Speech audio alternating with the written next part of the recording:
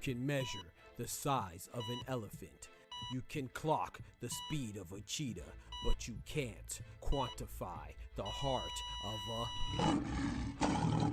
kings, queens, and in-betweens. Welcome to Dr. Boxing Talk. Stream starts now. The champ is here! The champ is here! The champ is here! The champ is here! The champ is here! The champ is here! The champ is here! The champ is here! If I tell you I'm good, probably you will say I'm boasting. But if I tell you I'm no good, you know one line.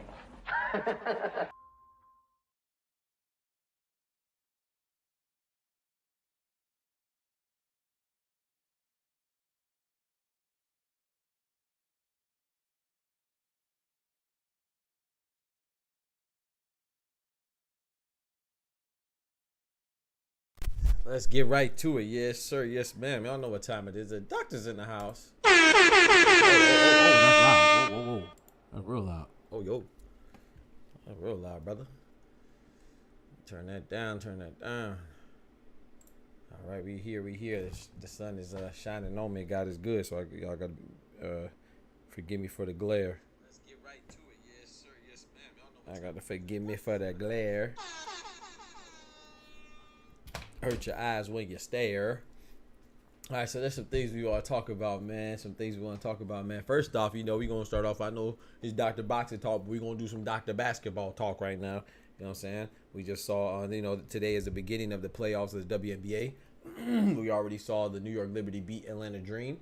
And earlier today, we saw the Indiana Fever fall to the Connecticut Sun. And it was just funny because, I was just asking because people make such these crazy allegations and these crazy thoughts that are just terrible, man. It's not indicative of good sportsmanship or good fandom either. It's like somebody gets fouled and people get hard fouls. People don't consider basketball a contact sport, but it is a contact sport. That doesn't mean that some people are foul extra hard sometimes, and some fouls are more egregious than others or more vicious than others. But just because somebody that you like gets fouled does not mean that somebody was trying to literally hurt them or intentionally hurt them or do harm to them, outside of the scope of basketball. And also doesn't mean that it's racism, especially when a black person hits a white person. I'm talking about Caitlin Clark. And then, it's just funny because people don't keep the same energy. I'm talking about the ridiculous fans, not the good fans. Everybody has good fans and bad fans, I'm talking about the ones that are fans of the sport, but those are good ones. But the ones that are coming here talk about, every time a black person hits Caitlin Clark, it's racism. It's like, what are you talking about, bro? So, when Alyssa Thomas hit Angel Reese hard, was that racism? Or it doesn't work because it doesn't work like that because they're both black? Or, Bill Laimbeer, he's white. Was it racism when he was clocking people in for the Detroit Pistons? Was Hack-a-Shaq racism? Like, come on, man. Like, people they don't even know what the word means. And it's just basketball, it's just basketball. If you can't take the physicality from watching it, then just don't watch it, because you sound ignorant. But then again, you are ignorant if you feel that way. So, but anyway, right now we got the Minnesota Lynx versus Phoenix Mercury. I personally believe this is the best series. Either this one or Las Vegas Aces versus Seattle Storm will be the best series. Unfortunately, Rebecca Allen for the Phoenix Mercury is out. So, with the season-ending injury. So same thing happened to Angel Reese. Same thing happened to Cameron Brink.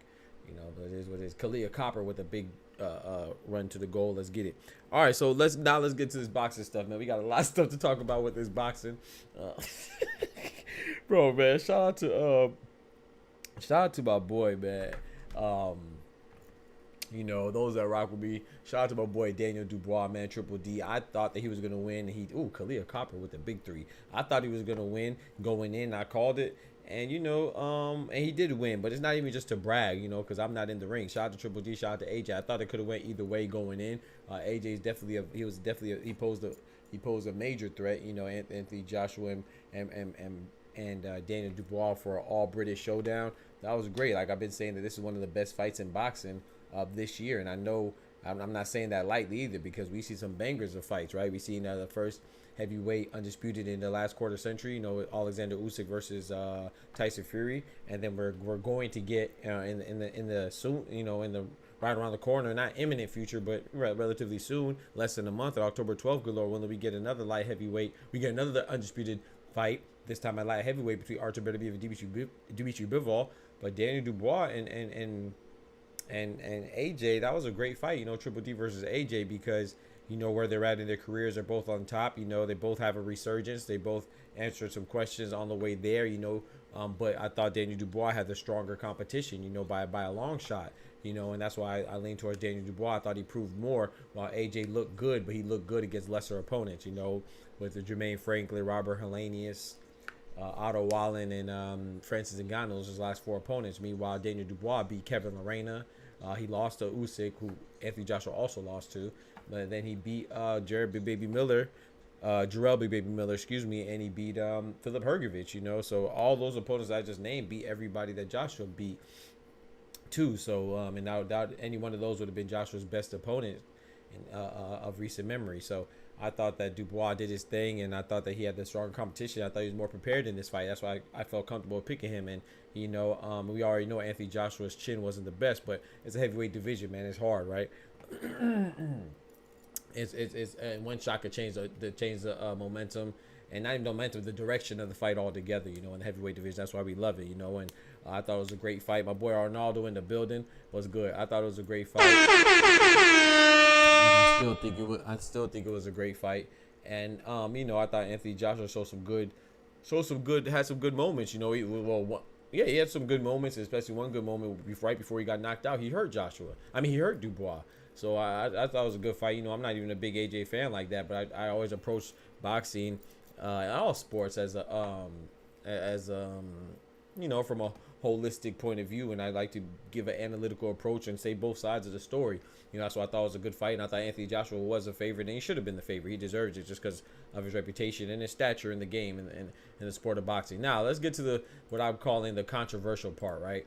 I think it's crazy because going in, you know, they even showed the graphic on the night of the fight. They showed the graphic. It was something crazy like you know, 83% of the fans had Dubois losing, and you know, 83% of the fans had Joshua winning, more precisely, and then only 17% had Dubois winning. So you know, a lot of people had Joshua winning. He was an overwhelming favorite. Sub Doc in chat almost unsubscribed to skip town after that AJ KO. What's good, Average, my boy? I appreciate that, Arnaldo. Thank you, bro. It's all good. I appreciate y'all. But yeah, so Average and Arnaldo in the building. So I just think that, you know, it's just crazy to see how many people. You would think going in with the aftermath of the fight, you would think nobody had AJ. You would think he wasn't the favorite. You would think that he's some scrub or something because people suddenly had to change their heart. Like, what were you looking at the whole time that made you pick AJ? And if you were looking at something, which I don't think you were looking at anything, but if you were, hypothetically, then what changed in one fight? So either you're saying that Dubois is just trash and Anthony Joshua shouldn't lose to him, or you're saying that you were never really confident in your AJ pick, so as you were acting, you were just putting on the front. So my point is that people are saying that Anthony Joshua should retire, and they're not coming from a good place. They're just saying, oh, he should retire because he lost, he's trash, he's a bum, and he got destroyed and all this other stuff. It's like, bro, he was going against a champion, Daniel Dubois. He was fighting a world-class boxer in Daniel Dubois. He was fighting somebody who has a 90-plus KO rate in Daniel Dubois. He's fighting somebody who's a muscle-bound jock, solid as a rock, in Daniel Dubois. 6'5", Daniel Dubois, who just beat Filip Hrgović, who was a boogeyman. He beat him, that Daniel Dubois. But now all of a sudden, Anthony Joshua should retire? Does he lose to Jermaine Franklin? Like, if Anthony Joshua fought Jermaine Franklin, who he beat, are you picking Jermaine Franklin? Or you picking Anthony Joshua? I think you're picking Anthony Joshua. If Anthony Joshua fought Robert Helenius again, or you picking Robert Helenius, you still picking Anthony Joshua. I still think you're picking Anthony Joshua. If Anthony Joshua fights Otto Wallen or Francis Ngannou, I think you still pick Anthony Joshua. So my point is that because the fight before that was Usyk. That was 5 fights ago, was Usyk, and he lost. So if you're saying that Anthony Joshua picked up so momentum and he convinced you so much by beating these guys that he was going to beat Daniel Dubois going into it, you were convinced, and you had AJ by vicious knockout in 1 or 2 rounds, like a lot of people said. Now he lost. All of a sudden he should retire. Like, I don't get that. He didn't go in there and he got mollywopped, of course, but that's heavyweight boxing. Sometimes it can just end in a 1-punch knockout. It wasn't really even a 1 punch. He got dropped, you know, and he showed his heart, right, to recover. He got up every single time. Even the last time when he got stopped, he was getting up. He just didn't get up in time. So he showed heart. He wobbled Daniel Dubois, so he showed power. And you know, if you watch boxing, you know that your power is the last thing to go. You know, and he showed he still has his power. You know, and he still showed he has his presence. He came in here and he was still the favorite by a lot of people. You know what I'm saying? He's still out selling out arenas. They just broke the record with him and Dubois. And you know it wasn't because of Dubois, no disrespect. You know? So, and if you still think that he beats the same opponents that he beat before to convince you or persuade you to believe that he'll beat Dubois coming in here, what changed? So that's what I'm saying. It's just like people are so finicky and so fickle, bro. And it gets on my nerves because I don't mind being wrong. Like sometimes I'm wrong. You don't get, you know, I'm not even that expert, but you know, I'm gonna start calling myself that because people be wilding. You know what I'm saying? And you know, I do be making picks right. I'm wrong sometimes, but I'm right a lot more than I'm wrong. Way more than I'm wrong. But when I am wrong, I don't see it as a knock. I just be like, yeah, man, I'm gonna eat that crow. You know, I'm gonna eat that humble pie, whatever. I was wrong. It's not, like I think there's a path to victory. Like I never say, oh, Anthony Joshua doesn't have a chance. Oh, Daniel Dubois doesn't have a chance. I just tell you why I think Dubois was gonna win. And I'm gonna give you an example. I picked Dubois. I was right this time. I picked Bacoli to beat Jared Big Baby Anderson. I was right that time, but I was wrong against Rayo and Pitbull. I thought that Pitbull was gonna win, and I broke that down and I said that Rayo would have to execute a game plan where he's gonna have to outpoint him and outclass him and keep at the end of his jab, he uses his range. And I illustrated how he could win in the path of victory. But I said I didn't think he was going to be capable of doing it. I thought Robert Garcia, who's a phenomenal trainer in my opinion, one of the best, I thought that he would implement a game plan, but I didn't think that Rayo would be able to execute it because of his past fights, of his tendencies in his past fights, right? He would fight, but he would always fight, for lack of a better term. He would literally get in a fight. He wouldn't outpoint you. He wouldn't out jab you. He wouldn't shine because his footwork. Him and Edward De Los Santos was a firefight. Him and Chris Colbert, especially when his Avengers lost, it was a fight. You know what I'm saying? And he makes it a fight. So he likes to engage. He likes to exchange. So I thought that people would win that type of fight. But I was wrong, and because Rayo actually implemented the game plan and executed the game plan that they implemented, and I was like, I'm cool with that, because I didn't say it was impossible for Rayo to win, but I did think that he was incapable of doing that. So I picked Pitbull, you know, and I don't mind being wrong. But these people, all of a sudden now they're saying, oh, I knew that Dubois had a chance. I knew that if Dubois hit Anthony Joshua, he could beat him. No shit, Sherlock. I mean, it's heavyweight. It's heavyweight boxing. One punch could always change the direction of the fight and change the outcome of the fight. So you're not saying anything to be calling yourself an expert and an analyst to be like, I told you so. You're not saying nothing that anybody on the street wouldn't say. Like I said, these guys are well over 200 plus pounds. They're world-class boxers. They have high KO ratios. It's a heavyweight boxing. You know what I'm saying? They have a lot of times they did a whole bunch of one-punch knockouts. So I want to show you this video right here of this donkey right here, man. And I like Carl Froch as a fighter, but I feel like him backtracking and making it seem like he said, oh, I picked Anthony Joshua, but I did tell you how Dubois was going to win. He didn't even provide any type of analysis. He just said, oh, if he hits him on the chin, he could knock him out. I mean, you might as well not even say nothing, brother, because you just So I want y'all to see this video right here of Carl Froch, because he's the same person now that picked AJ to win. Now that AJ lost, he's also saying that AJ is trash and that AJ was a fraud and that AJ should retire. He's not saying that he should retire because he wants him to keep all his faculties and he wants him to preserve his body for life after boxing. He's saying he should retire because he's incapable of boxing. So let's listen to what he says right here. This goofy. Let's hear what he says right here. There could be an upset, but the upset would be AJ losing. I think he wins. But did you hear what he said right there? Before the fight, and he believes in himself. There could be an upset, but the upset would. There could be an upset. Would be AJ losing. I think he would. The upset would be AJ losing. Wins. But I think AJ wins. Okay, so now let's go to the next video. Now this is before AJ the AJ Dubois fight. Now let's look after AJ loses. Look at this title. Anthony Joshua is finished. He got bullied. Now this is the same person that just said he thought AJ wins. Now look, listen to what he says right here. Don't worry about the LBF title. Let's look at who's in the ring. AJ's in against Dubois. I said it before. I called it. I said AJ should win. He's the favorite as he was. I said it again. I called it. AJ should win. He's the favorite. I also said, don't be surprised. You heard it here first on Froch on Fighting. Don't be surprised if when Daniel Dubois tumps him upside that head, you're going to have this. Don't be surprised. Listen, but I also said you heard it here first. The favorite as he was. But I also said, don't be surprised. You heard it here first on Froch on Fighting. Don't be surprised. You heard it here first. That a heavyweight hits another heavyweight and he could knock him out. What are you saying, bro? You might as well not say nothing. He said don't be surprised. You heard it here first. Like he's making some freaking groundbreaking phenomenal Nobel Peace Prize proclamation. You know what I'm saying?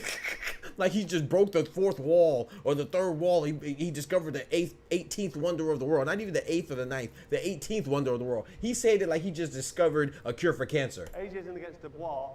I said it before, I called it. I said AJ should win, he's the favourite as he was. But I also said, don't be surprised. You heard it here first on Fortune Fighting. Don't be surprised if when Daniel Dubois tumps him upside that head, we're going to have the same response to what he had when he fought Andy Ruiz. Don't be surprised that if a heavyweight who's a world-class champion heavyweight, by the way, that he called Daniel Dubois a fraud. He said that he doesn't have a title, you know, because it was given to him by Usyk. So he said, so this is what he's standing on, chat. He said, yeah, I told you that Anthony Joshua would win, but I also told you that Daniel Dubois, who's fighting Anthony Joshua, the only other outcome that could come out of there if AJ doesn't win, the only other possible outcome, well, there's two possible, it could be a draw, but the only other outcome, let's call it that, forget the draw, because that's slim to none, you know. The only other outcome besides AJ losing, which was what I told you I said would happen, is that Daniel Dubois would win. So I'm saying that I told you Anthony Joshua was gonna win, but I also told you don't be surprised if Daniel Dubois wins. Like, bro, like, you just, like, bro, shut up, bro. Like, that joke is so annoying, bro. Like, just hold it, bro. Like, people have so much ego and so full of themselves that, like, bro, you just got it wrong. It's not that bad, dog. Nobody, there's a category in boxing called upset of the year. It happens. You're not going to get everything right. That doesn't mean that you're any less of a man. Doesn't mean that you're any less of a boxing expert. Doesn't mean that you're any less of a great boxing analyst. But now you're telling the same person that said, I told you so, after saying that I was wrong with my initial pick, but I told you that Daniel Dubois could hit Anthony Joshua, who we've seen stopped before by Andy Ruiz, a much lesser puncher and a lesser threat of a formidable of a boxing competitor. We've seen him stop Joshua. We've seen a 42-year-old Klitschko drop Joshua. He's trying to take credit because he said that, oh, don't be surprised if Daniel Dubois lands a big punch. A guy that's not only a fighter, he's also a boxer. Meaning he knows how to punch, and he probably throws the best punches. And, oh, by the way, he's also a champion right now. Oh, by the way, this same guy, he's dropped people before. Oh, by the way, this same guy that he's talking about that could have a chance is 6'5". Oh, by the way, he's over 200+ pounds. Oh, by the way, he's solid as a rock and a big old jock. You know what I'm saying? Like, bro, this guy's goofy, bro. Did Frost take too many punches? I don't know, James. I don't know, but that joke is it's annoying, bro. Just take accountability. Like, bro, I got it wrong. You can't be wrong and right simultaneously, bro. You said you called out AJ, but now you try to say, don't be surprised. I told you. I also told you that Daniel Dubois has a chance to win. Anybody could say that, bro. But then he's audacious enough to, in the same video, say, oh, well, Anthony Joshua is bad. He got bullied. He got destroyed. And he's not as good as I told you he wasn't that good. Well, obviously, you thought he was good enough for you to pick him. It's just crazy, bro. It's just sad when these guys that call themselves experts and stuff like that, and former fighters, like, just give the guy credit where the credit is deserved. Like, you know it's bad blood, you know it's hate. So you didn't hate him enough to pick against him, but now that he lost, now you hate him enough to say that he's destroyed, he's trash, bro. I'm not even a big Joshua fan, like I said, but that's just ridiculous. I saw that, and here goes another one. I actually like this guy Oladipo, but what he said is kind of crazy too. Listen to what he says, chat. I think AJ stops Dubois. I think AJ stops Dubois. This is before the fight happens now. Prediction video. I think AJ stops Dubois. He said this is not going to be a long prediction video. That's how confident he didn't even really give a prediction. He just said this is not going to be a long prediction video. Let's wait till this ad runs out. The man says it's not going to be a long prediction video, chat, because he's just going to get to the point. Yo, why did I just get 2 ads back to back? What are we doing? So listen to what he says, chat. With what you first thought, I'm gonna go with what I first thought. I'm not gonna make this a long prediction video. I think AJ stops Dubois. Okay, so he said he thinks AJ stops Dubois. Now listen, on. It gets better. It gets better. Listen to what he says. I think Dubois takes too many right hands. I think Dubois, because he's talking about Hergovich in the air when he's going backwards. I just feel like if AJ times Dubois in any way, like Philip Hergovich did. Yeah. By the way, Philip Hergovich. No. Get to the point, bro. Say because it's Philip Hergovich, right? This is why we thought Philip Hergovich that Dubois beat, by the way. But AJ's faster. AJ's AJ hits harder. And he hits harder. I think we've realized now that AJ's a bit more spiteful. And he's spiteful. If AJ lands on Dubois like that, it's lights out. It's lights out, chat. It's lights out. It's lights out, chat. It's lights out. But There's a I ain't trying to hear no but. I thought he was gonna go because he said it. And he said in 1 or 2 rounds, something like that. So now this is the same guy. This is before. I like all the. He's a great commentator. Shout out to my boy Mike, man. Mike in the building. What's good, brethren? He's a great commentator and broadcaster. But I just like people to take accountability. And just because I like you, don't mean you're exempt. Now listen. Now this is, even though he has on the same hat. You know, I mean, it don't matter. This is a different day. This is after the fight happens. This is what he says here. This is after the fight happens. Now we know Dubois won. That's what he says. But I was like, I don't know, I had a look at Dubois backstage, and sometimes you can just get a feel for it. I looked at Dubois backstage, and sometimes you just get a feel for it. You see what he's trying to do? He's saying that all the months before, all the build-up before, he had AJ comfortably. He was in the face-off. He was in the same room as them during the face-off. When they almost got into a scrap. So that still didn't convince him. He was still picking AJ. All the fights before that he analyzed, he still picked AJ. Even the fight with Dubois Hrgovic, he still picked AJ. And now look, now he's saying at conveniently and coincidentally at a time where he cannot be on the mic and give his declaration that Daniel Dubois was going to win.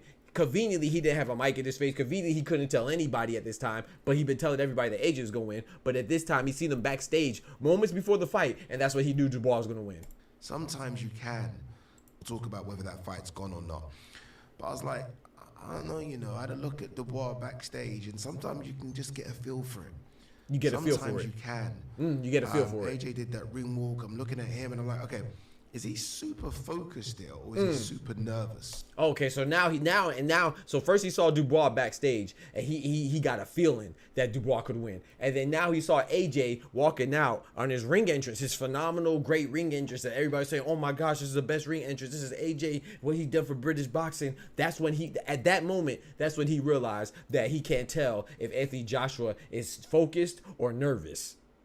Which it's a big moment in sports. If you never play sports, I boxed, I played basketball, football, ran track. Every time I'm in a game, you're nervous. Like it's like an anxious, not nervous like you're scared, like a coward or nothing. But you appreciate and you acknowledge the moment. So you're gonna have some nerves. So being nervous is not, that doesn't even sound like a good reason to suddenly go against AJ. He should be nervous. He's in a world champion fight in front of 98,000 people. If you're not nervous, then you probably ain't got a pulse. You probably did. So I'd be nervous if I was him just commentating. And maybe it was a bit of both. It was a bit of both. As soon as that first bell went, and Dubois had AJ on the back foot, I was like, okay, we have a problem here. Oh, okay. So as soon as the first bell went and going into the ring, this is when he knew that Dubois was gonna win, chat. He conveniently didn't say it though. Like that's what I'm talking about. It's just like, bro, it's okay to be wrong, bruh. Like, it's okay. But this right here, the lack of accountability from adult men is ridiculous, bro. This man said that he gazed into the eyes for a long, deep period of time, a long, deep, profound gaze into the eyes of 2 men on the same night. That sounds crazy in itself, but that's what he did, and that's how he determined that one, he could get a feel from gazing into his eyes. And then the other one, he could tell his emotions, whether he was nervous or focused or both. And that's how he knew that if they were going to win or lose. Not the months before, not during the build-up, not during the press conference, not during the face-offs, but not during the workouts, but at the moment that they were walking to the ring and when he saw them backstage. Bro, just say you're wrong, bro. So you didn't see none of that stuff, bro. You're just wrong. It's okay. I promise you it's okay, bro. It happens. But everybody has such an ego that, oh, I got to be right. I told you that, hey, Anthony Joshua's going to win. That's who I'm going with. But I also told you that the other only possible outcome that he loses, I said that too. So I'm hedging my bets, bro. Like, bro, it's ridiculous, bro. I ain't gonna lie. Like, these dudes are crazy. Now, here goes Prince Nazim Ahmed. I respect him, though. Listen to what he says. I'm gonna show you the difference. Yo, Simple, what up? Yo, Kendrick, what's good? Isn't this a guy that always says, like, crazy stuff? Yeah, I ain't got time for you right now, bro. I ain't gonna lie. Yeah, we gonna holler at you, bro. I ain't got time for you, bro. Sorry. I ain't got time for constant trolls, man. You gotta get a life, brother. Yeah, we gonna get you up out of here. But anyway, so here goes Prince Ahmed right here. This is what he says about AJ. AJ, you know what? I think AJ wins, to be honest, by KO. I think AJ wins, to be honest, by KO. And I'm cool with that because look what he says afterwards, right? And in this moment, he comes from a similar place to where I'm coming from with Wilder. Like I tell people all the time, I think Wilder should retire because I don't think that he's capable of boxing in a safe manner at a high level. I think he's going to get hurt. So I'm not saying that, oh, I'm not questioning Wilder's past and say, oh, he's a fraud or all the people that he beat were trash or he's a bum. He's really just masquerading as a champion. No, I'm not questioning any of his other accomplishments. I'm just saying from what I see that I don't think he's capable of fighting at a high level and protect himself. So I'm saying it for the betterment of him and for him to keep his faculties and the welfare of him. You know what I'm saying? That's what I'm concerned with, you know, but it's at the end of the day, it's up to him, you know, that's his business. So when Nazeem Richardson, he says that, oh, Anthony Joshua lost and he thinks he should retire, he's saying that, man, I think that AJ should retire. It doesn't matter if he can or can't compete anymore at a high level. What it is that he accomplished a lot of things, so he would rather him ride off into the sunset on top. So he's coming from a place of love and admiration, not saying he should retire like Carl Froch because he's just trying to kick him while he's down. Listen to what he says. Listen, chat. This is what Prince Nazeem Ahmed says. Can Anthony Joshua come back from this? Listen, whether he can or he can't, I prefer him not to. Whether he can or he can't, I prefer him not to. You see what I'm saying? His day in the sun, like we all have. He's done great. He won an amazing world titles. He's defended them. He's earned his dough. Listen, he should bow out gracefully, and that's it done. Because when he should bow out gracefully. So see the difference between this is what he just said, and this is what Carl Froch says. Anthony Joshua is finished. He got bullied. Sorry, this way. He got bullied.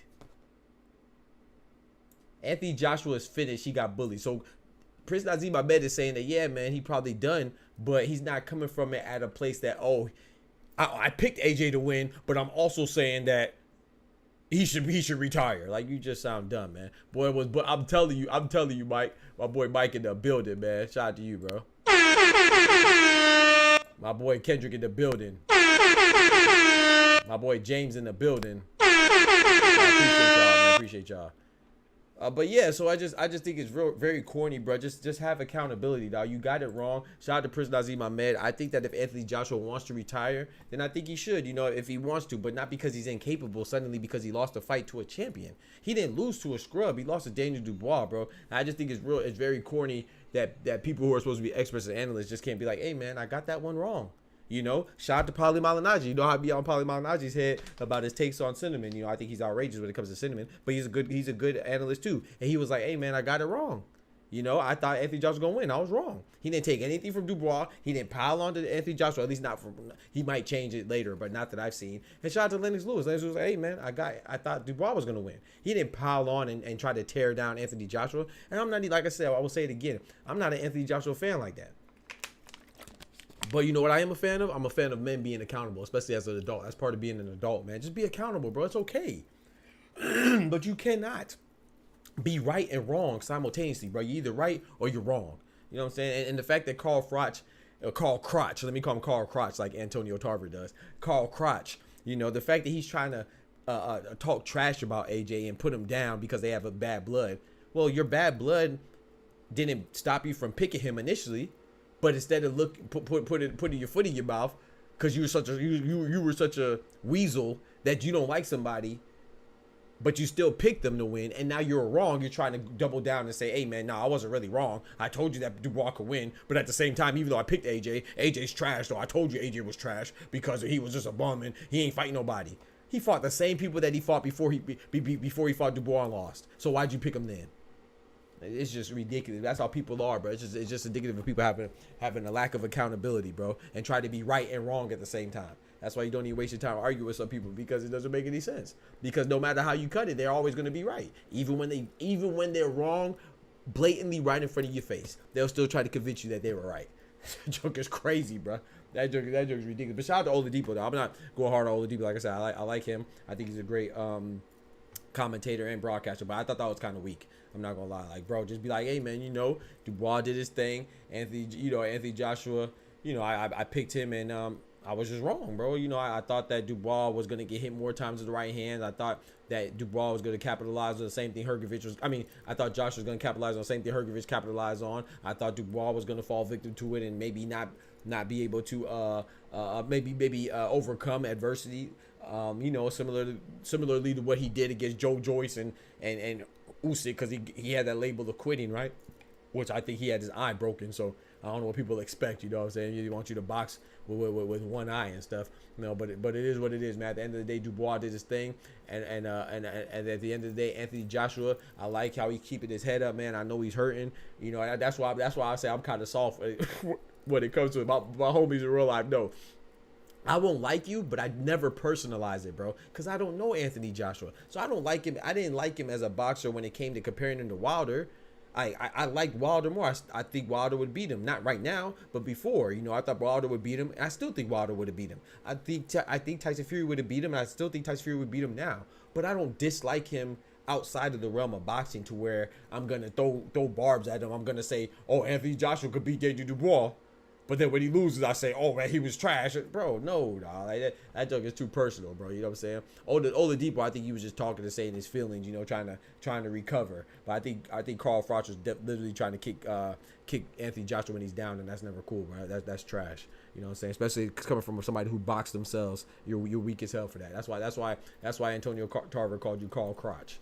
You know what I'm saying? And last time I checked, I think that Carl Froch is probably jealous because, you know, his losses, his losses to Mikkel Kessler and his losses to Andre Ward, you know, he didn't sell nowhere nearly as much as Anthony Joshua did with his loss to Daniel Dubois. So even when Anthony Joshua loses, he loses better than Carl Froch. So I guess that's why he's mad. I don't know, but that's ridiculous. My boy Legacy in the building. Engineers to the streets talk to you. I just saw that and I thought that was corny, man. I thought that was very corny from, you know, I got a call like I see it. But shout out to Anthony Joshua, you know, he made a lot of bread. That's what he says. And that you should be able to hang your head on the fact that you changed the life for your family and yourself. And that, you know, of course it sucks to lose, but I think he'll be back if he wants to. But if he decides to retire, that's entirely up to him. I don't think he needs to retire because he's incapable of boxing at a high level. I don't think he needs to retire because he lost to a champion, and Daniel Dubois is no shame in that. I don't think he needs to retire because other people are telling him to, because you don't know what kind of place they're coming from. But if he wants to retire because he accomplished a lot of things, then do your thing, brother. And you know, I always salute the people that are able to retire on their own free will and by their own choice, you know what I'm saying? Not let the sport retire them. Like, you know, use the sport, don't let the sport use you. You know, what I mean by that is that you made a lot of accomplishments. You know what I'm saying? You did a lot of things in the game. So go out on top if you want. And I always applaud guys like John Gorilla Ryder, who just recently retired. He didn't. When I say go out on top, I'm not talking about go out on a win. It's bigger than that, right? I'm saying that go out by your own, on your own terms. John Gorilla Ryder, he retired because he wanted to, not because he can't beat anybody anymore, but just because he felt like, hey man, I might not be the same and I'm comfortable enough where I can't retire. Shout out to Danny Magic Man Jacobs. Miracle Man, Miracle Man. He just retired recently too. Marius Bradis at the cruiserweight division, he just retired too. Who else? We just saw on the same card as Anthony Joshua. We just saw my boy Josh lead Warrior Warrington. He put his gloves on the canvas after losing to Kakasi, and seemingly he's retired too. And big salute to Floyd, who retired on top, and Andre Ward, who also retired undefeated, and all the other guys, even Joe Calzaghe, who I'm not a big fan of, because he hit in Wales for the entirety of his career, you know, but he still retired on his own terms. I got to salute those, you know, because I always like feel bad when I see Pacquiao fight too long and get beat by people he shouldn't get beat by. Roy Jones Jr., Deontay Wilder, I think he's going to keep fighting for too long and lose to people he shouldn't lose to. James Toney, you can go on and on. You know, Nonito Donaire. You know, shout out to them, respect to those legends, but you want to see them retire and not lose to people that they probably wouldn't lose to if they were, you know, not even at their peak, just at a place where they could compete in a safe fashion. Day one Dubois fan, not surprised by the result. I heard a lot of crashes last night of AJ fans finally jumping off bandwagon. Yeah, and that's what I'm talking about, Kegi. I think that's trash, you know. I think that's trash. I don't think that there's anything wrong with going with AJ. I mean, I picked Daniel Dubois. As soon as the fight was announced, I picked Daniel Dubois. You know what I'm saying? But I'm not bragging about it, telling everybody's face. It's boxing, bro. You know, sometimes you're going to get stuff wrong. But now people are acting like the same people that are picking Joshua. Joshua was an overwhelming favorite. You saw the graphic when we watched the fight, right? It said 83% had Joshua winning. Only 17% had Dubois winning. Now, all of a sudden, the same people that picked AJ suddenly said, oh, you know, they told their grandma and their auntie and their little nephew, hey, I told you, they whispered it in their ear during the fight. I told you Anthony Joshua was going to win. I mean, I told you Daniel Dubois was gonna win.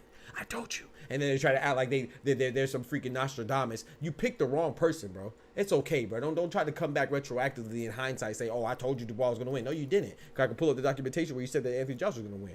You know what I'm saying? And the fact that Anthony Joshua lost now, don't just kick him while he's down. Tell me why you were wrong. You know what I'm saying? They try to say, oh yeah, they're trying to save face like they knew what was gonna happen. No, you didn't, because that's who you picked. 83% of the people picked Anthony Joshua. And even higher percent of the boxing experts. Joseph Parker picked Anthony Joshua. Lennox Lewis picked Anthony Joshua. Nazim Ahmed picked Anthony Joshua. Carl Froch. Oladipo. What's the guy? Ariel Fawani, or whatever his name is. Hawani, sorry, excuse me. He picked, a lot of people picked Anthony Joshua, bro. But you can tell who's a real one and who's not by the ones that are coming out trying to save their ego, their fragile ego. Be like, oh yeah, I told you he was going to win. No, you didn't, bro. But yeah, so I picked Daniel Dubois too. But you know, in boxing you get stuff wrong, and that's okay. But when people try to act like that's a problem with the internet. Everybody tries to put on this facade like they're perfect. Everybody on the internet is a genius, a billionaire, playboy, philanthropist. Like everybody on the internet is Tony Stark. Got 14 girlfriends, got 30 houses, and they never got anything wrong. And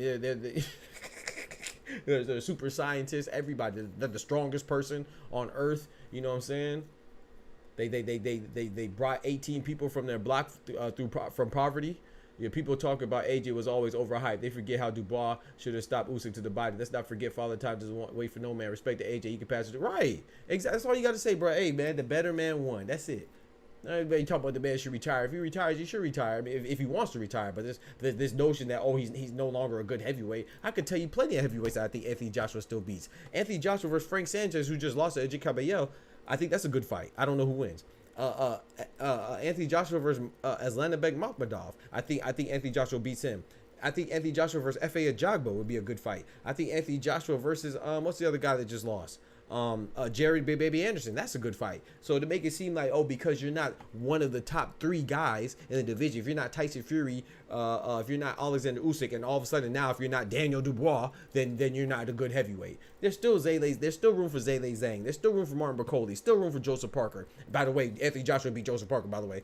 There's still room for a Frank Sanchez, a Jit Caballero. Like, come on, bro. And then the same people complain, oh, there's no good boxing. Well, you stop focusing on the 1 or 2, 3 top boxers. There's a lot of boxers out there.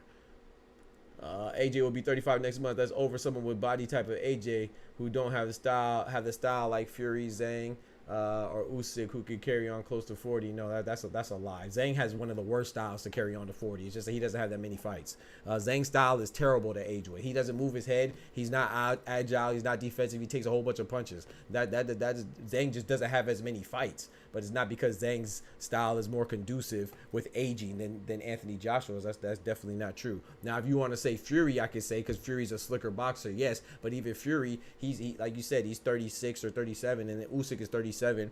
Usyk's coming from cruiserweight and stuff like that. He's more uses his footwork. I don't think Anthony Joshua's body type has anything to do with that. I just think that Anthony Joshua he does have a lot of wear and tear, and the fact that he's having to start from the bottom again and rebuild himself, that's going to be hard to do right now at 35. But he's not old. He doesn't look old. He looks the same way. Like people say that, oh well, he got knocked down too much by he got knocked down by Klitschko too. It's just that Klitschko was 42 years old. It's the same Joshua. So I don't know what people are looking at when they look at these boxers. Anthony Joshua didn't look any better or any worse between Klitschko and now. The only thing that was different was his caliber opponents that he was facing. Anthony Joshua looks the same. I would say in the Andy Ruiz rematch, he looked a little more timid because he was worried about getting knocked out. But he didn't look any better against Jermaine Franklin. It's just that Jermaine Franklin wasn't that good. He didn't look any better against Robert Helenius. It's just that Robert Helenius wasn't that good. He didn't look any better against Otto Wallin. It's just Otto Wallin's not that good. And he didn't look any better against Francis Ngannou. He's not even a boxer. So it's just, he was on a 4-win streak, so winning cures it all. Anthony Joshua will still beat every single person I just named. He just won't beat Daniel Dubois. So no, it has nothing to do with his age. He didn't suddenly get old. He didn't suddenly look bad. He didn't suddenly change at all. He still showed heart. He got up like 4 or 5 times against Daniel Dubois. In fact, the last one where he got knocked down, he was still getting up. He was in the process of getting up, so he still shows heart. He's always been chinny. We know that. It's just that Klitschko was 42 years old, and this time he faced somebody who was 27 years old, and when he hurt you, he's going to get you up out of there. So I don't know what people be watching when they be analyzing boxing and making all these false statements. AJ does not suddenly look old. Stop it. Frank Warren beats Eddie Hearn again. Yeah, Frank Warren's killing Eddie Hearn, boy. Frank Warren is killing Eddie Hearn.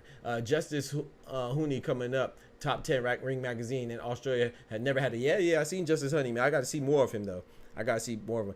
Zhang is economical in his punches though. He has horrible stamina, but can knock you out with one punch. I mean, as Joseph Parker, how'd that work out for him?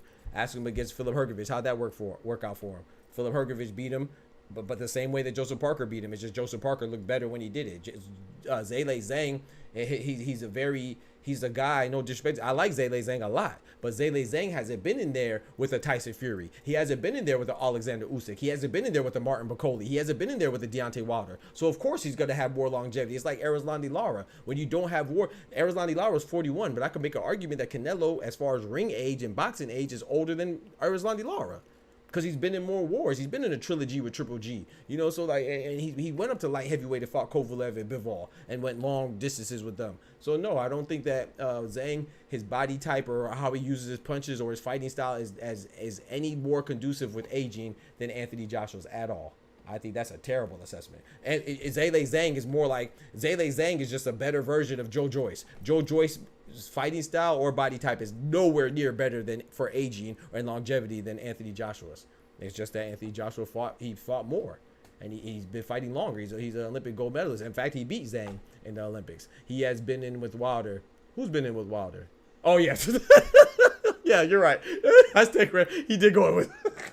It happened so quickly. You're right. Zhang did go in Wilder. I apologize, Kiki.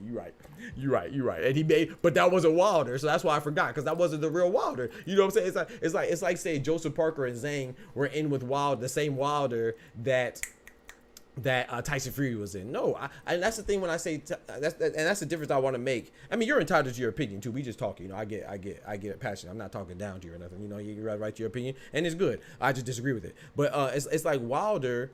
When I talk about Wilder retiring, right? I'm not saying Wilder's retired because he lost to Zhang. It's the way that he lost to Zhang and the way he lost to Parker. You know, I don't think that Deontay Wilder would beat anybody. Like, even if you go back to Spilska or Bermain Stavern, I don't think he'll beat them today. I don't think he'll beat Luis Ortiz today, this version of Wilder.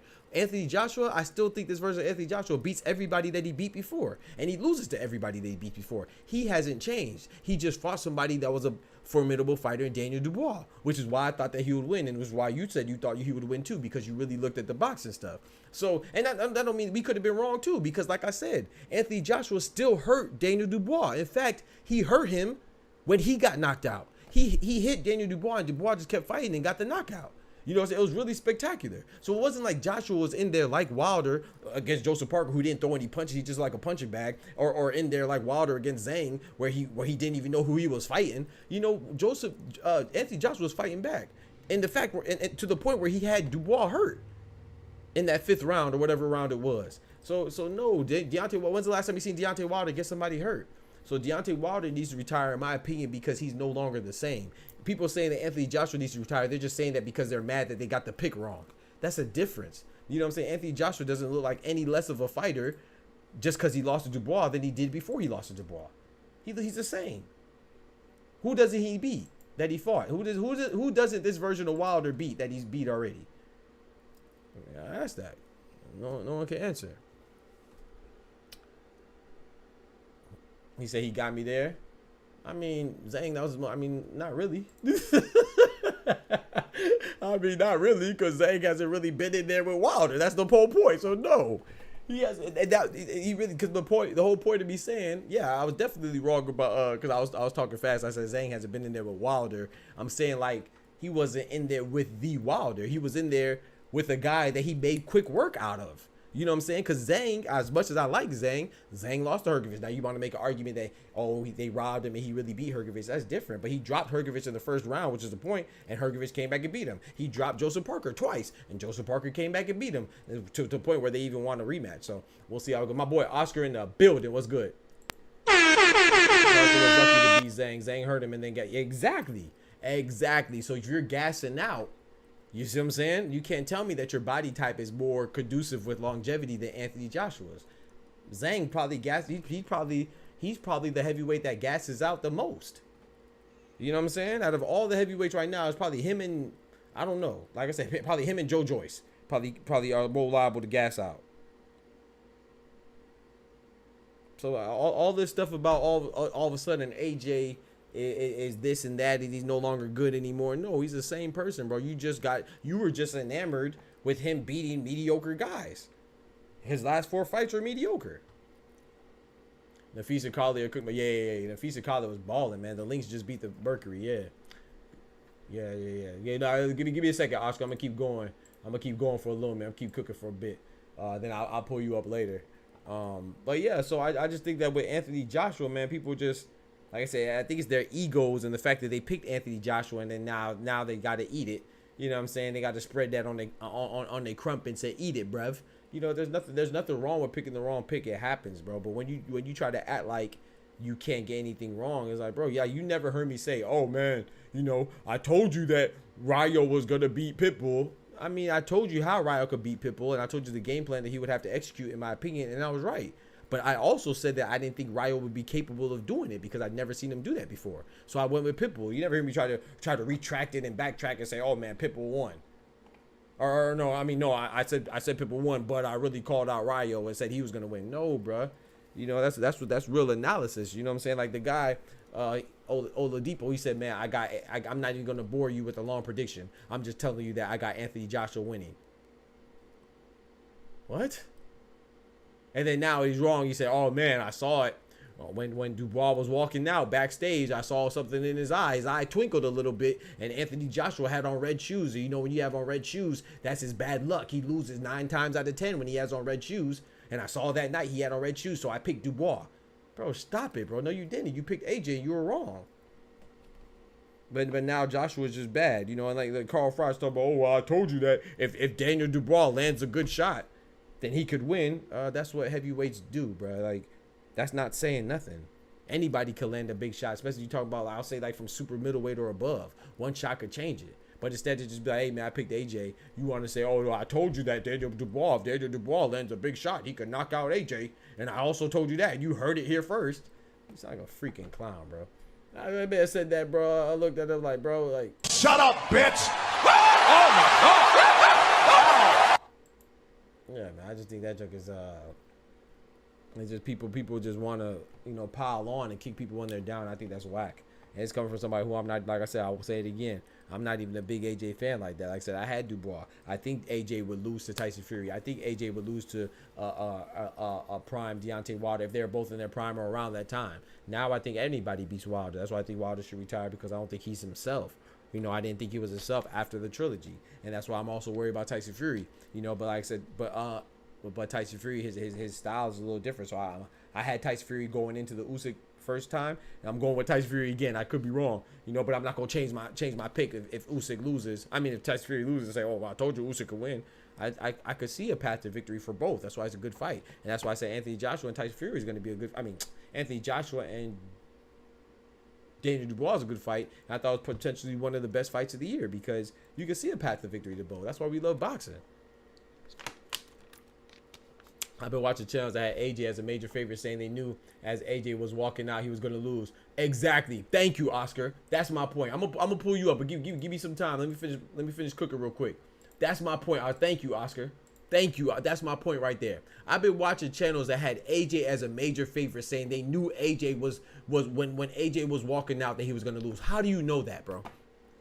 So you didn't know from his fight between him and Jermaine Franklin. You didn't know from his fight with him and Alexander Usyk. You didn't know for his fight between Robert Helenius. You didn't know he was gonna lose with his fight between him and Otto Wallen. You didn't know that he was gonna lose between now and the time he fought Francis Ngannou. You didn't know from the face-off. You didn't know from the weigh-in. You didn't know from the workouts.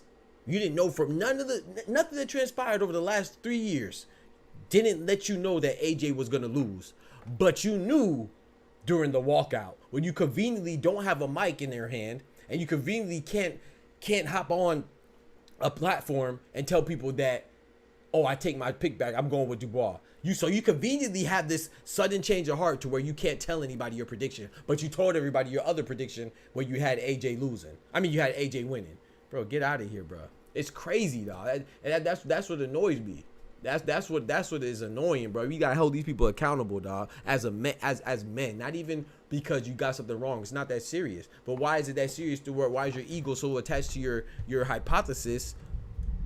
And maybe I'm giving you too much credit because the hypothesis is an educated guess. I should just say your guess, because if you're that ashamed, if you could know that somebody's going to win because you saw their eyes backstage or you saw how they came out during the ring walk, that's what told you was going to win, bro. Shut up, bro. No, you didn't know nothing. You didn't know nothing, bro. Nah, that's what's crazy, bro. I'm not even talking about the little.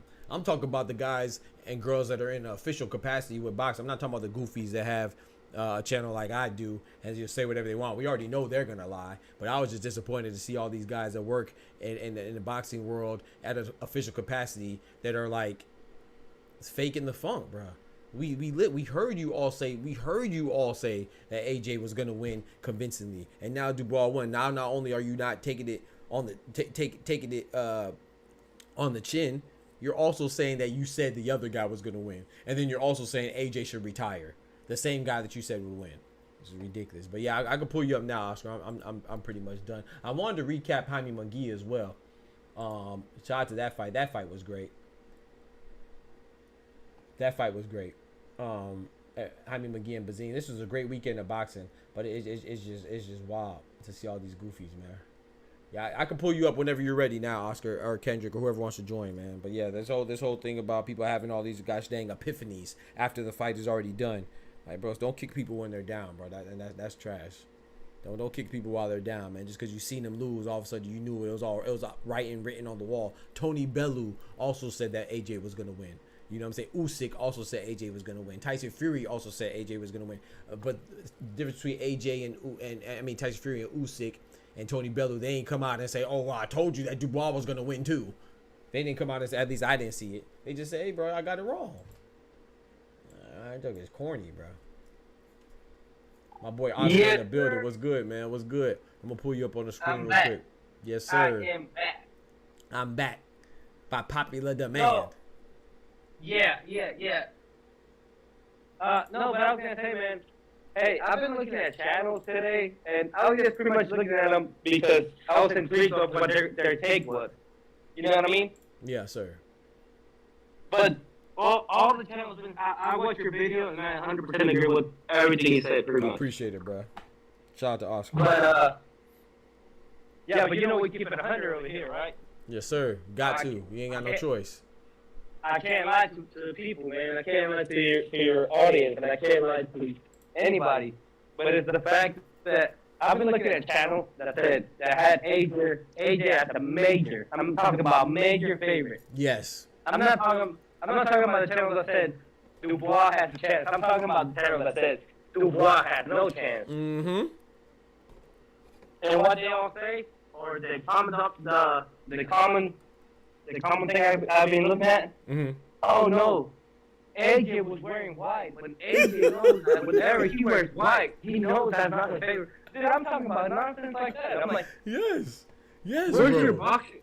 Where's your boxing analysis? Why don't you just say I'm wrong? That's all I want to hear. Nope. I'm wrong. Dubois was better this night. AJ sucked, and that's it. Nope. That's it. That's all you have to say. Nope. They can't do that, bro, because their ego's attached to it, bro. They can't. They can't, bro. Exactly, man. Can't, like, you can't do that. You just can't do that. You look more... Like, I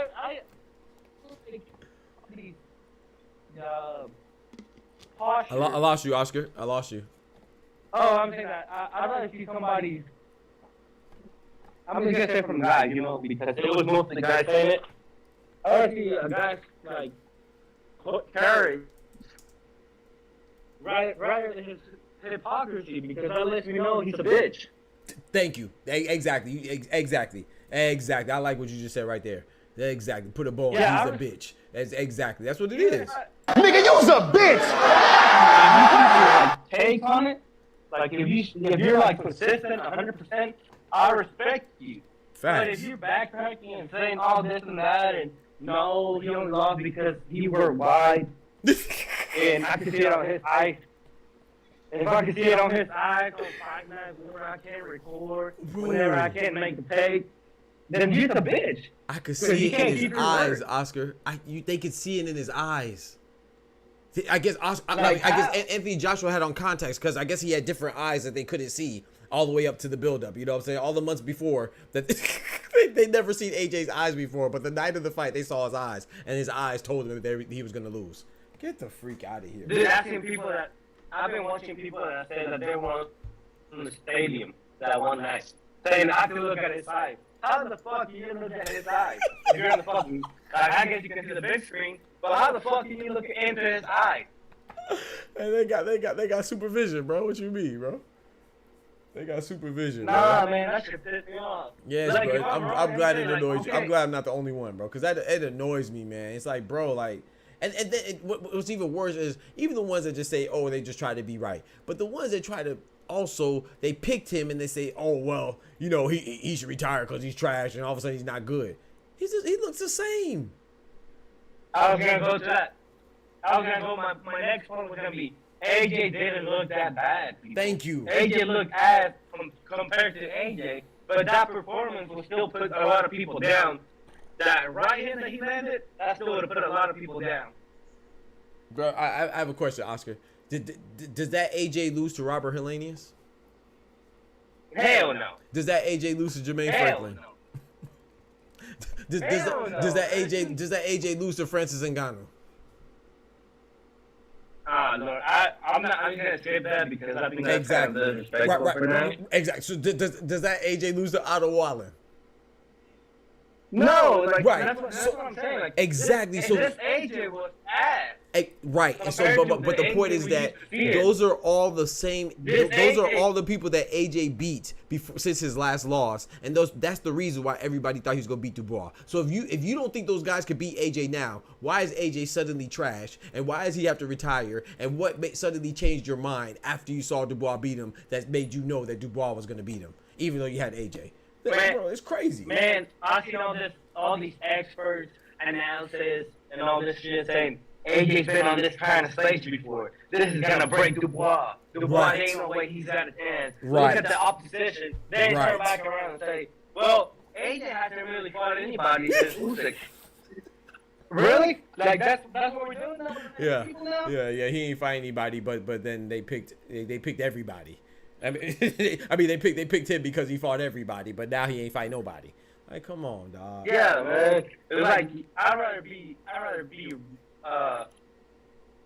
the last one, but be right, than be right, than try to be right and be wrong the whole time. You feel me, bro? Like, all them people were doing it before, and I'm just gonna say straight up. I don't know if you're gonna say it, but like all them people, what they were trying to get, it was views. That's all they're trying to do. Yes. They're not even trying to be right. No, yes, that's what it is, bro. And then it's crazy, bro. That's why I appreciate you. I appreciate people in this channel, man. I appreciate it, bro. I appreciate Kendrick because y'all make me feel like I could say what I say and not feel like I have to go for views. You know what I'm saying? You know, it's crazy. Dog, tell me why I seen a video today saying why Dubois almost got robbed. What the fuck you mean he almost got robbed? He finished the job. He didn't get robbed. Bro, you can't make this up. We can't make this up, bro. You can't make this up, bro. AJ touched the glove with his canvas and all this and that. I'm like, what are you talking about, man? What are we saying now? It's crazy, bro. And I can argue that the fact that the ref missed that call was worse for AJ because he caught like 5 extra punches. If the ref would have caught that call, he would have been more likely to recover because it was at the end of the round, and he wouldn't have took those extra punches. He would have had more time to recover. Not only that, I'm gonna tell you this: that ref was ass because there were like 15 seconds that Dubois was landing punches. I rewatched the fight about 2 times now. Yep. There was about 15 seconds that AJ was taking them punches. And the ref was saying anything. I'm like, dude, stop the fucking fight. Right. He's not fighting back. Exactly. Exactly. What up, Kendrick? Appreciate you joining. Yeah, right. You hear me? Yes, sir. What's good, man? Oh no, it's hard to hear you, bro. No, it's like a big echo. Yeah. Yeah, it's very hard to hear you. Yeah, I'm on my phone. Oh, okay. Yeah, it don't sound as clear, I'm sure. It's better now. Oh, I don't know what you I don't know what now. you just did, but that sounds way better. All right, cool. So I came to play devil's advocate. Okay. Oh Lord. Okay. So with AJ retiring, right? I think the only reason why he should retire is because you ever seen like a quarterback in the NFL when they get sacked multiple times in a game, and then all of a sudden they start seeing ghosts. Yeah. Every time they hike the ball, they quick, they got hot foot, and they run in before anybody even around them and stuff like that. So at this point, if AJ is faced with any real competition, he's gonna be seeing ghosts. He's not gonna be able to be himself. We already saw it a little bit with Ruiz, and he got over that by fighting ducks. But hey yo, that's crazy. But yeah, he was fighting a bunch of tomato cans, so he got over that. But I think for him at that high level, it's pretty much clipped for him. Like you said, he will beat the Helleniuses and stuff, but what's the purpose of fighting at this point and risking your faculties if you're not going to fight at that high level when you've already been transformed? All right, so I want to respond to that. I think that was a great point. I think what you said was right on point. It was concise too. But my rebuttal is that who'd you have, Kendrick, going into the fight? Oh, I had Dubois. You know that. Okay, exactly. That's my point. So you saying that he should retire, Kendrick, is different than somebody who picked AJ and is now saying that they should retire. You know what I'm saying? Because everything that you just articulated was right on point. He beat somebody who's of lesser caliber in Robert Hellenius. He beat somebody who wasn't even a boxer in Francis Ngannou. He beat somebody who was lesser caliber in Jermaine Franklin and Otto Wallin. But those wins made people think that he would beat Dubois.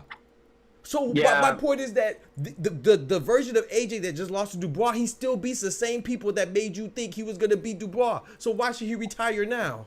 Because you were wrong? Yeah. You see what I'm saying? Like, if you should have never picked him. He beat Scrubs from the get-go. Because his fight before Jermaine Franklin and those last 4 that we just named, he fought Usyk and he lost twice. So we already know that he loses when he step up the game, when you step up to a higher caliber fighter, even Andrew Ruiz. So unless you don't think that Dubois was better than Andrew Ruiz, why the heck did you pick AJ? And if you picked him, why are you so convinced the same guy that dropped or almost dropped Dubois, he had him hurt, so he still has his power, and that's the last thing to go anyway. He still has his heart because he was dropped by Vladimir Klitschko, and he recovered and won. He was just dropped this time by somebody who was 27 instead of 40 freaking 2. You know what I'm saying? So, like, what about him now makes the people that picked him suddenly go against him? That's my issue. I'm not saying that you can't say he needs to retire, because I do agree with that. That's why I say, like, hey man, I'm not even saying that he shouldn't retire, but I just think it's very disingenuous for somebody that picked AJ to win against a champion, because that's what Dubois was. He was a champion, going into the fight. But people ain't treat him like such. So the people that had AJ, why were you so convinced that you had AJ? And then now for him to lose against a champion level fighter who just beat the quote unquote boogeyman, Philip Hergovich, then now all of a sudden you think that guy should retire because he lost one fight in the heavyweight division. What do we do? What are we doing, bro? Hey, Dog, are you gonna be on for a minute? Yes, sir. I'll be here. Good Lord willing. Yes, sir. Okay, I'm gonna come back, but I just want to answer that question that Kendrick said. Or like now that he said that point that Kendrick made. Yeah, that was a great point. I'm not mad at that take.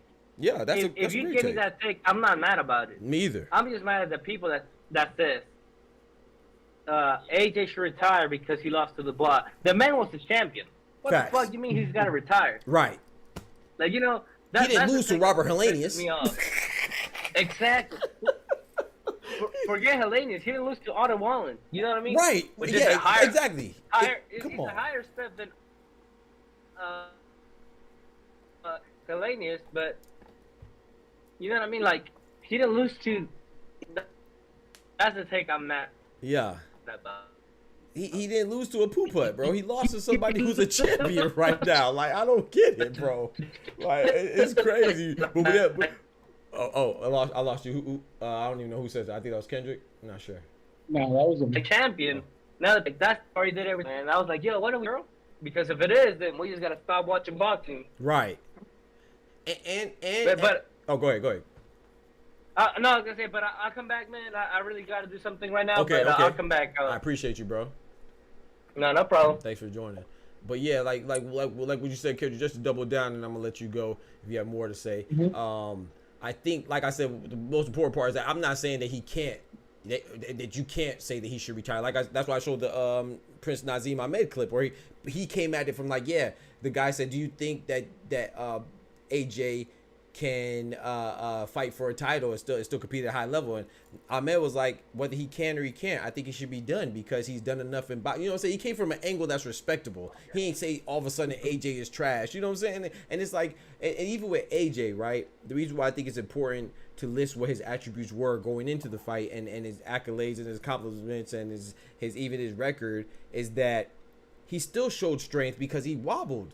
That was demonstrated in his past fights and in his fight with Dubois. He wobbled him. He still showed his chin and his ability to come through adversity a little bit by not his chin, sorry. He still showed his heart by getting up. He got up a couple times. You know, so like with Deontay Wilder, he did not look the same against Joseph Parker as he did in his other fights. Against Zane, he didn't look the same. So it's not even about just losing. That's why I think losing is not a good reason to retire. But it's the way you lose and if you don't look like yourself. I don't think Anthony Joshua didn't look like himself. But the way that you kicked it, I agree 1,000%. What's the point of continuing to go after you're already 34, 35? You broke all these records for attendance or revenue generation. You are an icon. You've been on GQ magazine. You know there's life after boxing for AJ. So why not leave with your faculties? I agree.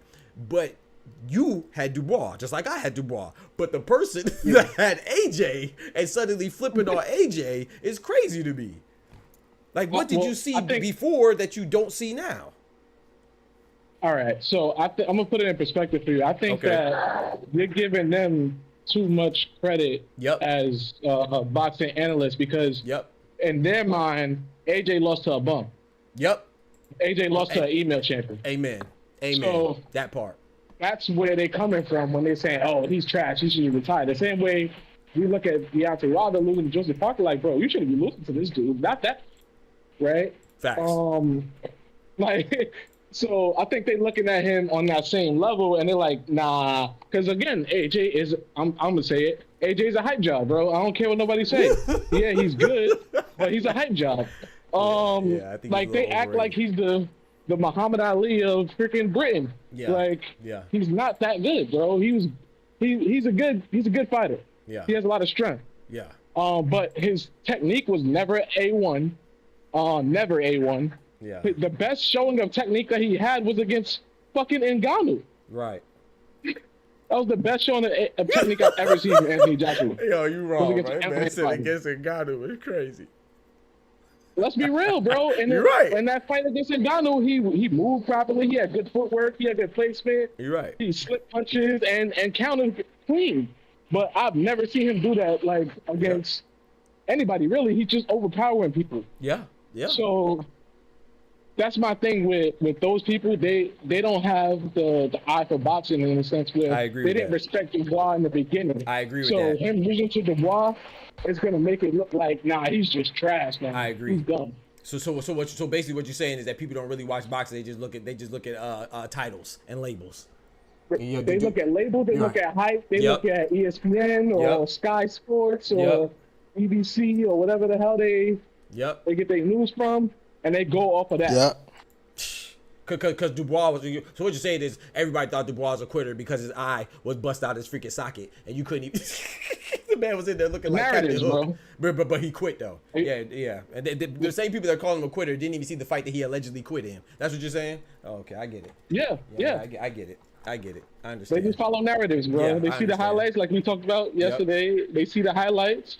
And they go off of that. That's a great point, bro. Maybe you're right. Maybe I'm getting. People tell me that my homie tell me that all the time. He say, well, not in regards to boxing, but he tell me, man. He said, bro, you give people the benefit of the doubt too much. He said they don't do what you do, or they don't approach things how we approach things, or what, you know what I'm saying, from a holistic approach, or even a analytical approach, or even just being thorough. Mm-hmm. He did quit, but it didn't define the most. He did not quit. His man could not see. That's that's crazy. And you say he did get an email. Hold on, Karma. You know I got love for you, sis. But don't you like boots? Oh, okay. But you see how people pick and choose, right? Everybody at 147 is an email champ if Dubois is an email champ. You know that, right? Every single champion at 147 is an email champ if Dubois is an email champ. I mean, come on now, Karma. Come on now. Say he quit. The man couldn't see. The man they literally came out and said that if he would have took another punch, he probably wouldn't be able to fight again. And we're saying that guy quit. Come on, man. Come on now. You can even argue that he was winning that fight up until that point. That's crazy. Y'all be harsh, man. Y'all be harsh, man. Yeah, so he should have stayed in there and got blinded. He said consensus for AJ retirement because he already had generational effect. Boots is an email champ. I said it in my video. They're not okay. So what email champ is by definition, right? What you're saying, what everybody says, right? It's a way to kind of it's a way to discredit the person who has a belt. So Boots, right? And Brian Norman and Mario Barrios and who's the other guy? Stanionis. They're email champions, right? So how come Shakram Giyashov didn't get the belt? How come Conor Benn didn't get the belt? How come anybody else at 147 not named Norman, Boots, Barrios, or Stanionis didn't get the belt? So I mean, since it's just an email, apparently there's emailing random people. They weren't in a position, right? So they had to, usually if you get elevated, it's because you are a champion in some capacity, or you're at least the number one ranked person in that sanctioned body. So even if you say he's an email champ, which in Dubois is even worse, but we'll get there. Even if you say somebody's an email champ, they're not emailing it to me. They didn't email it to you. They emailed it to the appropriate person that was next in line. So, which I think is just ridiculous. I think it's just a way for people to be condescending towards others. So, and kind of minimize their accomplishments. So basically what I'm saying is that in order for you to get elevated and be an email champ, you have to be in a position or an interim champ in some capacity, or champion in some capacity. So that email or interim or elevated, all those words are just there as adjectives to describe the kind of champion you are, even lineal or undisputed. Some champions, I'm not saying that all champions are equal. There's some champions that are better than others and more legitimate than others, if you want to say, more held in a high regard, superior to others, the word I'm looking for. But to make it seem like an email champ means you're not a champion, and to go to Dubois to even further the point that I'm saying, Dubois fought Hrgovic. That fight would have been for the vacant IBF title, but the IBF didn't strip Usyk. They stripped him 2 weeks later. So that's why that fight was for the interim champion, not the full champion. So it's not like Dubois didn't fight anybody. He was just sitting on his couch and suddenly became a champion. No, if Dubois would have lost, Hrgovic would have been the champion. And then Anthony Joshua would have been fighting Hrgovic. So we could say, oh, it was an email champ, but now he's a champion because someone said, oh, Dubois doesn't have the belt anymore, and now you got the belt, so now we act like you didn't do anything to get the belt. That's like you're skipping steps, so you're only telling half the story. But I mean, that's what people do though, so I ain't mad at it. All I know is AJ never got an email. I mean, AJ never beat Dubois either, so that's all I know. Well, why does that matter? But to your point, PD. Yes, sir. To your point, somebody like a Boots. Yeah. Correct me if I'm wrong. Boots was sitting on his ass when he got his championship, right? Oh, okay. I mean, I thought so. But yeah, that's what I thought too. I thought so. I ain't seen him fight nobody when he got his championship. But Dubois is an email champ, I guess. Yeah, but Dubois was an interim champion who got elevated. That's not the same as they're not even on the same level. It's not the same. Like, and even with Carver, I want you to join the Discord. My bad, Kendra. Go ahead. Sorry. You should join the Discord, Carver. I want to hear your opinion. Yeah, and in general, when we talk about email champions, like you said, that was a term that was even created to discredit people. Yep. It was created. I never heard email champion before Devin Haney got his belt. Yeah, when Tank said it, I will say that's around the first time I remember hearing it. I don't know if that's where it originated from, but that's around the first time I started hearing it too. I'll give you that. Yeah, I never heard it before. And we taking the troll's take, because Tank is a troll. I don't care nobody says Tank is a troll. That's true. That's true. And we taking his take, who, I mean, shit, Haney could come back and say the same shit about him, right? Haney left the belt for him. Yeah. But yeah. I mean, yeah. I mean, as much as I like Tank, you could call him. I mean, he was the regular. He wasn't the super champ. He was the regular for a while. So, I mean, what do we? Everybody could be like, if we nitpick like that, man. There's very few champions. Your favorite fighter may not be a true champion if you want to say it like that. And you said they could have fought for the vacant. No, Carmen, like they couldn't have, because when they fought, it's up to the fighters don't choose when it wasn't Dubois and Hrgovic that chose not to fight for the IBF. It was the IBF stripping or not stripping, or the WBA or WBO, whoever it is. But we're just talking about the IBF right now because that's the belt that's relevant to what we're talking about. They could not have fought. You think they chose not to fight for it? Usyk was undisputed, and then Usyk, as you can see, the rematch is not for undisputed, right? Why? Because they stripped him of the IBF, and when they stripped him, who did they give the belt to? The same person that would have fought for the IBF title if they stripped Usyk a couple weeks sooner, and Daniel Dubois. So that Daniel Dubois and Hrgovic, I mean, I don't know. I'm sure, I know you be keeping up with boxing a lot, so I know that you heard about that. I'm pretty confident you heard about that. That Usyk and Dubois and Hrgovic was supposed to be for an IBF belt. It was supposed to be for the vacant one that you're talking about that they could have fought for. So they ended up fighting. It just wasn't in time to be for the full belt because they didn't strip Usyk. That's why Usyk came out with that saying, with that post talk about, hey, I have a gift for you, Dubois, Joshua, take the IBF belt. Y'all can have it. I don't want it. That's why he made that video. Because they stripped him, and that's how Dubois got elevated, because he literally, the fight that would have been for the IBF title, he fought for it before they actually made it available. That's not his fault. It's not like he said, oh no, I don't want the belt, keep it there. And you know what I'm saying? Let me just fight this fight. Like, that's not how it goes. Like, that's why even when people get mad at Canelo, I know people think I coincidentally like Canelo. Yes, he's one of my favorite fighters, but it has nothing to do with me defending him when I say that it's not his fault that he's holding up the 168-pound division. It's not the fighter's job to decide when to enforce the mandatory or make it obligatory. That's the sanctioning bodies. They are purposefully keeping people in certain positions because they generate more revenue for them to put in their pockets. It's them being greedy. So you can't get mad at Canelo for playing the game how it is. That's that old adage, what? Don't hate the player, hate the game. It's never the fighter's fault that they have a belt. It's up to the sanctioning body to enforce the rules that they made up. They have no problem stripping Terrence Crawford. They had no problems. They stripped him faster than you can blink. Look how fast they stripped. They were talking about stripping Boots. If he didn't fight Karen for the rematch, you think Boots wants to fight Karen? But if he doesn't fight it, guess what people will say? Oh, he ducked Karen, even though he already beat him. So people just, like, you know what I'm saying? So if he doesn't defend his email belt, they're gonna say that he ducked Karen. He ducked the rematch. People are just ridiculous, man. It's like, I sometimes I really wish I wish that we would all, me too, you know, in certain regards, be as critical of ourselves as we are of other people and their accomplishments, man. Everybody doesn't get emailed a champ, an email belt, so that alone should let us know that it's not that big of a deal. And these we can't say that the boxing is corrupt with the sanctioned bodies, and then also get mad at fighters who do or don't get emailed a belt. That's like, it's contradictory. Usually an email champ, a duck champ. Dubois versus Bacoli, well, yeah, that's a firefight. But I don't even know if we'll get that because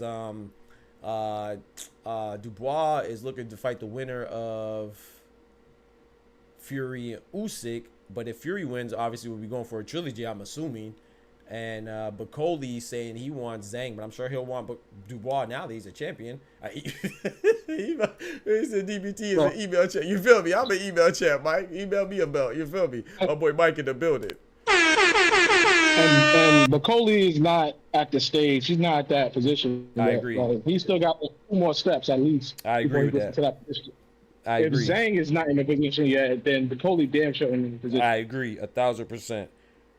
I agree with 1,000% because I think Zhang, like you just said, I think Zhang has more of a claim to a chance at the belt than Bacoli. No, not that I don't want to see it. You know, of course, I really want to see Bacoli and Zhang, but you know, Zhang has a rematch clause that Frank Warren has been very adamant and vocal about wanting to exercise and enact that rematch clause against Joseph Parker. But I would rather see Joseph Parker versus Ajit Kabayel and Bacoli versus Zhang. I feel like those are 2 fire matchups, but I don't think any of them. If anybody had a claim, what would you say, Kendrick? I would say Joseph Parker. If anybody, because as much as I think he didn't beat a good Wilder, it's still Wilder. You know what I'm saying? It's still that name, and it's still a name on Zhang. So if anybody has a claim to a belt, probably the IBF, it'll probably be Parker, in my opinion. As much as I wouldn't really want to see Dubois and Parker. I mean, it's not that I wouldn't want to see it. It's just that's not a fight that I'm hyped to see Dubois and Parker. I wouldn't mind it, but I'll watch it. Yeah, I'm fine with that. Yeah. Because that's I'm gonna be disrespectful. That's a tune-up for Dubois. That's crazy. To go against Usyk or Fury. This man called Joseph Parker a tune-up is crazy, bro. That's wild, bro. I ain't gonna lie. I kind of feel like I'm one of them. Okay, go ahead. Yeah, I hear you. Go ahead. Wasn't Joseph Parker supposed to be a tune-up for Wilder? Yeah, hey, that's true. Because it was supposed to be Deontay Wilder beating Joseph Parker, AJ beating Otto Wallin, and then setting up AJ versus Wilder. You're right. That's a fact. Because Joseph Parker does have 3 losses to Dylan White, Joe Joyce, and Anthony Joshua. Yeah. That's I'm just saying. You're right. I just think Joseph Parker has looked so good lately. He's like, man, not so good. I don't not think so good. Like, he looked good against Wilder. I don't think he looked good against Zhang personally. Oh shoot, I'm the opposite. I think he. Okay, my bad. I think he got out by the skin of his teeth. I don't think he won the fight personally either, but yeah, I agree with that. He did enough. He did enough to me at the same time. You feel me? Yeah. But yeah, I wouldn't say he looked impressive to me at all. Only in the Wilder fight, and then I think it takes away from his performance, but how bad Wilder looked. I kind of have the flip flop. Karma agrees with you. Okay, Oscar, I'll pull you up. I had a flip flop. I don't, and maybe this is me, but I just feel like it's hard for me to give anybody. I do respect the name because Wilder, like I said, I think Wilder was avoided, but I think I respect him as a champion. Not saying he was the best fundamentally, but he was good. I didn't see outside of Wilder's name. I didn't think that Parker fought Wilder, so I'm not impressed with that win at all. I feel like he was like Riyad Marai against Jared Anderson. He was just a punching bag. He didn't throw any punches. You know what I'm saying? So, but I thought Parker against Zhang was impressive because of Parker's history and getting knocked out by Joe Joyce and the fact that he got knocked down twice and recovered. However, I'm with you. I thought Zhang won personally as well. I thought that if my memory serves me correctly, I believe I scored it 7-5 for Joseph Parker. I thought he won more rounds, but the 2 knockdowns is what put Zhang over for me. If my memory serves me correctly. I don't know. Yeah, I think about that because 7-5, then it might be a draw. If I had him with the 2 knockdowns. But anyway, point is that I remember having Zhang winning by like 2 points or something like that. But I felt like it could have went either way, and I was impressed by Parker's ability to stick and move and make sure that Zhang didn't get started. But I also felt like if that was Bacoli or if that was Dubois, somebody who didn't gas out, it would have been all she wrote for him. So I'm with you, but I was impressed with Parker making that a close fight, despite the adversity he had to overcome. But I don't really give him that. But still, on paper, I got to respect Wilder for who he is and his name, and I got to give him that love. But yeah, I was not impressed with him against Wilder. I was more impressed with him against Zhang. But Zhang didn't win 7 rounds. Yeah. No, I didn't say 7 rounds. I said the opposite, Karma. I said Zhang won less rounds. I said Parker won 7 rounds and Zhang won 5. But Zhang had the 2 knockdowns. But Coley is coming for all the. I feel like you trying to come in my head, man. That's why you listen to too hard. Karma's trying to get me right, boy. I definitely said the opposite.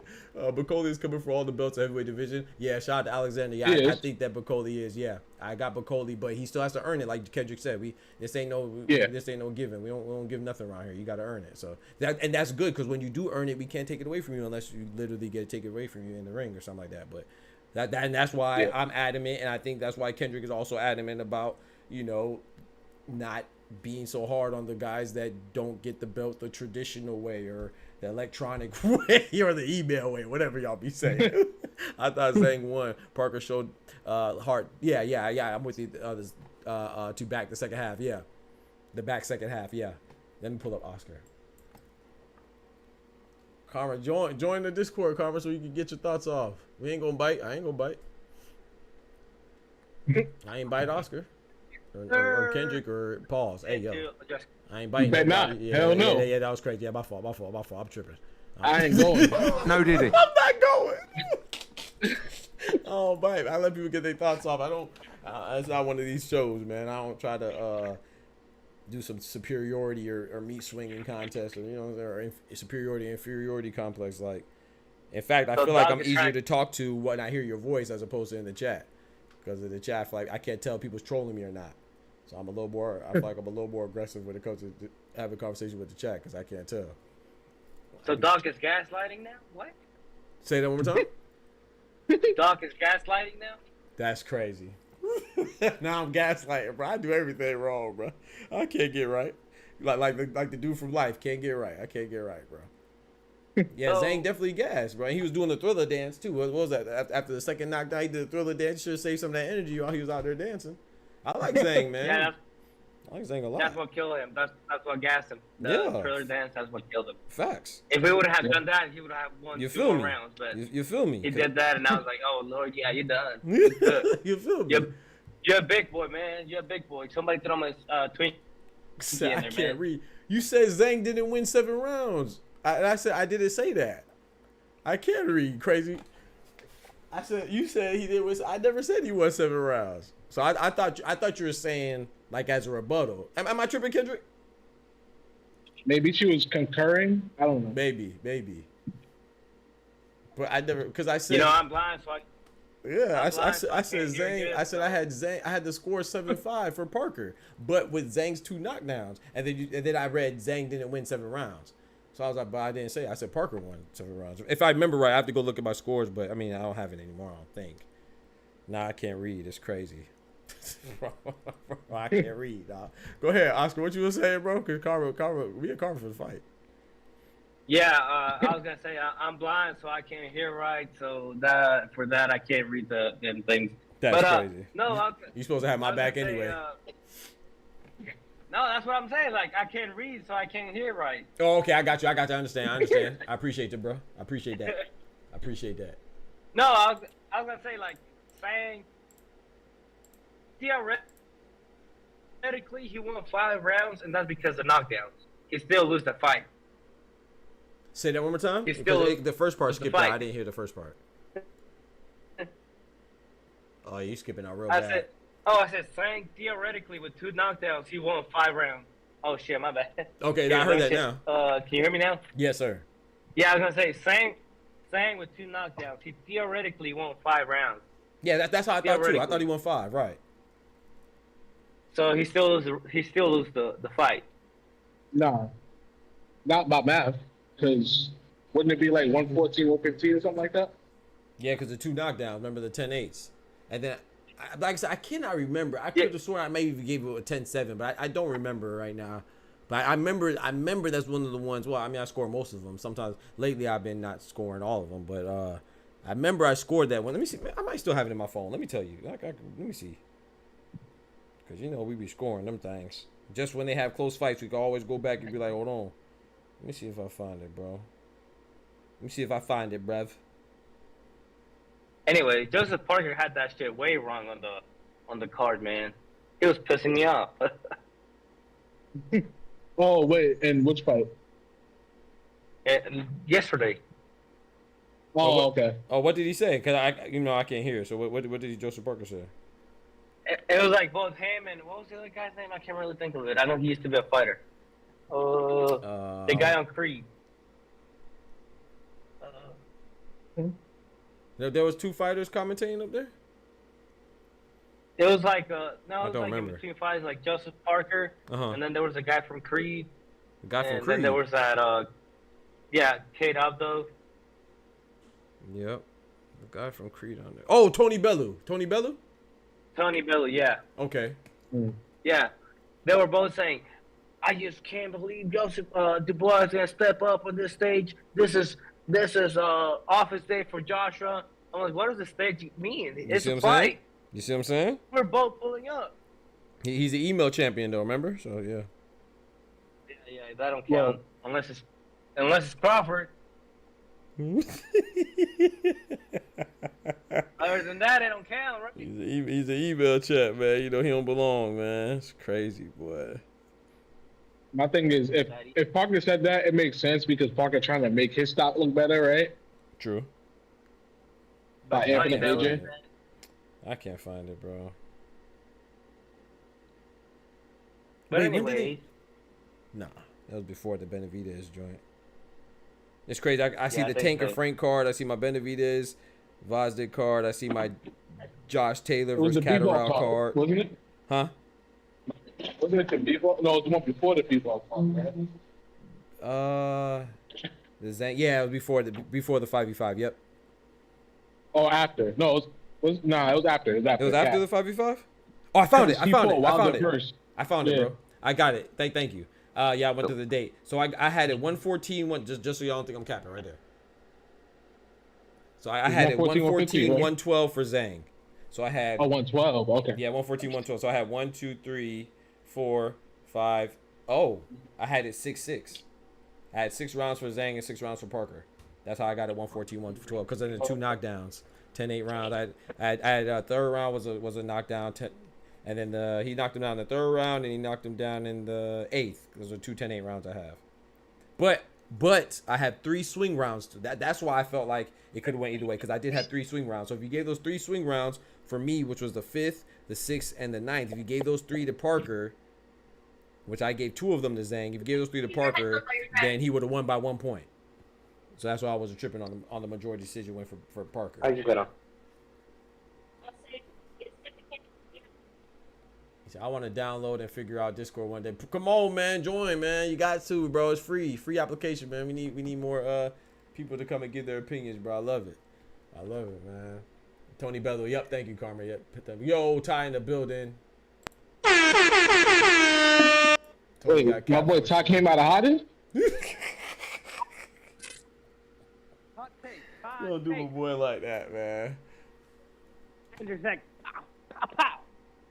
Don't do my boy like that, man. My boy Ty been going through it lately, bro. Mess around and we had the PED situation. I know who was Ty's favorite fighters? It's Haney and AJ, right? Haney, AJ, and probably Boots, I think. Are those your favorite fighters, Ty? I know right now Haney is definitely up there. Yeah.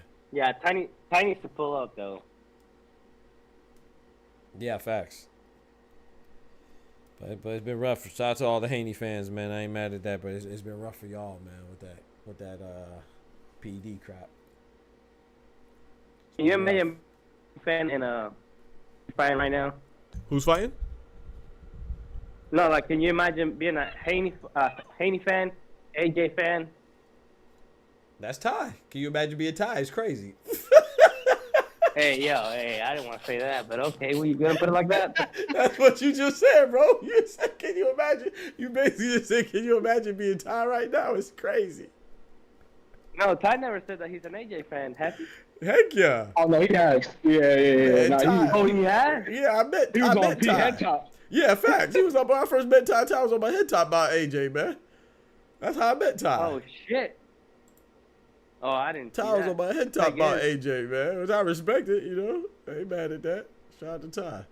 Ty is definitely an AJ fan. You mess around, you say AJ was ducking Wilder or Fury, he gonna be on your head top too. All right, let's change it up then. Can you imagine being a Haney, Pitbull, and AJ fan? Oh shit. That's crazy.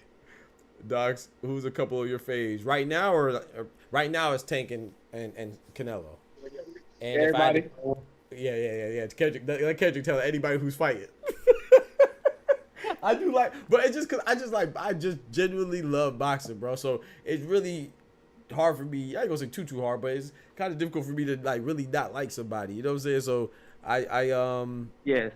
But yeah, if I had to pick 2, it would be Canelo and Tank, and if I had to pick 1, I'd say probably Canelo. You know, I don't really know who I like more between those 2. But I'll say probably.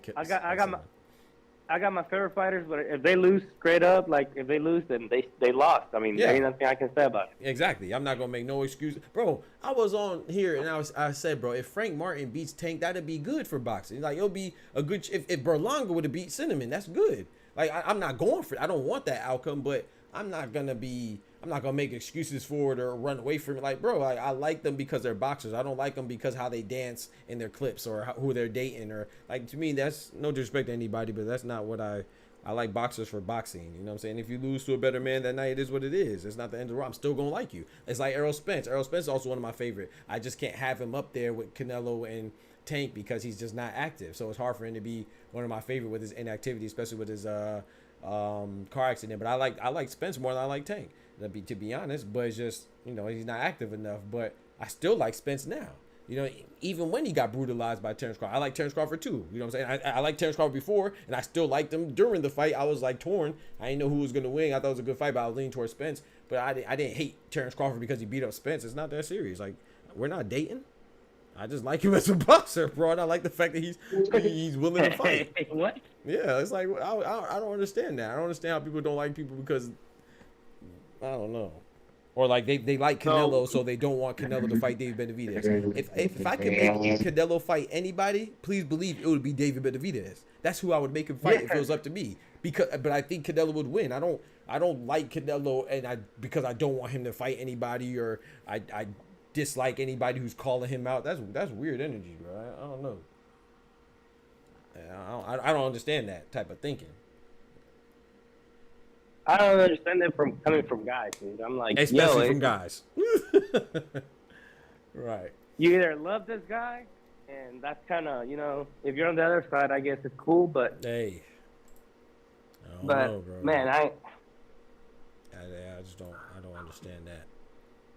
Hey, y'all were talking about Bacoli. What y'all were saying about Bacoli, man? Somebody was saying that Bacoli and somebody was a great fight.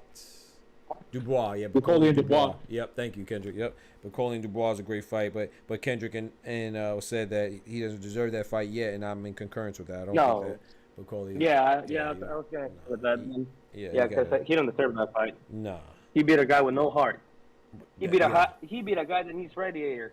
That's on crazy. His chest because he's so cold chested.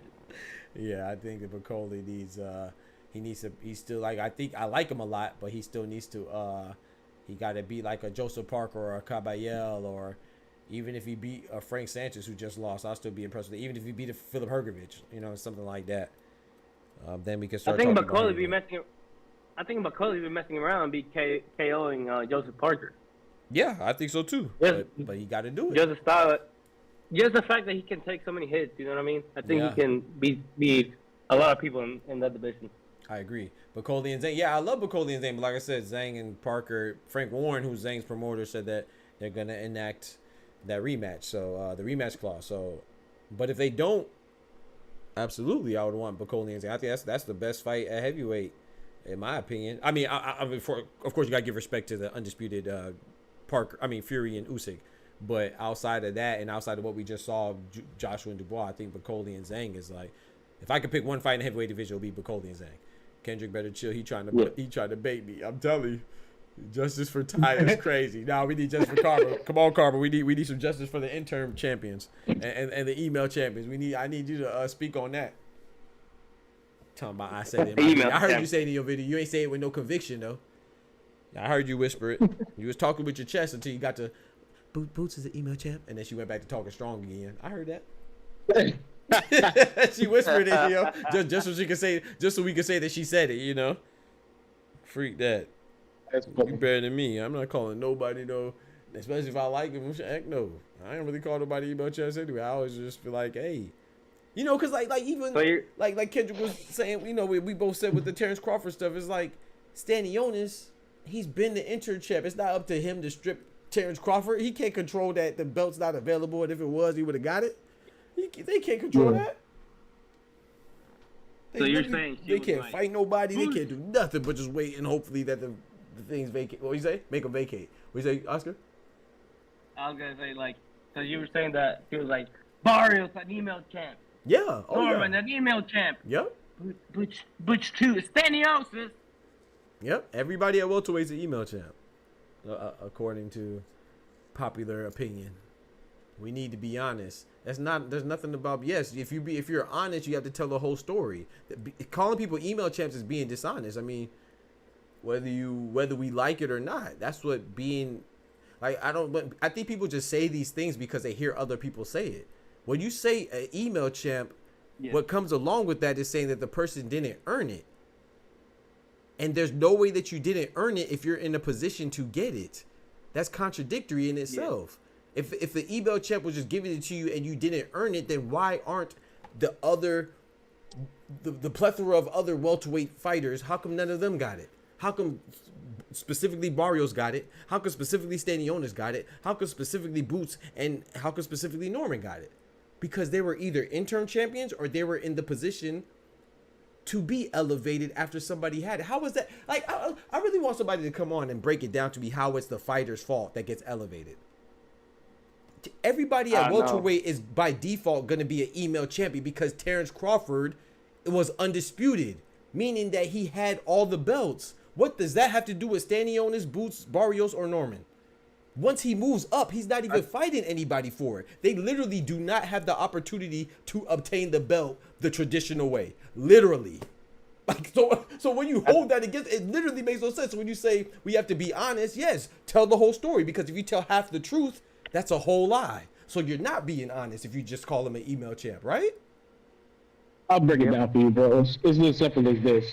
Please break it down. We know that most people are establishment material, right? They go along with establishment. That's a very nice way to put it. So when we talk about where email champion essentially came from, right, and how they push that narrative, they push that narrative against Devin Haney, who was anti-establishment in boxing.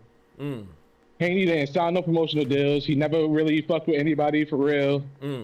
He used people to get what he needed in his career. And he didn't even, I would say he took the Mayweather route, but he didn't even take the Mayweather route because he never started with anybody for real. He did his own thing from the jump. So that's where that comes from. And so now when somebody else goes through the same situation that Haney did, they're going to either have cognitive dissonance or they have to apply the same logic to that person, regardless of what being logical. Yeah. Apply the same logic regardless if it's logical or not. Exactly. That's crazy, bro. Shout out to my boy Ty, man. Said I'm spinning the block. My guy, man, dropping that bread, that cheese, that butter.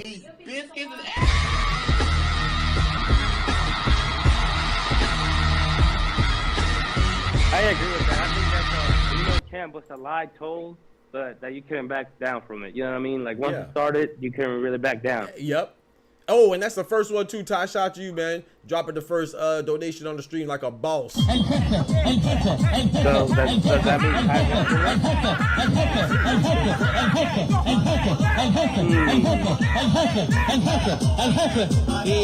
Pollo in the kitchen. Pollo in the kitchen. Hey, pollo in the kitchen. Yes, sir. Hey, thank you so much, Ty. I appreciate that, bro. God bless you, brother. Big $10, man. I really appreciate that, bro. Thank you. He said email champion goes, yeah, you can look at it like that too. Like nobody wants to fight Boots, so he's a duck champion. If you want to say it like that, people don't want to fight him to give an opportunity for him to win it the traditional way.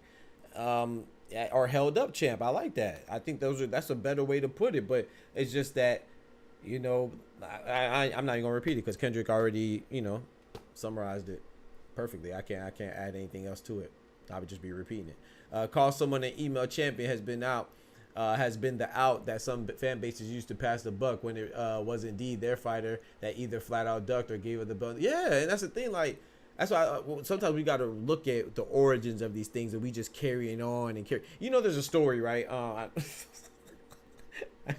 not trying to preach, but I'm about to. My bad. So there's a story about the family, right? You know, there's a family who cooked a turkey for Thanksgiving. You know, she learned it from her great grandmother, who passed it down to her grandmother, right? And then you know, they always cut off the back of the butt of the chicken, the turkey, excuse me. And then her grandma, her daughter did the same way, you know. And then she passed it on to her daughter, and then she passed it on to her daughter. Now the great granddaughter, whatever she is now, great granddaughter, she said, "Mom, why do we cut off the butt of the chicken?" I guess because her daughter asked her that, little kid. And she said, "I don't know. Let me call my mom and ask her. Mom, why we blah blah blah." Now we get to the great grandma. Fast forward the story. Said, "Grandma, why do we cut off the butt of the turkey?" She said, "Oh, I always cut it off because my oven was too small." So now we all have the big oven, but now we wasted half the turkey, and we don't even know why we doing it. We just doing it because someone else did it. That's what it is with the email chat. I think that's what Kendrick just articulated. Like now we calling people, we disrespecting people's status, or we starting a trend, and we don't even know why we doing it. We don't even know why we pushing this trend, but we just doing it just because the last person did it, but the other person did it, and the other person did it, made it cool without, and you know what I'm saying? So that's why sometimes you got to be inquisitive, or not really inquisitive as it pertains to the belts, but you know what I'm saying? Like sometimes we got to look at it and be like, why am I calling them? Why is that bad to be called an email champ when you're in a position to get the belt. It's not like you didn't ask for the fight. It's not like you didn't want to fight. It's not like if you didn't want to fight, they're going to give you a belt. It's not like he said, oh, yeah, I don't want to fight Filip Hrgović. So they said, okay, bet. Don't fight Filip Hrgović. But you're going to get this belt anyway if you don't fight him. That's not the scenario. Like, if he didn't fight Filip Hrgović, he would not have got the belt. If he didn't beat Filip Hrgović, he wouldn't have got the belt. That's how he got it. All right, man. I'm about to call it. And you going to be on tomorrow, Doc? Yes, sir. Good Lord willing. In the morning, you know how that be. In the morning while you All right. yawning. Yes, sir. I'll probably pull up tomorrow morning. I appreciate that, brother. And all right, and Yes, sir. all right, buddy. God bless. And to that point, people just lack autonomy in this day and age. Everybody is just like flowing with whatever is said. And it's not just in the box, it's in everything, right? Yep. Even like the popular opinion, like the Diddy situation, right? The who situation? Sorry. Everybody, the Diddy, the diddler. Okay, right? yeah. Yeah. No Diddy. Everybody's talking about, nobody's talking about him. No Diddy. What his actual crime is, right? People are talking about fucking baby oil. That's a fact. Why? Because nobody thinks for themselves. Nope. They just hear a headline. It's intriguing. It's funny or whatever it is, and it makes it easy for them to make fun of somebody. So then they go along with that and push it. Yep. That's a good That's point. simple, and that's how the population is so easily controlled because y'all are all fools, bro. Yep. If you have any brain, look up Edward Bernays, and that'll tell you exactly how much of a school fit, like a fish, you are in a school of fish. Yep. In this day and age, and it's all about design. Yeah. That's all simple psychology. Yep. Edward Bernays. I'm gonna look him up too. Shoot, Edward Bernays. Yeah, it's a American great psychoanalyst. He's a nephew of Sigmund Freud. He created pretty much everything we have in marketing nowadays in America. And there's a great documentary on YouTube about him. Okay, You can bet. find it. It's free. He passed away in '95. That's him. Yeah. Edward Thank Bernays. Okay, bet. God. Okay, bet. Appreciate it. Yeah. I know sometimes I'm guilty of that too, man. I feel like we all are to a certain extent, but at the same time, like Ken said, we got to just, when you know better, you do better. I'm not saying anybody can't be. I mean, do your thing. I can't change anybody's mind. I'm not here to change anybody's mind. I'm just here to give my own perspective on it. That's all. And give these fights. I love just giving credit where credit is due, man. And I feel like even though I like it's so the irony that I'm over here arguing for Anthony Joshua, but it's just I like boxing, man, and I don't think he's getting what he deserves. And now, like I said, Kendrick and like that should come from us saying AJ needs to retire because we didn't think he was that good. But the fact that it's coming from people that are crapping on him are the same. It's coming from the same people that picked him to win the fight. He just didn't win. It's like, what did you see that had you so convinced before? But like Kendrick said, they didn't see nothing. They just went with popular opinion. Oh, AJ's gonna win because he's a popular guy. AJ's gonna win because it's with Ben Davis. Like they'll make up things. Like Ben Davison and AJ, they beat Francis Ngannou and Otto Wallin. I could have trained Anthony Joshua to beat them. Like it's just no disrespect to Ben Davies. I'm not saying he is or isn't a good trainer, but that doesn't make him a great trainer.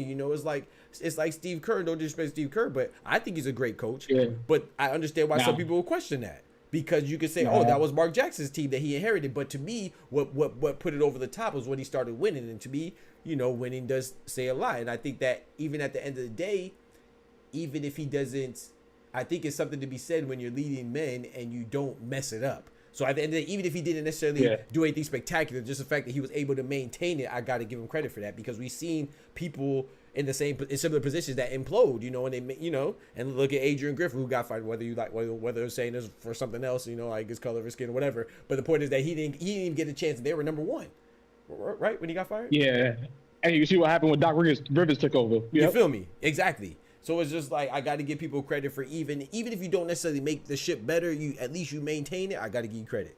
Because I know like things like that is hard. It's hard dealing with. Some people can't even get along, make it in a successful relationship. That's just two people. You imagine running a team and with 12 people on the roster, half of them not playing.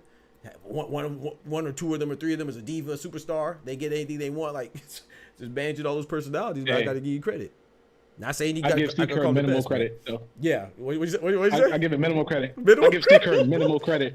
Minimal. Because at the end of the day, he didn't have to deal with the injuries that Mark Jackson had to deal with when Steph Curry was young. That's true. He didn't have to deal with a lot of shit, and he didn't develop Steph Curry. Steph Curry was ready to shine Plug and play. as soon as he came in. Yep. And he was coming off his best year. Yeah. But, I mean, how I look at it is if you're a great coach, like a great coach is a Phil Jackson. I agree Somebody with that. who I think he's the best. In my came opinion. to the Lakers twice when they was underperforming, you feel me? Yep. That's a good point. And brought them to excellence. That's a good coach. Okay. Yeah, not like a Doc Rivers who was handed the best team in the league and won one championship with him. That's crazy. That's crazy. Well, okay, so I know you are thinking, brother. So let me ask you this: we go do some thought provocation here. I know you heard, and I know you watch hoop. I mean, you watch hoops, of course. So yeah, what about the people that Phil Jackson? Ain't nobody infallible. What they say about Phil Jackson? Oh, it's easy to win when you have the best player in every era, right? He had Jordan and he had Kobe. Facts, right? Kobe and Shaq. My bad. Kobe and Shaq, and then Jordan and Pippen and Dennis Rodman and stuff. So people always here's the thing though. Jordan had how much years without Phil and then win shit? Yeah, you're right. Cause who was it before? Kobe had how much? Collins and he had a couple coaches. A couple, yeah, facts. And they all was shit. Yeah. And even after Phil, right? When he went to the Wizards, he ain't do shit either. I mean, he was old, obviously, but yeah. Same with Kobe. Yeah. What was Kobe doing? What was Shaq doing? Nothing. They was losing. Hold on. Shaq just went to the was it the Eastern Finals? Got swept now. And they what? Lost. All right. That's crazy. So that's what we're talking about. You don't get no love for getting swept in the finals.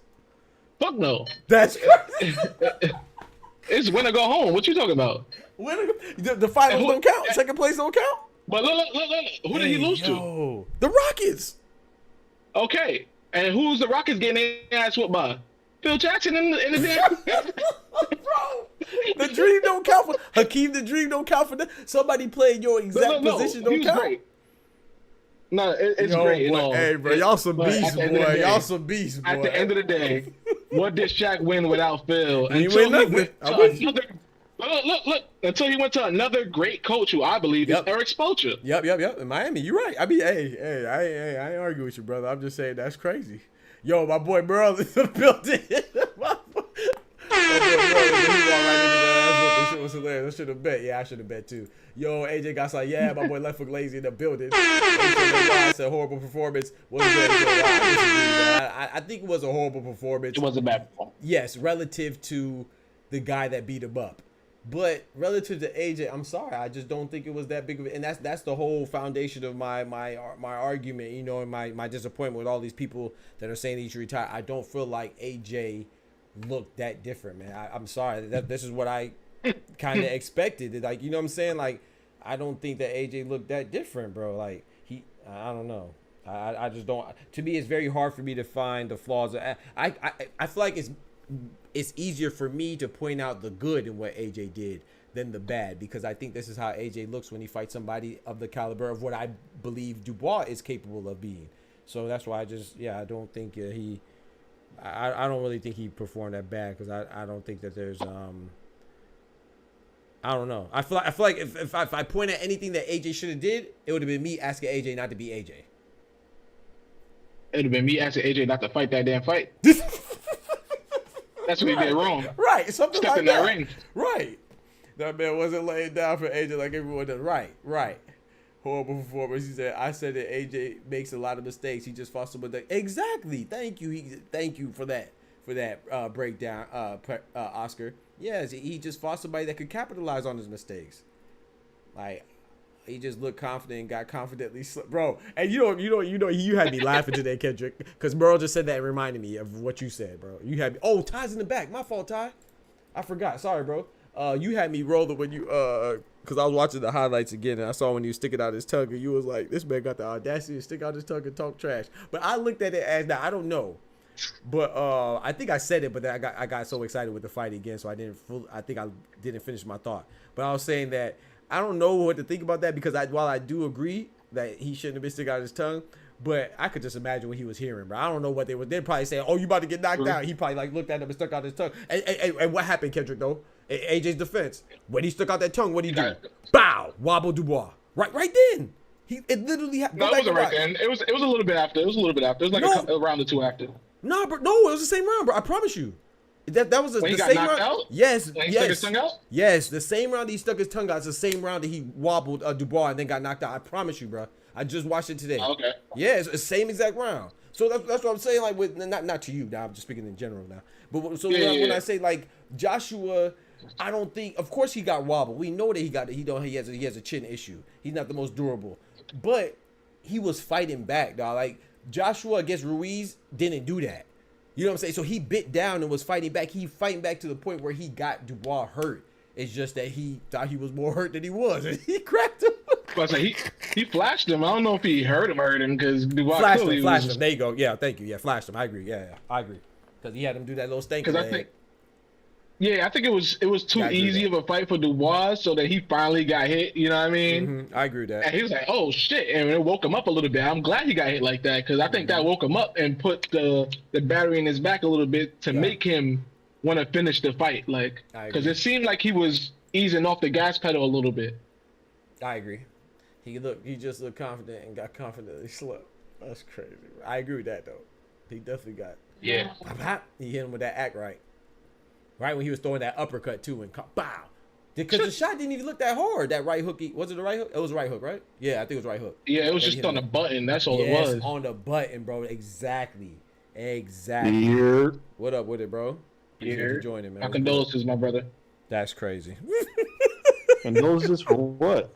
For AJ, bro. Bruh.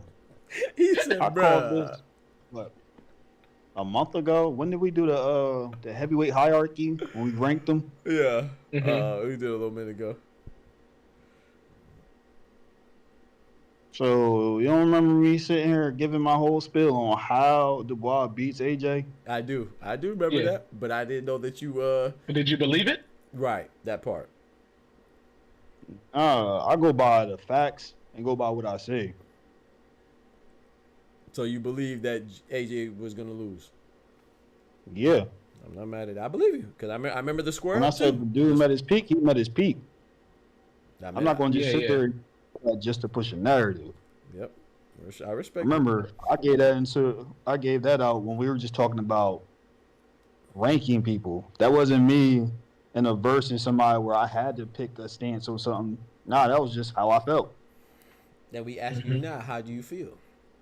We ain't what you thought. We asked you how you feel. Oh, nah. AJ got cooked. I ain't gonna lie, bro. I'd be a little hurt, man. I'd be a little hurt if I was a. The only thing I'm mad at is even though I knew it was gonna be super biased.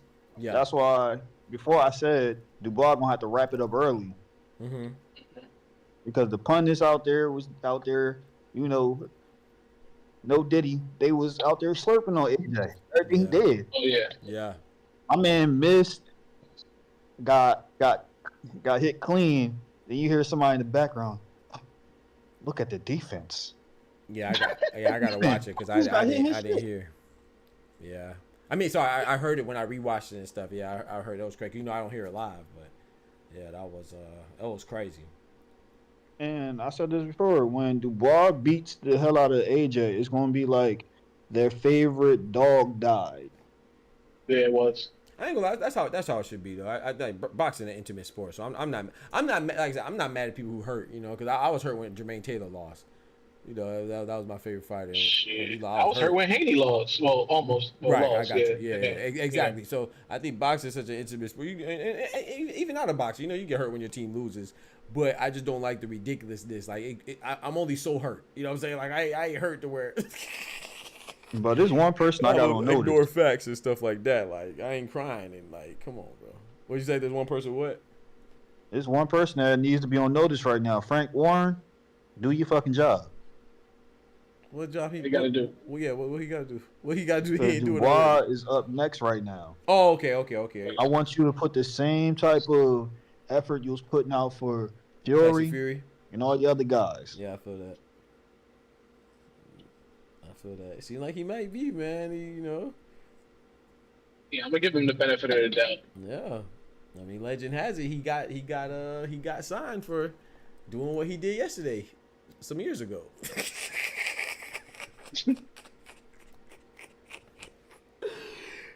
Frank Warren said he did what to AJ? Oh, I'm signing him right now. And now he just put it in the forefront and in the face of the public now. Oh yeah, for him to do that. Yeah. But hey Doc, I don't know if you seen your DMs, but oh no, I was in the lab with old boy. He finally got his work visa back. Oh, I just seen it now. He's spinning blocks. Oh. And I ain't talking about the other Edwin. Yeah, that's crazy. I see. I don't think anybody knew his ass got deported. That's why we ain't hear from him. Yeah, I didn't know that either. Oh wow. You better be careful.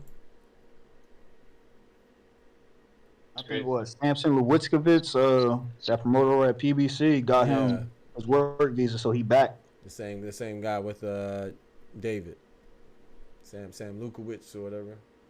Yeah, that's the one that got both the Davids. Yeah. Mhm. He got. That's why I'm like, I'd love to see him fight, but we ain't gonna see that soon. Yeah. I feel that. So did you get to catch the fights live or you was working?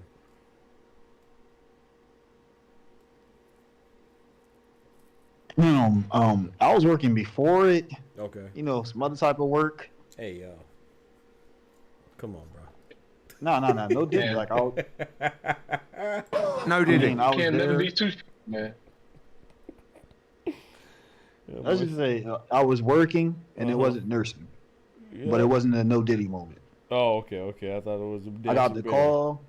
They gave me a price. Well, they asked me for my price, and then when they told me other names, they offered me more, so I had to pull up. Okay. Right. Yeah, not mad at that, man. Good sparring. Yo, JRN in the building. What's good? Yeah. Dubois put in some. Like I said, I like Dubois, man. Like I say, I think that if he keeps this up, man, he's so cringy, like with his personality, like awkward, that I think it could be a good thing. It's like it could be like so bad it's good. Like those movies that are so bad it's good, and I think he could be one of them if he just keeps on winning. And you know, I enjoy him with the mic, but that just be cringy sometimes. But it's funny, like you know, it's like it's so bad it's good type stuff. Nah. Oh, you know what I wanted to say, P? I forgot about it. Yo, Eddie Hearn, bro. I'm starting to really dislike this dude, bro. Oh, really? I thought you were going to go the other way. I can hear promoter. And shit. But he going to come into that press conference. You listen to the press conference, the post-fight? Yep, I watched it, yep. He went to that press conference and talked all type of shit and excuses. Like, talking about, oh, yeah, Dubois hit him in the nuts, and I feel like AJ should have took the 5 minutes. And, yeah, okay, I agree bro, with that. I agree. Come on, bro. I did see that, yeah. Like, we gotta do better, bro. Like, your boy got he said he did it again, too. He said, then he did it again. Then he lied and said he did it again, bro. Like, what are we talking about? I wish y'all, okay, like, see? Eddie, the only person I'll let get that off. Yeah. I'm tired of him, Why? bro. Because he's paid to go out there and glaze like that. Now, all them other pundits, no. But you know what with you, I thought you were gonna go the other way, but I think you're right, bro. You just made me realize that I took that a whole different way, bro.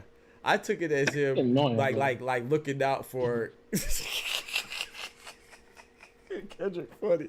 I took it to him like I was like, bro, Eddie a stand up dude, man. He looking out for AJ. That's how I looked at it.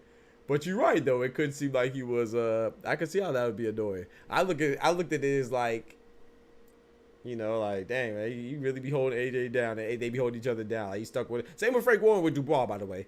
I give Frank Warren credit for that. He stuck with Dubois, even with the quitting, like Karma says, and the other stuff like everybody says with Usyk.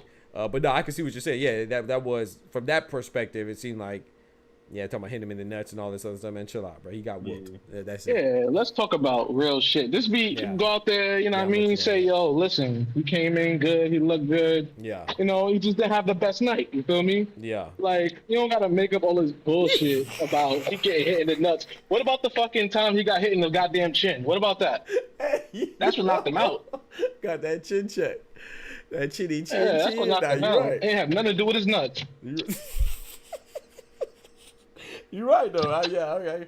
Okay. I'm with you when you're right. Yeah, I looked at that as a whole completely different way. I was looking at it like, that's what's up, man. You know, and then when what he say when he's not gonna let AJ take any questions and he didn't even want to come out. I was like, that's dope, yeah, that was another part. Yeah, like, you bro, didn't come like on, that. what are I you thought it doing? was dope. I was like, that's what's up, man. He protected this dude. Nah, man. bro. Yeah, I see what That's you're saying. that bitch ass miss. Cause like even in golf, right? For example, like there's a famous golfer named Rory McIlroy, right? Yeah, I know him. Yep. He had a big ass collapse earlier this year, and he didn't speak to the press. He just went off into his car, drove off, peeled out the parking lot type shit. Like he got video and everything. Dang. Right. And my thing is, he's the main person who's quick to talk a lot of shit. You feel me? Yep. Before and talk about people and talk about all of this. He's like big on the game. You gotta respect the game and all this other shit. Yep. But you want to run out when you lose. Nah, bro. Stand on it. When you lose, you stay there. You talk about it. Yeah. When you win, you stay there and talk about it. Let an NBA player do that. They getting fined. Let an NFL player do that. They getting fined. That's true. I'm with you on that. That's bullshit. I'm just here so I don't get fined. Yeah. Nah, I'm with you on that. I didn't look at it like that. I did. Nah, you're right. Yeah. Burrow said top tier bitch asses. Nah, you're right. I see it. I remember when he used to speak this Tiger. Yeah. Mm-hmm. Oscar said, ask Ty how he feels about the takes that AJ lost because he's past his prime rather than Triple D being good. That's what Oscar asked wow. Ty. I think two things could be true at the same time, though. Yeah. I feel like that's something that you would do, like discuss if we having a deep dive on it, like. But as far as the win goes, no, that's a Daniel Dubois. That's monumental. He beat your ass in the house you built. I agree. I agree. Like if we look at it on paper, everything was against him because had he not knocked him out, you already know it's gonna be some shaky business. Yep. Yeah, I thought that I did like the take. I don't remember who said it. Someone said it in the chat. I don't remember. It could have been Kendrick during the live. Excuse me. They're like, it's a passing of the torch moment. I like that. Nah, I don't think I said that. Somebody else said that. I know exactly what you're talking about. Kendrick said, "Nah, nope. That's too positive." Or like I'm not taking credit for somebody else's take now. He said, "I'm not going." Nah, I got you. I appreciate it. Yeah, someone said there was like a pass of the torch, a bridge. But I like that take because I think that is, especially with them having what does they have, like a 7-year age gap, something like that, 8 years maybe. I know he just turned 27. I think AJ's on his way to 35, right? So about 8 years, 7, 8 years. So I like. It was either dub or left hook. One of the two said that. Okay, appreciate it. Yeah, I think that's a good way to look at it, man. Because if they were Mexican fighters, that we would look at it like that, and I think that's a good way to look at it as well. Like that could pass on the torch moment. But I think Dubois has a lot to has a long climb ahead of him as far as popularity goes, because he's still AJ, and that man's a beast with the. Was one thing I can't take away from him. He's a beast with the popularity. And putting boxing on his back for England, being an ambassador for boxing in his country, I got to give him credit for that for sure. Being an Olympian gold medalist, he definitely put boxing on his back for. Not saying that he was the only boxing star in England, but I mean he was definitely the most popular, most prevalent. Mm-hmm. Yeah, shout out to I feel like it's a segue to a new era, or the segue to the end of an era. Yeah. Because the only one that thought of the big three from that Tyson group Fury, yep, was Tyson. Yep, time to pack him up. Yeah. I like Tyson Fury too, but he got to show me a lot against Usyk, man. I don't think Tyson Head is in the game anymore, bro. Honestly. Me either. Exactly. That's what I'm like. That's what I mean by show me a lot. Like I don't doubt his capabilities or his ability. I doubt his motivation and dedication. You can tell when that switch is flipped with him. The minute he sit here and get all cryptic and it sounds like he off the booger sugar, he says, "I'm gonna go off the grid." Oh, somebody might get their ass whipped. Oh Lord. Merle said why? Why what, Merle? My bad. That's fair? Okay. Yeah, I'm not sure what you... I'm not sure what's that in reference to, the why or the that's fair. My bad. I be talking too fast. I be forgetting what I be saying, but I ain't gonna lie. My boy JRN dropped this. That's crazy. That's crazy. This They already have a date?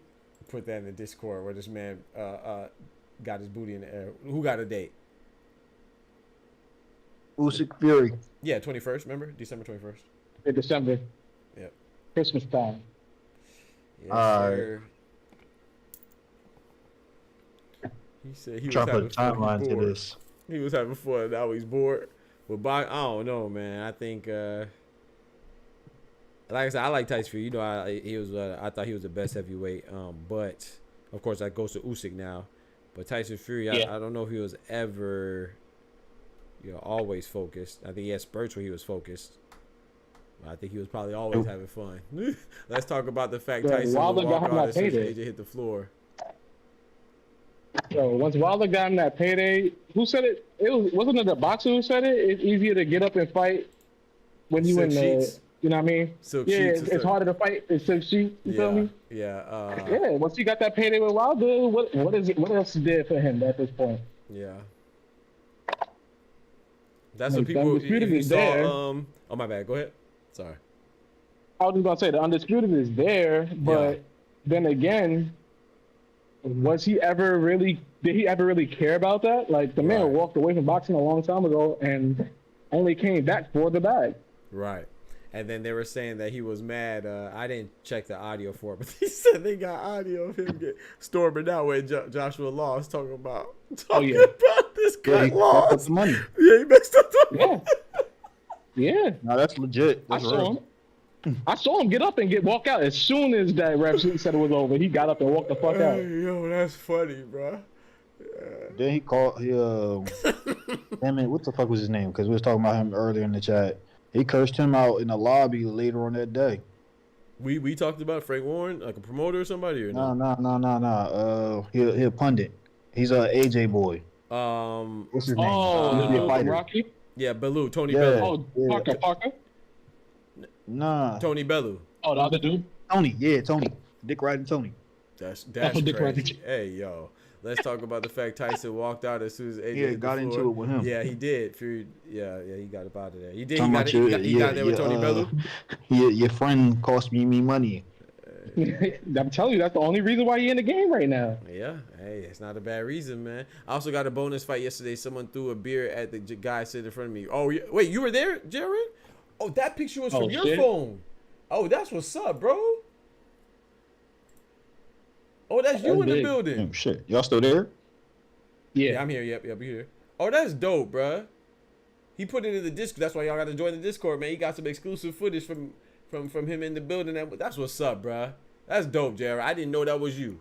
I mean, I thought, I just thought it was like a view. That makes sense, though. Now look at it. He's Carolyn. What's good, Carolyn? My shit going in and out. Yeah, it's definitely you. That's what's up, JRN. That's dope, bro. DBT, are you interested in AJ versus Wilder? I'm interested in that and what Kendrick thinks, too. Love you. Thank you so much, Carolyn. I appreciate you joining here. One time for the ladies. Where Karma at? One time for the ladies for Karma as well. My bad, Karma. He said, I love your channel. Thank you so much. Am I interested in AJ Wilder? No. Would I understand if it happened now? Yes. Especially if we're talking about Tyson Fury trying to get that fight with AJ. That will build up the intrigue. That's a fast track for AJ to get back into the mix of things as far as believability goes and people having confidence in him being relevant again. So do I understand the purpose of it? Yes. Do I want it? No, I don't want to see Wilder versus anybody, to be honest. I wouldn't even want to see Wilder. I mean, I don't want to see anybody versus Jake Paul. So that's a bad example. But I'm saying I don't trust Wilder to be anybody right now. I just don't think he has it in him. I think that he's done with the sport, mentally checked out, so can he fight again for money? Will he fight again? Yeah, we've seen a lot of fighters fight well past their prime and well past the time that they probably should fight and able to perform in a safe capacity as far as even defending themselves in the boxing ring. But do I think it could happen? Yeah. Do I think it should happen? No, especially with Malik Scott, right? That's why I made that video about Malik Scott being no good for Deontay Wilder. Forget the record and the win percentage, but just the fact that he's even calling for. He said he wants big fights for for Wilder, and one of the people he said was AJ. He said we could fight AJ, and he even said AJ and Ngannou, and it was either Bacoli or Caballel. I can't remember. I believe it was Bacoli. I was like, bro, why would you even? You've seen the fights. You're there. Why would you even put Wilder in that position, man? In my opinion, but hey, he just got married. You know, Kate Abdo. He got some honeymoons and some expenses he got to cover. I guess that money good. So no, I don't want to see it. But would I understand the purpose of it? Yeah. What about you? Do you want to see it? DBT, please tell me Clark won her first playoff game, and how do I support? I said you all send me 600. You better stop playing with me. Don't you play with my emotions like that. Send me 600. You don't play with my emotions like that, Carolyn. Don't play with my emotions. But no, Clark won. She lost. She lost her first playoff game. Indiana Fever lost to Connecticut Sun. It was a decent game up until it wasn't. Until the time it wasn't. She had a bad shooting. I believe she ended it like 4 for 17 or something like that. She didn't shoot well. But Connecticut Sun's known for their defense. And and they got the beast Alyssa Thomas on there, who's like a walk. She's like a I don't want to say Westbrook because it's different play styles, but I'm talking about as far as her getting like triple doubles and stuff like that. She gets quite a few triple doubles. So she's a beast. You got her wife, who's on her same team, Duana Bonner. I think she's very underrated. I thought she should have been on the Olympic team. So basically, I'm saying she has an uphill battle from just veteran, good play from veterans on the Connecticut Sun. And then you got DeJanae Carrington, who's her position. They always guard each other tough. And then Marina Mabry, who came from the Chicago Sky. So Kelsey Mitchell had a pretty good game. Aaliyah Boston had a decent game, but Caitlin Clark didn't have the best game. They were shutting her down. It was a good game, though. Like I said, it was a good game until they blew it open. They got a game on, and then the Phoenix Mercury and Phoenix Mercury and Minnesota Lynx. Minnesota Lynx won. And then who was the first game?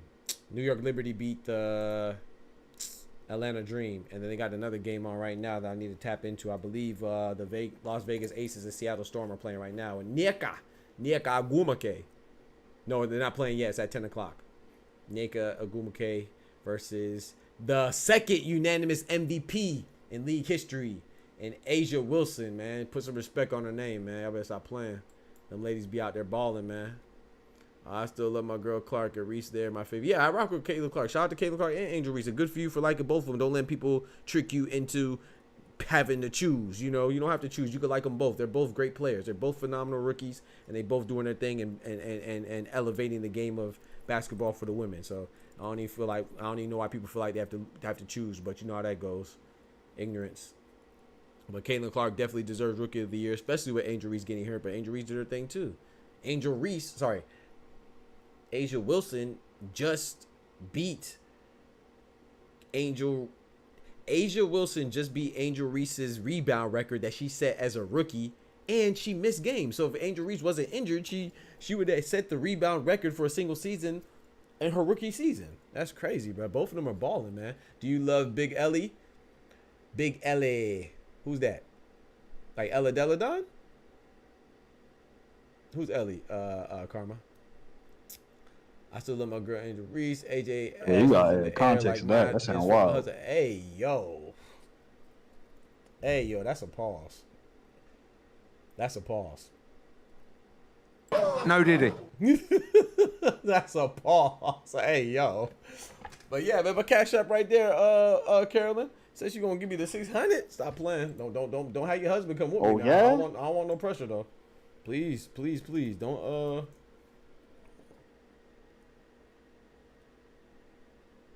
They call her Big Ellie. Oh, you talking about the New York Liberty mascot, Karma? Or what you talking about? I'm not sure what you're talking about.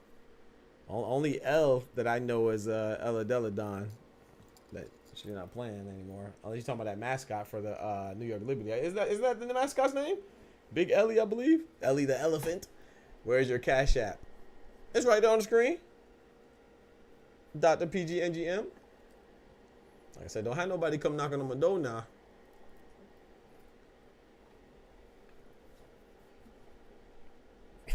Tell him I said I don't want no pressure. I don't fight. I don't get between love. I see it. I appreciate that, Carolyn. That's love.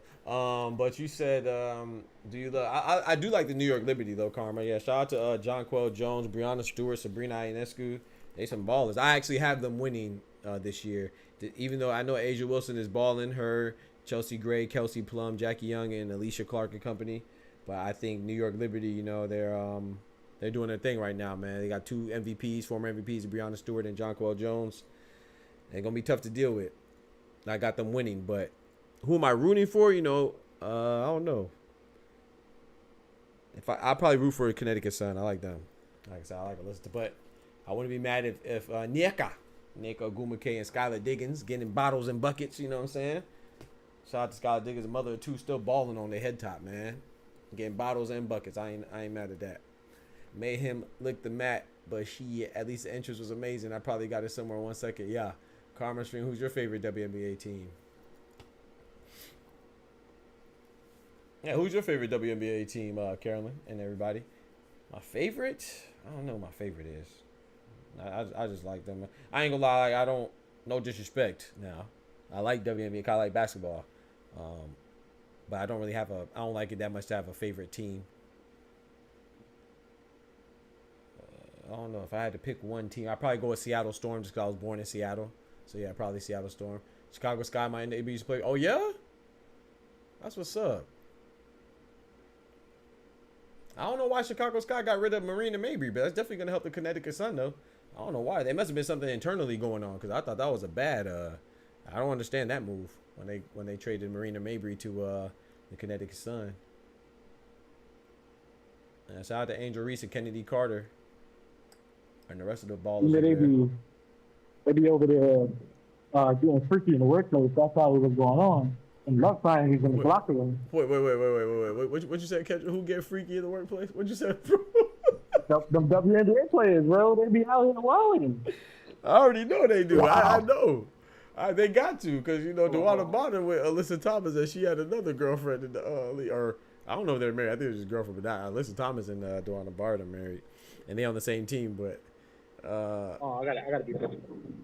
That's why Ty sent me that picture with Caitlin Clark and the other girl talking about they trying to turn Caitlin Clark out. It's crazy, bro. Y'all gotta chill, bro. I ain't gonna lie. It's probably tough being a heterosexual woman in the WNBA though. Not like tough, like super bad. But I'm saying like, you know, they probably be flirting and messing around. You know how people do. Like. They sent the right one after her though. That's crazy. Ah, that joint was nice. That's crazy, bro. You like that chocolate, bro? Y'all wildin', man. I'm back. Nah, but you know they be having these love triangles in the locker room, bro. I love Carter and Reese. I don't know why they let old girl. Yeah, I don't know why they let go of old girl Marina Mabry, but she a shooter too. She definitely a big shooter. Chemistry in the locker room wasn't probably right. It's probably a love triangle in the locker room, I'll tell you. Yeah, it probably don't even have to be a love triangle. It could just be people beefing in there. Yeah, but the coach's job is to get that right. So, certain kids, I think that can't get right is the love triangle. What'd you say, kid? It was kind of Buffalo. What'd you say, bro? He was sounding like supporter for a second. Yeah, nah, that's crazy. I got my headphones in. Okay. You hear me better? Wait, is that how I be sounding? I'm talking about the same, like it's just echoing. Nah, so I was just pretty much saying the coach's job is to sort of get those better. You feel me? Those type of locker room situations, but something that they can't help is a love triangle. You gotta get them out of there. I don't know, bro. I can't. I'm not saying you're wrong. I'm not saying you're wrong, but I just don't want to say that the trade had anything to do with them being, you know, I'm talking about being in relations. That's why I'm chalking it up just a chemistry problem. Because it could be anything. It could just be flat out beefing. Yeah, I don't want to do that because I don't want to, you know. Shout out to the ladies, man, you know. They can keep it professional too, is what I'm saying. So shout out to them. Yo, Smoochie with the big $2, dropping that bread, that cheese, that butter.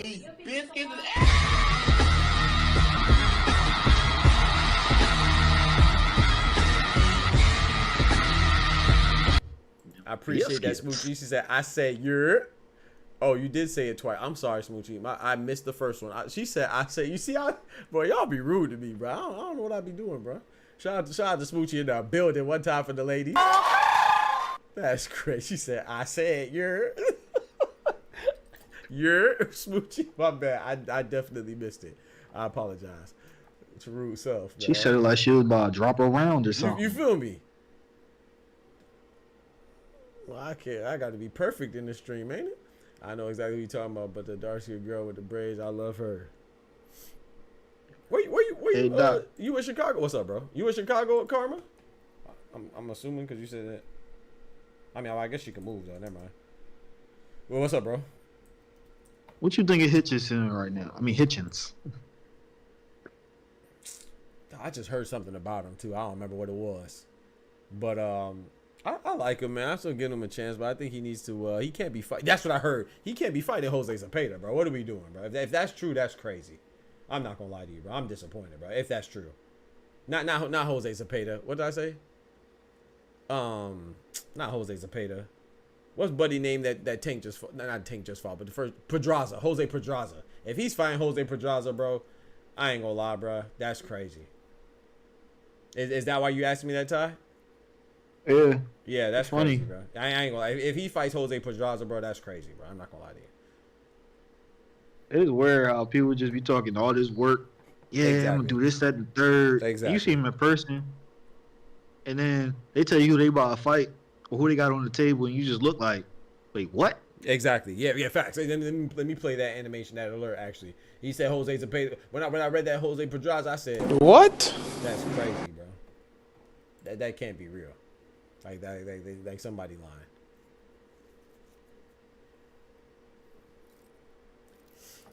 Like somebody is lying, bro. Like there's no way. Ain't no way. You should have seen his face when somebody asked him about Matthias. You said Matthias, he thought he heard a ghost.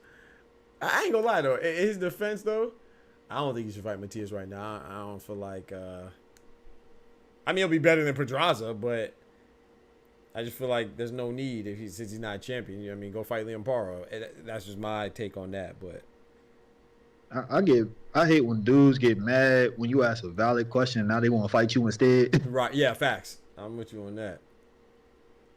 Was she cool? And then look all different when the dudes say, all right, bet, strap up. Yeah, that's yeah, facts. Yeah. They be like, what you mean right now? I meant like tomorrow, bro. I ain't ready right now. I ain't even got my equipment. But you just asked me if you just asked me. You just act like you wanted to fight. Well, I ain't know you was ready now. I'm gonna get the stuttering and stuff. He must not have known Edwin about that business. Right. I mean, he has to fight somebody, man. I mean, maybe his chin's not really like that. Because he just... I don't know, man. Because Pedraza's crazy, dog. I read that. I was like, nah, that can't be real. Like, for what, bro? Like, is he even ranked? Let me look up these rankings, bro.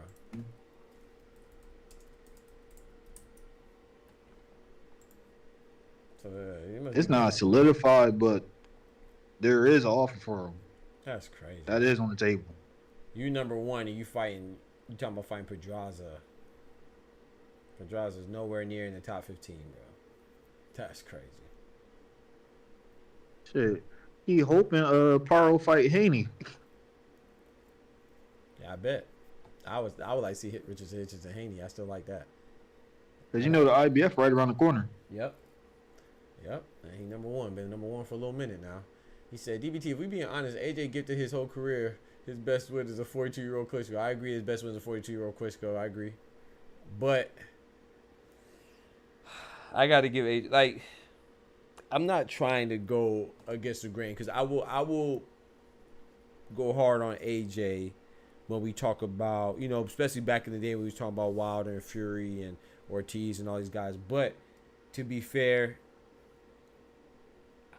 not just to be fair to AJ, just me, I just don't like piling on somebody, man. I feel like I do agree with you, Carolyn, but I just feel like I can't say that right now because there's already there's already so many people on AJ head top, and I feel like if anything, this was a fight that we wanted from AJ. Like, and now that he lost, it's like, bro, I'm just happy that happened, you know. But I had Dubois winning, so maybe if I was like a little, maybe if I was like, I don't know, maybe if I would feel betrayed, like if I was like, oh yeah, I got AJ winning. You know, like he convinced me, and then he ended up losing. Then I guess I feel like betrayed or something. But like, I don't know. I didn't really. I'm just happy the fight happened, you know. But I do agree with you, Kevin, because if I'm in the right mood and we talking the right talk, then I might say a similar thing, you know. I have said a similar thing before, but I just feel like right now, man, we just gotta show AJ love, man, because AJ one of them ones, man. Whether we like him or not, AJ one of them ones that put them rumps in them seats. AJ one of them ones that gets us excited about boxing. Especially the heavyweight division. AJ is the same one that did to Ngannou what Tyson Fury failed to do to Ngannou. You know what I'm saying? I'm not saying that Ngannou's a great win, but it was still boxing versus MMA that day. And Tyson Fury failed us. You could argue that Ngannou won. You know, and Joshua went in there and cleaned him up. Now, I'm not giving him credit from a standpoint of competition in the realm of boxing, but just what he did, that meant a lot. You know what I'm saying? That was a big moment. That was fire, you know, so... I got to give AJ love, man. I don't want to be, but you're right though. Okay, yeah. What's up, Illuminati in the building? I got hospitalized because of the people. Okay. You almost got me, Cito. I should give you 60 seconds because you almost got me when I got hospitalized. When I read peekaboo virus, I already knew it was ICU. That's crazy. Shout out to Cito. Hitchens is the number one in the IBF. He's been that way since Subro Matias was a champion, Smoochie, in the IBF. But nah, I ain't mad at you though, Karen. And then you can argue that his second best win was a 39 pushing 40 Povetkin, Alexander Povetkin. My boy Illuminati, Carmen Serene was really neighbor. Yeah, she said that was her neighbor. AJ ass was in the air like Nate Robinson. That's crazy. Shout out to AJ, man. AJ fought, bro. That's the thing. We can't forget now. AJ did before he got put out of there. He wobbled. He rocked Dubois. Now he dropped that bomb on Triple D. You know, now that was a moment. Oh, go ahead, Ty. Lead the AJ defense to me because you know Kendrick just by de facto just labeled me the AJ guy. He ain't lying though. Come on, I'm with him on that. But if we keeping it dude, you're the AJ guy now, Ty. Don't act. AJ's resume is one of those ones that look good at the time of matching, but when you sit there and look at it now, it didn't age well. No. Yeah, it was ranked then, but them dudes is ass now. Yeah. Yep. It did not age well but at all. We can say that about a lot of dudes at heavyweight. Yep. Because there's only a handful of them. I mean, no disrespect to my boy Boots. Sorry, Smoochie, but you know we just seen last week his best win or one of his best wins, his top 2 wins or top 3 wins at the very least, at least top 3. One of those didn't age well either. That Royman Villa, that's not aging well right now. So it happened. Basically, what I'm saying, it happens sometimes. You know, it happens sometimes. I don't want to pile on AJ because I know they killing him right now, man. As they should. No, I don't think they should, bro. I don't think because 87% he's one of the more popular names in the sport. Huh? He's one of the more popular names in the sport. Right, so but you shouldn't switch up though. You shouldn't switch up because a guy lost. Like. You shouldn't switch it. Yes, you're right. That's it's been normalized, but it shouldn't be like that, bro. Like, if you rock with AJ, there's nothing. If anything, you should rock with him more. But he got up every time. He showed heart, bro. That's what he demonstrated. Like, what more do you want? I mean, besides him winning, of course. But and the people that was waiting for this ain't trying to hear that. All they want to say is booty in the L. Yeah, he does. That booty was definitely, it was definitely an L. That they might still be an L. Heavy is the crown, though. No, if you the king, right? Facts. And your army fall, you go down with them. That's it. Facts. Heavy is the head that wears a crown. You're right about that. You just gotta know these jokes is coming. Yeah. But Villa was actually doing well. Stop it. 2 rounds, Smoochie? Stop it. What you mean? He was doing? Oh, you mean before that fight he was doing well? What you talking about? Villa was doing well where? He got slept in 2 rounds, Smoochie. The only thing that was well with Villa was his haircut. You feel me? That mullet was cold. You feel me? That shape up was nice. You know, the edges was edgy. You feel me? He doing well in what, Smoochie? Stop it. Yes, thank you, Illuminati. Yeah, Smoochie Wallet talking about he was doing well. Well, what? Where? Hey, Jesus is King. People will look at AJ resume and be like, "Who the fuck was Carlos Takam?" Right. No, nobody knew Carlos Takam. He should, but and not realize he was ranked 3 at the time of him fighting AJ. Yep. Unanimously 3. Yep. They said, wait, hold on, where's it at? They said Carlos Takam. Who the fuck is that guy? Who the fuck is that shit? Yo, he fought a nigga named Carlos. Who the fuck is that? Oh man, y'all crazy. I'm not down on Boots. I was just saying that was just a recent win. I mean, that was a recent guy who didn't. That's all I'm saying. It was just the guy lost recently, so that's why I went there. I'm not. Like I said, I think Boots is good, but I just got to see more. That just brings me back to my stance on majority of the guys at heavyweight outside of Usyk. When you sit there and actually look at their resumes compared to other divisions, it's kind of poop. Yeah. Mid at best. Yeah, but I be thinking like if the top guys don't fight each other, it's a pretty substantial gap between the top guys and the rest of the field at heavyweight. It's kind of dry. It's getting better now though. And we're reaping the benefits of every situation where you see the top guys ain't fight. You can always see some promoter sitting there talking about money and or Eddie ass sitting there smiling. Right. So am I getting the fighters confused? Maybe you think about somebody else. So Royman Villa didn't fight this card. It was 2 weeks ago, right? Or a week ago. I think it was last week. Yeah, last week. Not it wasn't on the Friday or Saturday card. So not on the Bazinyan and Munguia or the AJ. Wasn't that the Canelo undercard? He got cooked like that, or was that the week before? I can't remember. Now I'm trying to think what the main event was. Was it the Canelo joint? Yeah, it might have been the Canelo. Yeah, it was because I was saying, well, yep, Stephen Fulton. It was the prelims. Yeah, because he was on the prelims with Stephen Fulton versus whoever he fought, Carlos Castro, if I'm not mistaken. I think so. Royman Villa versus Ricardo Salas. I think that was on the prelims of the Canelo joint. Wilder and Fury probably got the best resumes. Am I getting the fighters? I read that already. I wouldn't put Wilder up there. That's crazy. Because if we go by rankings and who they actually fought, it's a case that Dubois has a better resume than him. So if we go say Wilder and Fury, who would you got for Fury? Who Fury fought outside of Wilder? To be for you to exclude Wilder and include Fury from the state. People say the same old ass Klitschko. AJ. All right. I mean for Klitschko, Ortiz not as good as Klitschko, but he fought an old Ortiz. Was Villa the one who was winning at first and then he got knocked down? No, that's Alan Garcia, Smoochie. Look at you, see? Villa got cooked. Look at Smoochie. Now you see? If I say something about her, now what if I question your love of boots? That's crazy, he got Smoochie. cooked for 5 minutes and 32 seconds. Facts. That's crazy, Smoochie. You talking about Alan Garcia? Alan Garcia ain't fight nobody like that, but he was 14-0 though. Alan Garcia was undefeated. He didn't fight nobody yet. Talking about you love, but you don't even know who he fought. That's crazy, Smoochie. And you be arguing me down about boots. I'm exaggerating. You don't be arguing me down. 'Cause I don't never say nothing bad about boots. I don't think I say anything bad. I feel like I say the truth. I would just like for him to fight, you know. And like I said, I don't even hold it against him. I just like for him to, I'm not saying it's fault. I would just like for it to see it happen. But no, you're talking about Alan Garcia that got KO'd by the guy that was 15-13 with 1 KO. That sucks, man. Shout out to Alan Garcia, man, and his trainer. He had the woman trainer. That was this Friday, Smoochie. That was 2 days ago. Roman Villa fought on the Canelo undercard. That was always a name I hated people throw out there when they be like, "Who's the best guy Boots fought?"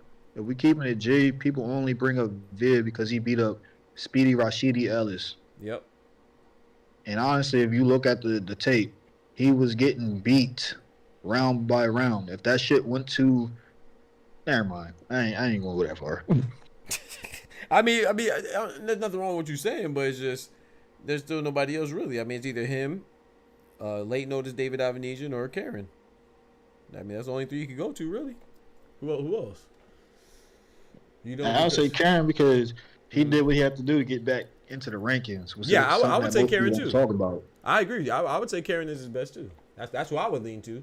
I'm just saying what the And consensus is. people build Boots as this monster. He knocks everybody the fuck out. He survived. You don't because Smoochie got you scared. She gonna pull up with the They nutmeggers. get Is Pitbull credit for crazy. surviving. What'd you say, bro? They give Pitbull credit for surviving against true. a one-handed tank. That's true. They do. That's true. I mean, AFK got you. Nope, not Garcia. Yeah, I don't know who you talking about that, Smoochie. It wasn't Villa. Villa lost in 2 rounds. So he said who was winning that first thing? He got knocked out of nowhere. It's not Alan Garcia. I don't know. So you're not talking about somebody recent. Who else was winning and got knocked out of nowhere? You talking about H2O? H2O and Speedy Rashidi. Yeah. I don't know what you're talking about that. If it was recently, I'm not sure you're talking about Smoochie. Yeah, you have to tell me. I'm not sure. That boy got caught showboating and got sent to the gulag. Yeah. You talking about Alan Garcia and Lucas Body? I mean, not Alan Garcia. H2O Silva and Lucas Body. I'm not sure who was winning recently and got knocked out of nowhere. The what maker?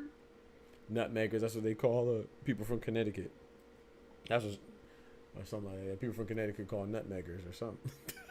And that's crazy.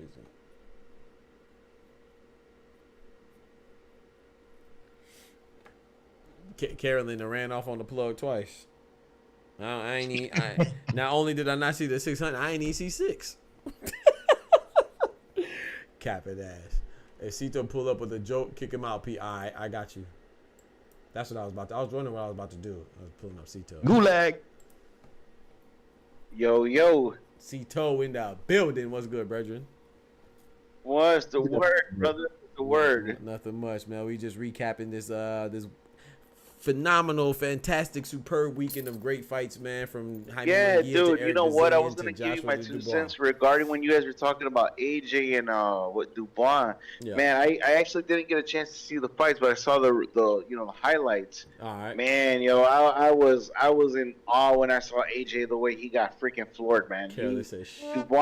Dubois had like a kind of like an old school throwback style. If you look at his setups, man, like how he was just kind of keeping his arms. Wasn't a high guard, wasn't a low guard. It was just kind of like a little bit more throwback, 1960s, 1970s, kind of like he's got that left hand right there, but he's got that elbow open a little bit, which made him susceptible to a body shot. Yeah. And dude, just the way he was cracking on AJ, man, from that body shot, the left hook to the body, and that straight right, bro. He just sent him flooring, just like a Jolly Green Giant, just straight down.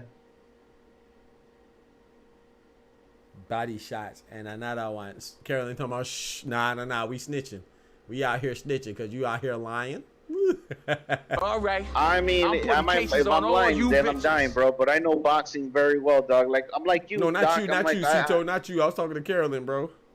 Oh, okay. Because I'm like, man, I'm like, you and I both come from the same amateur background. I fought at the amateurs for 20 years. I'm telling you right now, what I saw was just like a real straight throwback fighter that ended up flooring a big fighter with body shots, a straight right to the body and a left hook, man, just clobbering them straight down. I was like, right. Yo, I was really thinking AJ had this one, but nah, man, he got rocked.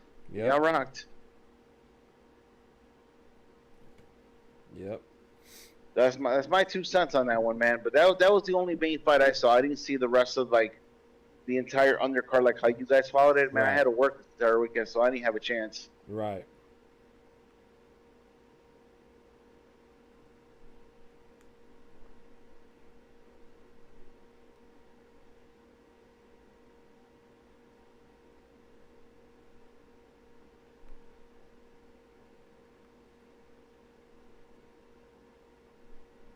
My bad. Give me a second, chat. I'm responding to the stupid behind YouTube comment.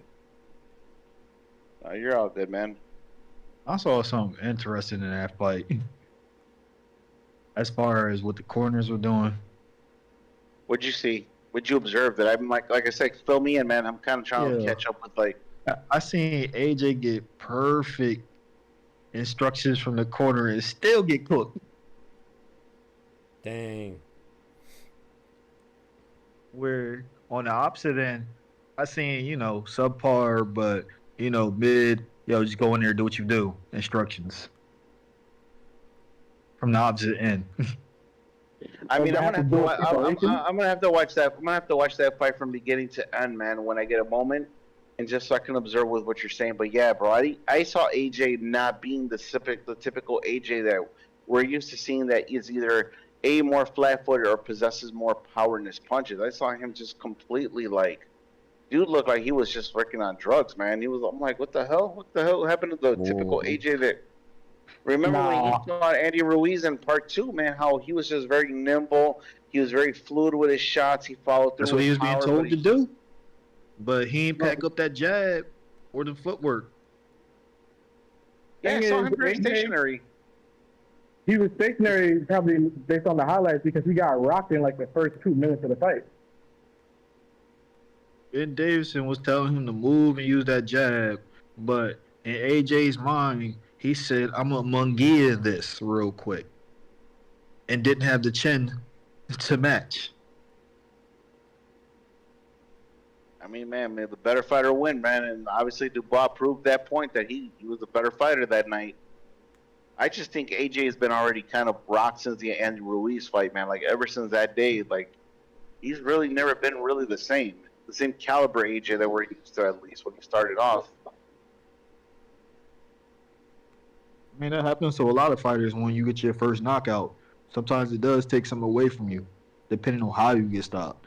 I mean, look at Deontay Wilder, bro. After his first knockout, if we look at his career, he's only ever depended on that one right hand.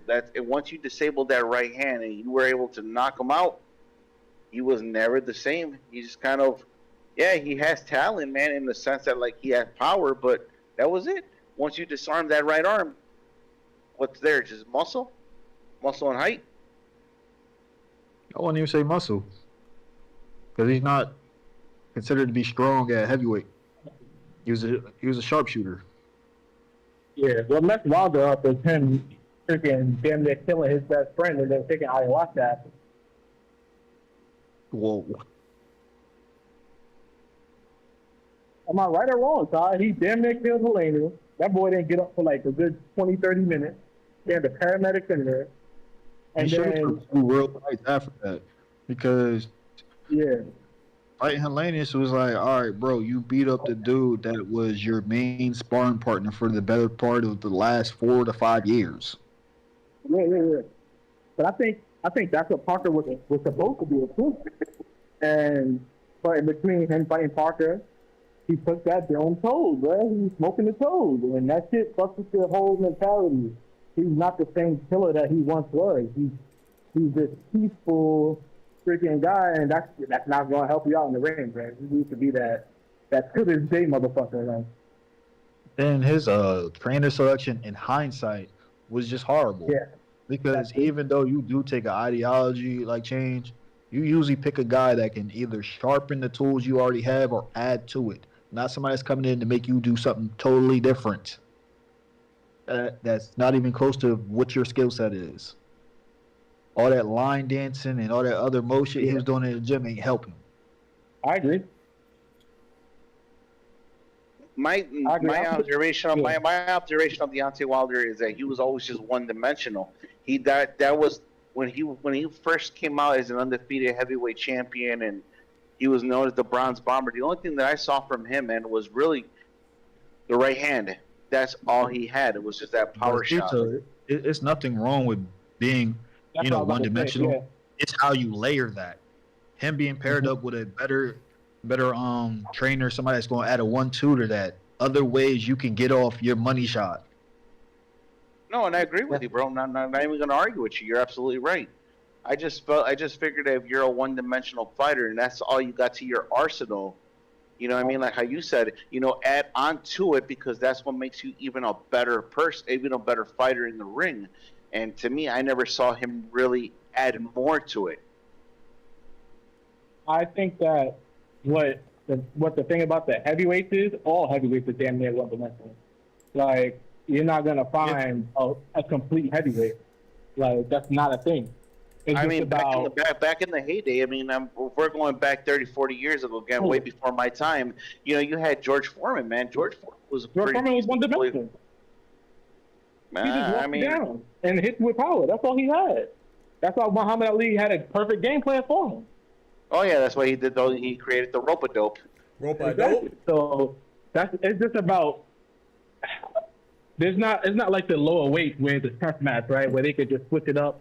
Like Bud, he could just hit you with the southpaw. He could hit you with orthodox, and then he could come at you, or he could fall back a little bit. Like, that's not how heavyweights fight. That's not how you don't think Usyk is more of a complete fighter because he's got mobility and he's got those southpaw angles. But he's somebody that moved up. We talking about guys I was about to say that. Yeah. The only person that really fits the bill is probably King Kong Ortiz. And you know what they do with guys like that? That are an actual problem? They blackball them. We're not fighting them. Especially with him during his era when he was actually good. He was legit the only threat that was a southpaw. How you getting sparring for him? Dudes would just say, we not fighting him. We gonna get him out the rankings. King Kong Ortiz, yeah, back in the heyday, man. When he was younger, hell yeah, he was a beast. Then when he popped dirty, he did everybody else a favor because it legitimized the reason why not to fight him. Yeah, when we talk about heavyweights, I think they're all going to be I forgot that he ended up popping dirty, actually. He did that shit twice, and Wilder still fought the nigga. Crazy. Yeah. Well, Wilder fought everybody who was dirty. If you think about it, he fought Fury, too. Did Fury pop dirty at all? Hell yeah. That was a big scandal. That's why he stopped fighting. I mean, he retired. People bring up that Klitschko W, but my man was off that meat. Exactly. No Diddy. So he had the count. No Diddy. So he popped dirty for clenbuterol too? No, it was something else. I don't think it was clenbuterol, but he popped dirty for PDs, and in order to not get banned, he retired. Oh wow! I never understood. Like I said, man, I don't really keep up with the European fighters like that as much. But I'm like, I always Fury, because I got something that it might sound wild to other people, but it kind of makes sense to a degree. People talk about how they see Fury not having that hunger again, or why he didn't press or train so hard for Undisputed. He's one of the only few fighters that actually have all of the belts that's required for Undisputed and the ring belt, but didn't hold them on at the same time. So when he walks into his house, he actually sees all the belts. That's kind of crazy if you think about it. Fact. Wait, is Loma like that too now? Doesn't, if I'm not mistaken, who did he fight? What did he fight Kambosos for? Yeah, Loma technically, yeah, because when he gave away the WBC belt. Oh no. He didn't. So he don't. What did he fight Kambosos for? IBF at 135. So he didn't fight. So who has the IBF right now? At that time period. No, right now. Oh, no, he does. That's what I'm saying. He has it right now. Yeah, I think so. Yeah. I'm not too sure, but I think that's what he got. I think the only thing he would actually be missing was the ring belt. But he had the ring belt, didn't he? When Teofimo fought him. Because that's how Teofimo got it, didn't he? I know that would be traditionally 1 and 2. Let me look back, because he might have got it from fighting Linares. I'm not sure if he got the lineal status at 130 or 135 by beating old boy Linares. He might actually do have all of them. I remember Teo having a ring belt after he beat. Well, you're talking about when whatchamacallit, Teofimo ended up beating not Linares, but he ended up beating what's his name, Lomachenko for all the belts? Yeah. Yeah, he had 4 belts out of the 5. He was missing 1. Yeah, the ring. Yeah, exactly. So the only one was the IBF, right? Yeah. Because when they fought, that was traditionally 1 and 2 fighting. But for their fight, the only belt that was actually missing was the WBC belt. Okay. There you go. That's the one. Yeah, because I remember a picture where he posted up with Canelo after Canelo had became undisputed. He came in trying to show that he was undisputed. He was really missing 1 belt. That's why I remember that. He was standing up there with a WBC belt that has a picture of him. It has a top rank decal on it. Bro, ain't the belt. Yeah, I remember that. It's the one on the latest video, Smoochie. What up, Trump?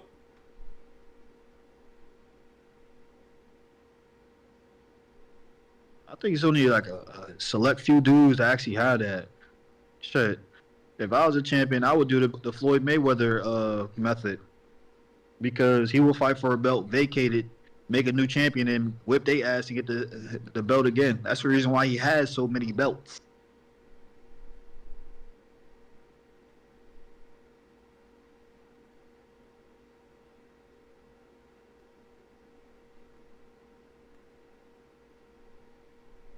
I think he actually has the most belts, but not the most divisions.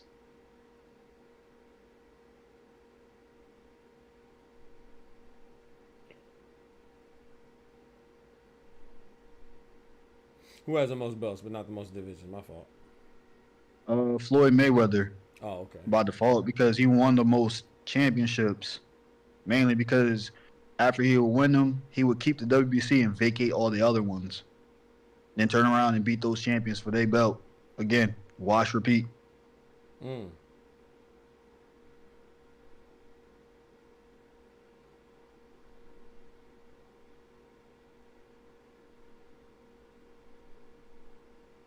Dude got like 50 WBC belts.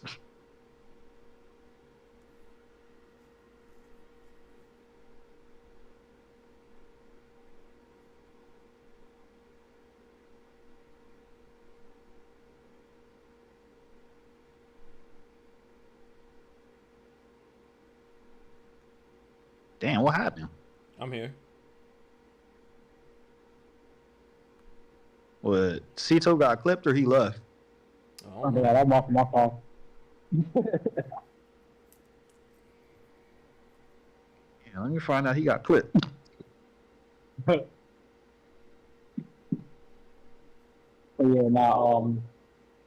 Yeah, saying Wilder is one-dimensional isn't really a knock. Honestly, it shows how great he was at what he did, because how you one-dimensional, he knocked out all these motherfuckers and they know what's coming. Yeah, we're talking about a dude that was driving beer trucks. Even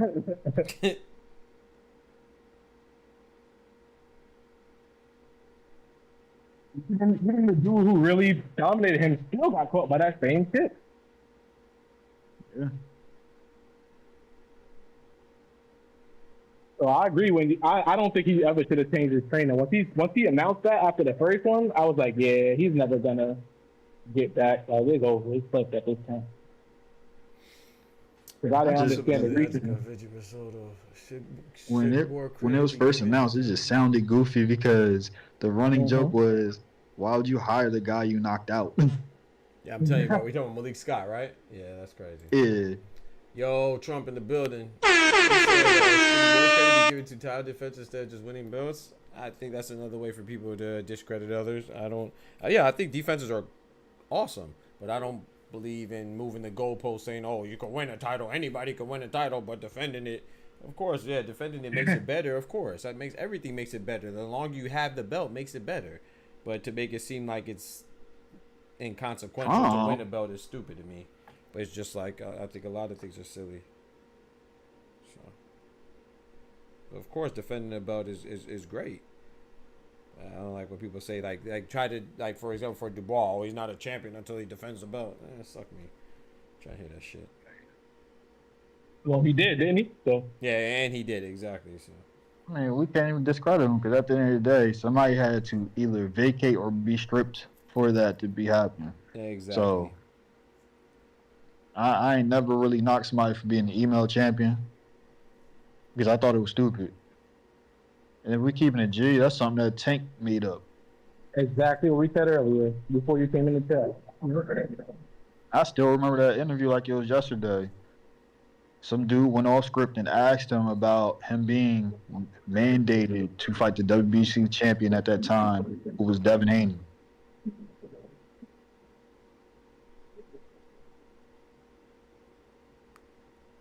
Why do you think he didn't fight him? I mean, it could be a multitude of reasons. I mean, it's a cross promotion. That's at the time they wasn't really like PBC was not rocking with Eddie Hearn, especially off the AJ and Wilder BS fiasco that was happening. I'm not gonna say he flat out ducked, but I mean it can be implied. Because you was mandated and you went a whole nother route. Yeah. Well, he became really wanted. Huh? We could just say that he became really wanted. Not that he necessarily himself. I wasn't on his president. Got a veggie risotto. That sounds good. That's like. Yeah.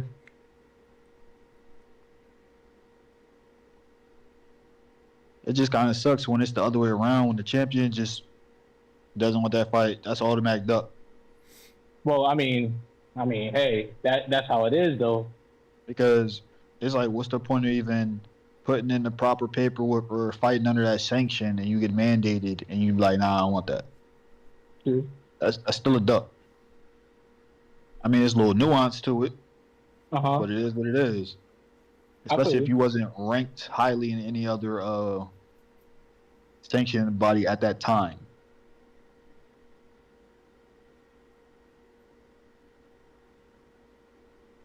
Word.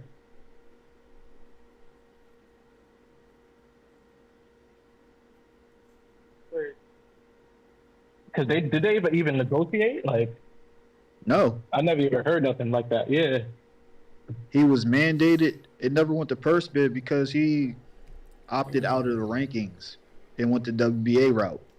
Who did? Yeah, that's a duck. I ain't gonna lie, that's a duck. Who ducked who? What we talking about? What we talking about? Hold on, what we talking about, bro? Who ducked who? My bad. I was on the phone after I was responding to a comment. I was responding to some other messages.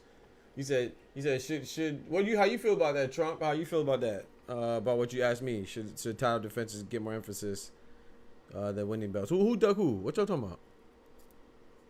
I asked him about the Haney Tank situation back when Haney was the mandatory. Like, I asked him how he felt about them not fighting. But the way he explained it, Tank ducked Haney. Yeah, that's what it sounded like the way he explained it. That's crazy.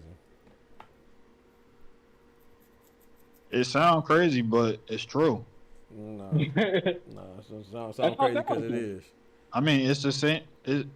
It's no different than, like, Usyk's my guy, but if we keeping it G, because of how things played out and him actually voluntarily giving up the IBF, he ducked Dubois.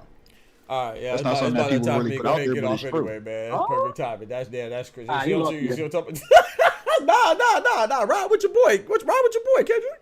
Ride with your boy, bro. That's your boy, bro. Nah, ride with your boy. Look at it on paper, right? Because he vacated or gave his belt away instead of fighting that guy, right?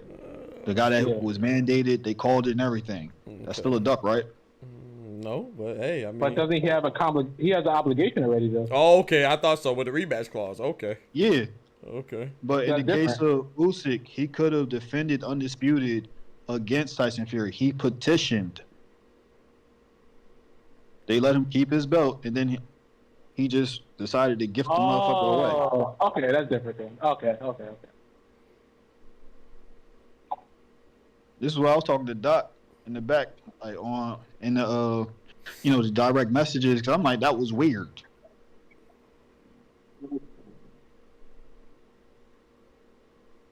But Doc, to catch you up, you know the history of the video where he was asked and he labeled Devin as a email champion, right? Yeah. Gervonta Tank Davis was at 135. I forget who he fought, but he was named mandatory. Like they called it and everything because this was right after the WBC convention. So he was the mandatory. They didn't go to a purse bid because he opted out of the rankings. Right, you talking about the Tank and Haney? Yeah.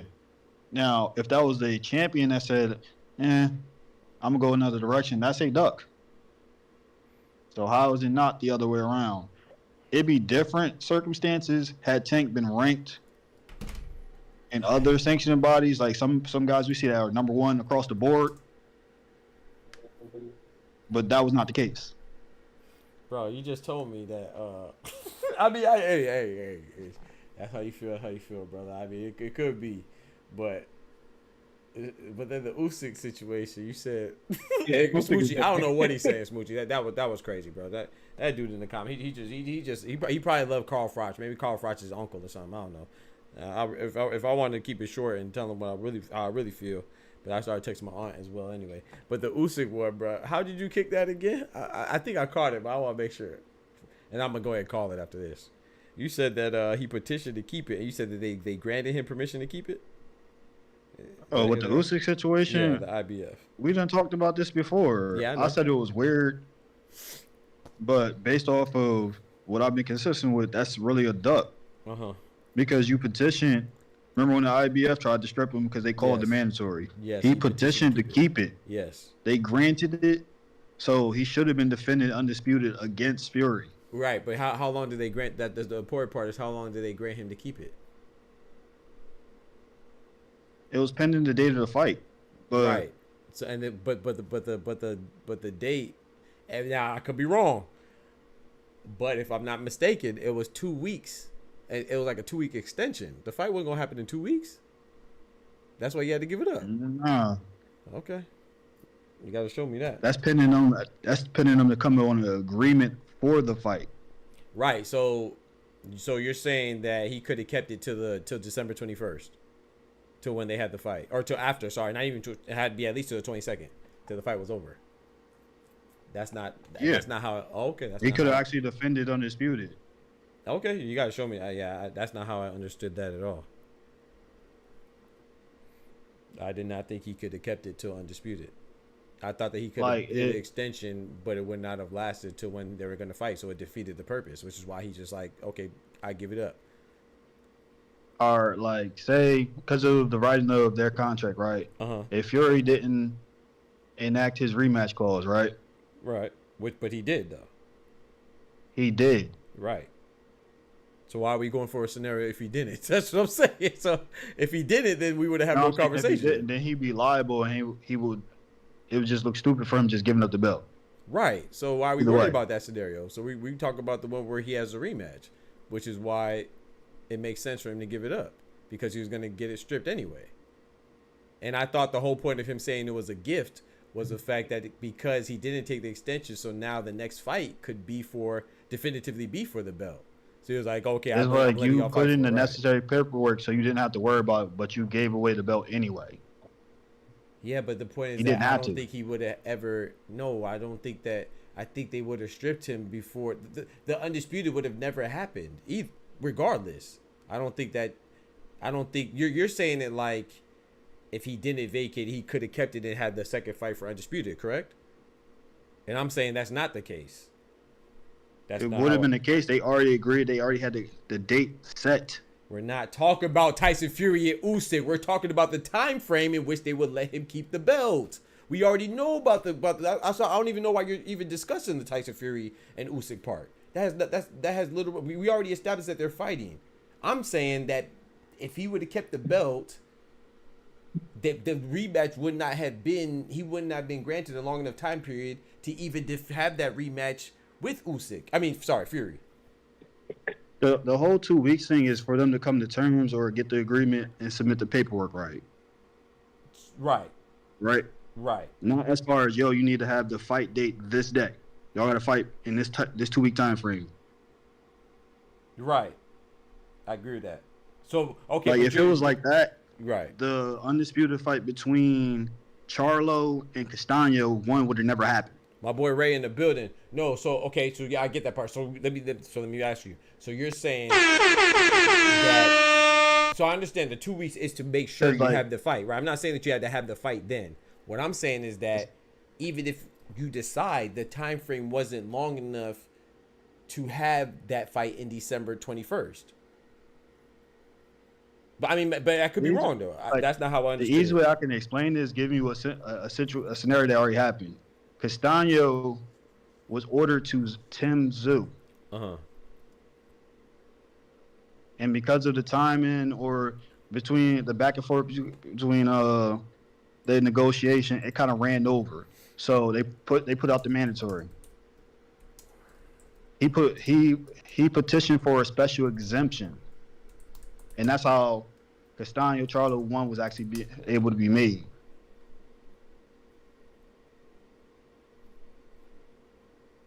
Okay, so look, I'm gonna just show y'all this right here, just to say, because like I said, there's a reason why I feel like I understood it that way. It's right here, but I'm gonna get off after this stuff. And that don't mean the tie's wrong. This article could be wrong, but it says a 37-year-old had reportedly asked to retain the IBF belt until December, which would have let him do the rematch, which is what I was saying. But in order to make his expected rematch with Fury, another fight for the undisputed title. However, IBF rules meant Usyk would have been stripped of that belt unless he fought Dubois first.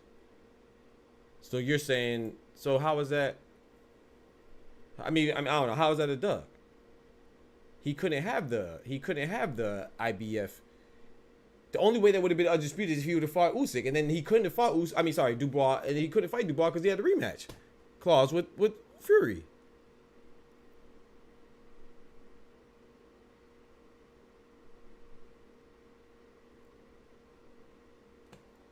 I don't know. I don't know. That article confused me. They fighting in January. That's how I understood it, bro. Now, maybe the time frame thing I was wrong. I could have sworn I read something about the time frame. That's what I'm saying earlier when I asked you. So what's the date for their fight now? It's December 21st, January, right? No, it's always been December 21st. It's always been December 21st. I'm gonna pull up another article just to make sure I'm not tripping. So meaning that if the rematch wasn't in December, let's say it was later on, then maybe he could have fought Dubois or something like that. But let me make sure. And I think the reason why he had to fight Dubois, because once again, it would have been that time frame. Now, I'm not saying it was a 2 weeks. Well, I think the 2 weeks was to decide what you're gonna do, but still, that would have conflicted with the December date, because I would have been too far out for him not to have. Even if he made the decision to fight Dubois, if he didn't fight Dubois first before that December 21st date with with Fury, it would have been too far gone before he had to have his defense to satisfy his defense against Dubois for the IBF.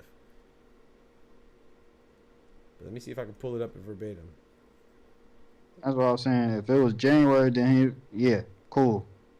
It wasn't. He deserved to be stripped.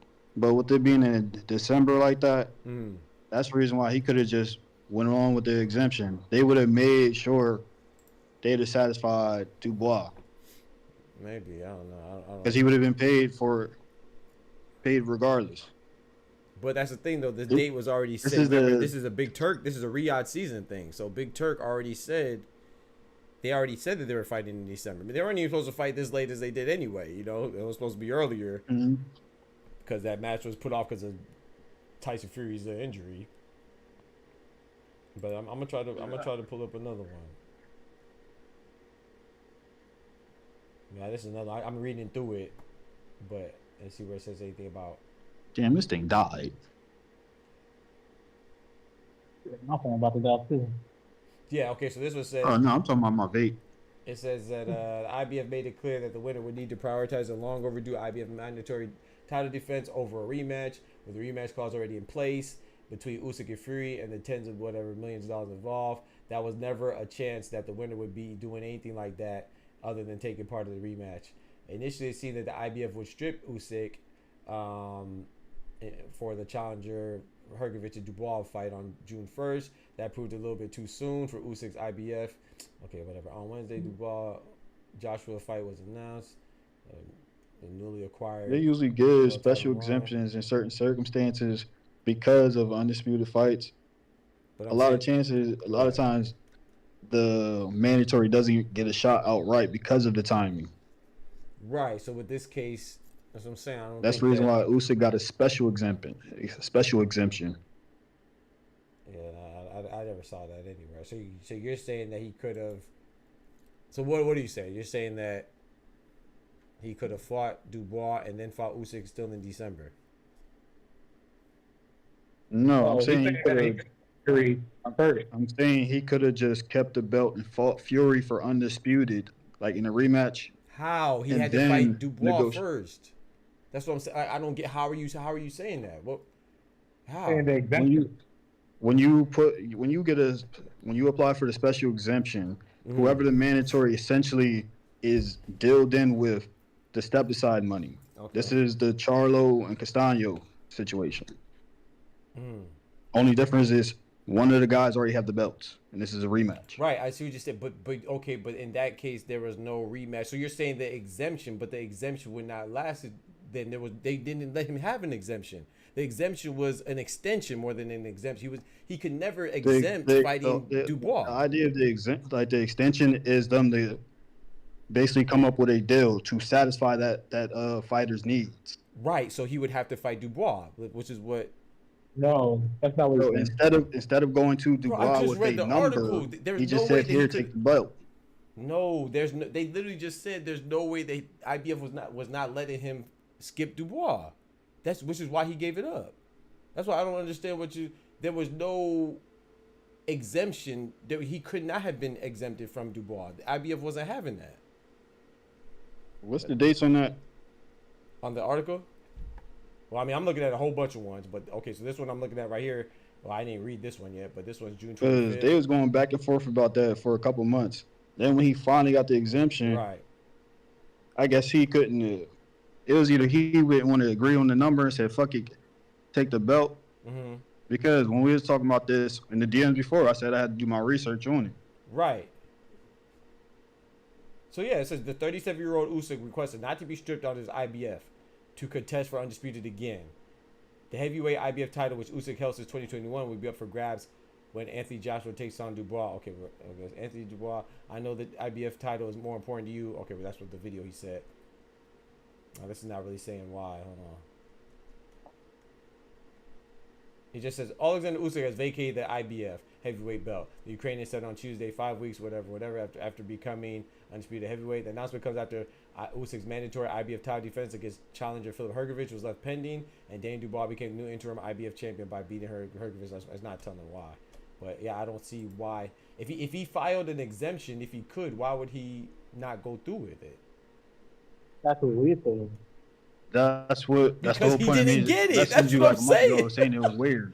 Right. So I'm saying that they didn't give it to him. I don't understand what the confusion. That's what part. So he just because he requested actually got it.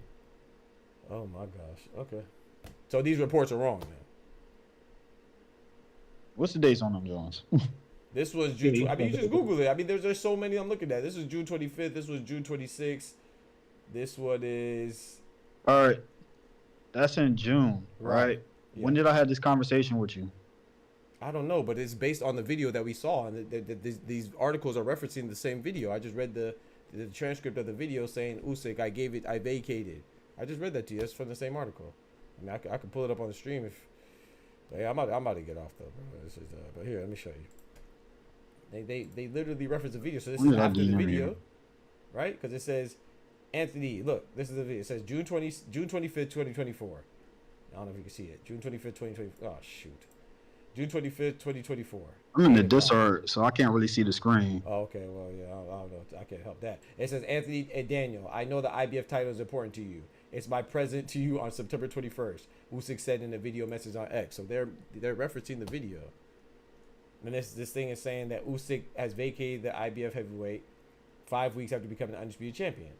The announcement comes after Usyk's mandatory IBF title defense against challenger Filip Hrgović was left pending, and Dane Dubois became the new IBF interim champion by beating Hrgović. So I don't see why he would. It says Usyk request. See right here, the 37-year-old requested not to be stripped, which is the exemption you're talking about. So to contest the undisputed champion title when he takes on Fury in their December rematch, where only the WBC, WBO, WA titles would now be on the line. So he requested it, but he didn't get it, which is why he didn't. Well, it doesn't say that either, honestly. August 28th. So okay, so what does that mean to you when they say the 37-year-old Usyk requested not to be stripped of his IBF? What does that part mean? He requested. Huh? He requested. It means that he requested it. And it means that he didn't get it. What are we talking about? That doesn't mean he didn't get it. You're saying that in what, June? What? So okay, so you jump at the conclusion. Hold on. So it says he requested not to be. No. Hold on, bro. It says he requested not to be stripped, and he was vacated. And he vacated the belt. What does that mean? That means he wasn't stripped. Like he requested not to be stripped. We follow the timeline, and the belt was WBC, WBO, WBA titles. They did not include the IBF in there. So what does that mean? It means the request didn't go through. Oh my gosh! Oh yeah, I'm off, bro. Y'all got it, bro. I'm off, bro. I can't argue this. This is ridiculous, bro. Y'all are ridiculous, bro. Nah. It literally says. It literally says the only belts is the WBC, WBO, and WBA titles are now on the line, and you're questioning what? So why would the IBF disappear? If the request went through, why would it disappear? Bro, listen to what it says. Like for what it says, right? Like. It says that he requested to not be stripped, but he vacated. Those are two different things. Where does it say but he vacated? Those are two different things, though. No. You said it says but he vacated. Where does it say that? That's what I'm saying. You just said that. That's what you just said. I read that earlier. So I don't. What do you? So he vacated because the request didn't go through. If he requested it, that's not. But that's it. That's so okay. No. Okay, no. Fuck that. So if he vacated, why did he vacate then? So if he requested not to be stripped, and he wasn't stripped, why did he vacate? That's the question that we're asking. Oh my God. So if that's the case, why did he vacate then, right then and there in June? Bro, he requested not to be stripped, and he wasn't stripped. Right. You said he was denied right then and there, right? Okay. If he was denied right then and there, he would have gave up the belt at that time period. Gosh. Oh my Lord. All right, bro, y'all got it, bro. So you're saying that he got the request. So you're saying that they gave him the request, so they approved, because it doesn't say that they approved it. So we're assuming that they approved it because he requested it and he vacated it anyway. So basically he did that for no reason. That's what you're saying. What I'm saying is that he didn't get stripped. He requested to not be stripped. He didn't get stripped. Okay. And then he vacated. So why do you think he vacated? So the common sense would be that he. Oh my God! It's one of two things. Either the thing with the request was outright denied, or the time period didn't line up. So which would also lead to him vacating, which is essentially him being denied, because he already has a rematch December 21st. What are we doing? Oh my gosh. So what y'all saying is that he requested not to be stripped, but he vacated anyway after the request was approved. How does that make sense? That's what we're asking. Come on, Kendrick. You got to stop it, bro. Come on, bro. Stop it. So y'all want to see verbatim. Y'all want to see verbatim that is going to say, oh, he requested the extension was denied, but he vacated because he didn't have enough time to fight on December. A confirmed site or the legit thing right there says he voluntarily returned after receiving the exemption. Does that? Say it again. What is the exemption? I can show you the proof. What is the exemption? What is the exemption? The exemption to actually keep and fight for undisputed. Undisputed. So the exemption was not to fight Dubois. So you're saying that he turned it down and he vacated and he had to fight. He didn't want to fight Dubois. He was just being nice, and even though he put in the request, he got the request, and then he said, "Nah, you got it, you got the belt that I just requested for. Come on, bro. I mean, if you can show me that, then I'll believe it." That's the reason why I said I had a theory on it. Come on, bro. If you scroll back on our conversation, you'll see it. What? The theory? No, I believe that you asked, but that doesn't mean. What does asking have to do? Once again, this is what I be talking about when I say that all somebody has to do is ask a question, and then everything that you show is just. I don't know, bro. So you can't show me where it says that he gave up the belt and he got it. He didn't have to fight Dubois, but we're just saying that he was still going to have to fight Dubois regardless.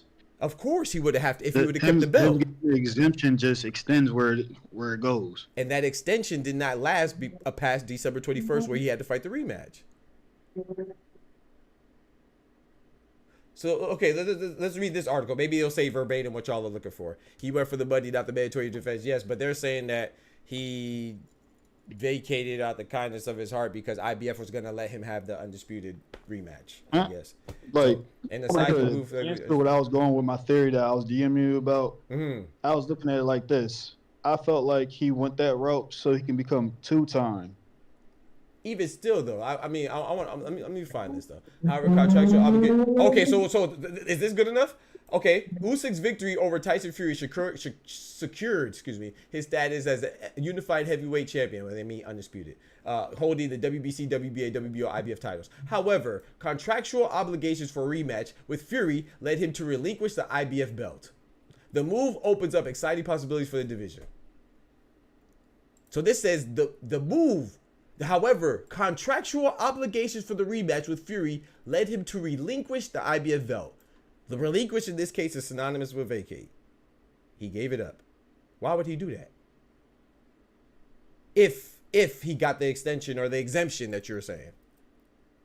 Come on, bro. Come on, dog. Come on, bro. I'm going to piece this together and I'm going to give it to you. I'm pulling up another art. All this is from just me Googling. I'm going to show you what I Googled.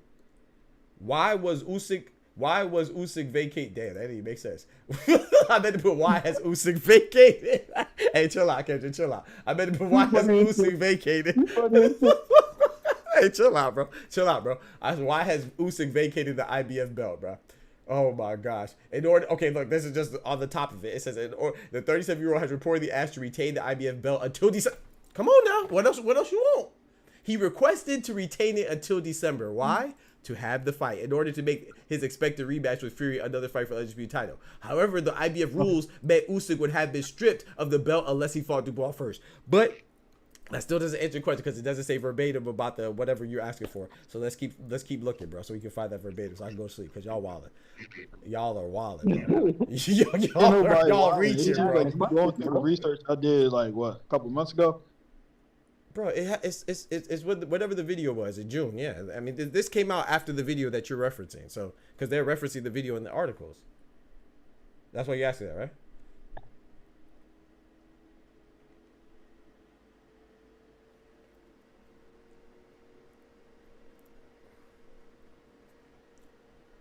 Okay, here we go. Slightly more than a month. I'm just reading this. I don't know if this is right. Slightly more than a month after becoming undisputed heavyweight champion with a win over Tyson Fury, Alexander Usyk has announced that he will vacate the IBF championship. The December 21st rematch between Usyk and Fury will now just be for the unified blah, blah, blah. As a result, Usyk vacating the title. Daniel Dubois has been upgraded, whatever. Usyk announced that he's planning to vacate, blah, blah, blah. On social media, we already know that. The news is not entirely unexpected, though it may be frustrating for fans who have long, blah, blah, blah. Ahead of the first meeting, meaning before their fight in June, whatever it was, ahead of the first meeting between Usyk and Fury, the IBF made it clear that the winner would need to prioritize a long overdue IBF mandatory defense over a rematch. With the rematch clause already in place, Usyk and Fury and the tens of whatever. I feel like I read this one. This must be another. I feel like I already read this one. But anyway, I'll keep reading. It says, without a rematch clause in place, between Usyk and Fury, with a rematch clause already in place, between Usyk and Fury and the tens of millions of dollars involved, there was never a chance that a winner would be doing anything other than taking part in the rematch or retiring. Initially, it seemed IBF would strip Usyk ahead of the bout between mandatory challenger Filip Hrgović and Daniel Dubois on June 1. That proved to be a little bit too soon after Usyk's win, and the IBF instead put an interim title up for grabs, which we already know Dubois won. On Wednesday, Dubois was formed. We already know that. Whether the winner of Dubois Joshua will eventually fight the winner. Okay, so now they're not talking about that no more. So yeah, it's confusing. That article is confusing as shit because, bro, it's not y'all want to be confused, bro. Stop it, bro. Dubois or whoever would be named the IBF mandatory to be ducked. No, bro, I'm not going for that, bro. I can Y'all sit here and play wildin'. the semantic games and point out his reasoning on why, but it's no different than what happened at 147. No, either bro, way, you're saying that Usyk ducked. Come on, bro. Like, okay, I mean, no, bro. I'm gonna pull it up, bro, because I just want y'all to be happy, bro, so we can, you know what I'm talking about? Pause. It's another angle where you can sit there and look at it like you signed the contract knowing you had to satisfy this mandatory. You chose not to. But he had, okay, but what was the option was to fight for undisputed. You gonna turn that down? Because it includes a rematch clause that might interfere with a weak poo-put ass mandatory defense. Come on, bro. What are we doing, you also bro? could have turned around and defended undisputed as well. Huh? You said what? I didn't hear that. I honestly didn't hear you. I think there's other ways to get people included in it, or there's certain ways to put it in writing where you can get to satisfy your mandatory, whether he gets paid or other means. I'm not saying that you can't do that, but the fight was for undisputed, and it came with a rematch clause. We knew that. If Usyk won, it was a rematch. If it was Fury won, it was going to be a rematch. That's what came with it. That's what they said, you know? So that's what Big Turk wanted. Now, I'm not saying that's not going to interfere with the sanctioned advisor. I'm not saying they should bend over for him. But the point is, how could... I don't know, man. I don't know. Okay, let's see. The Usyk shuffle. Usyk's victory over Tyson Fury secured his status. Yeah. However, contract obligation for rematch... Oh, bro, this is another article saying the same thing. Okay. Like, I don't even see why they would write that. I wouldn't write that down, but I'm trying to see why they would write that down, bro. Like, Usyk... Ray Davis, you are absolutely right. If you try to step around a mandatory and not include them, they coming for you. We seen this at 147 with the Arrow and Bud situation. Right, but this one has a rematch clause. That one had a rematch clause too, but they didn't do it. This one, they have a rematch clause that they're actually respecting.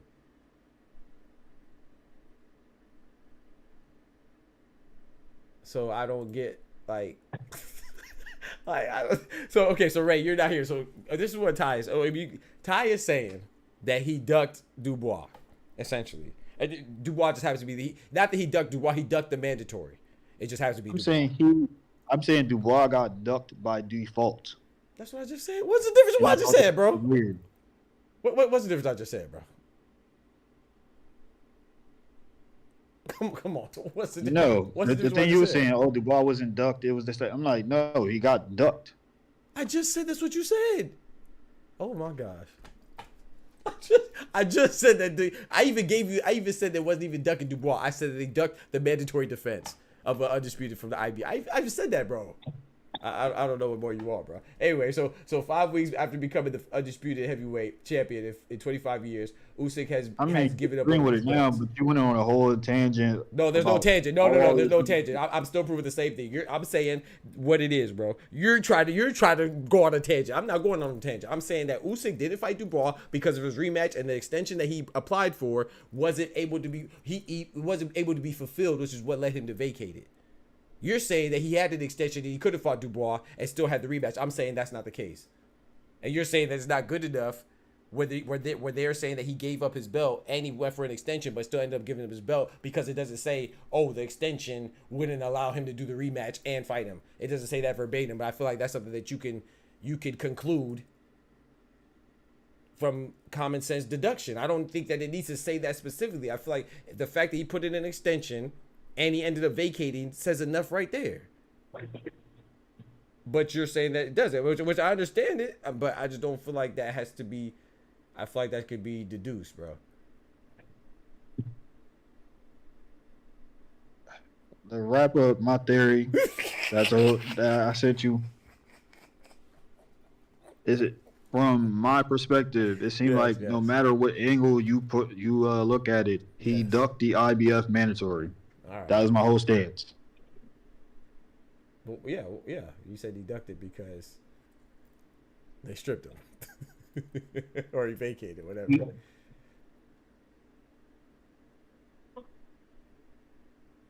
Look what this says, Kendrick. and Ty, the Ukrainian Usyk had requested his IBF belt not be stripped, so the undisputed title can remain on the line where he fights Fury in their rematch on 21st. But the IBF, according to its rules, had to strip Usyk if he did not fight their mandatory challenger next. So we already knew back on this date, on June 25th, that he was fighting on December 21st for a rematch. So what more do you need to let you know that he only gave it up in order to have the rematch? Because if he would have kept it, he would not have been able to have that rematch without having Dubois in between. I don't know what else. I don't know what else needs to be said. I really I don't know. When we kept going back and forth on that point, my only rebuttal was in August he was granted the special exemption. But this clearly showing you that that exemption did not cover him fighting a rematch with Dubois. So that exemption obviously didn't go through.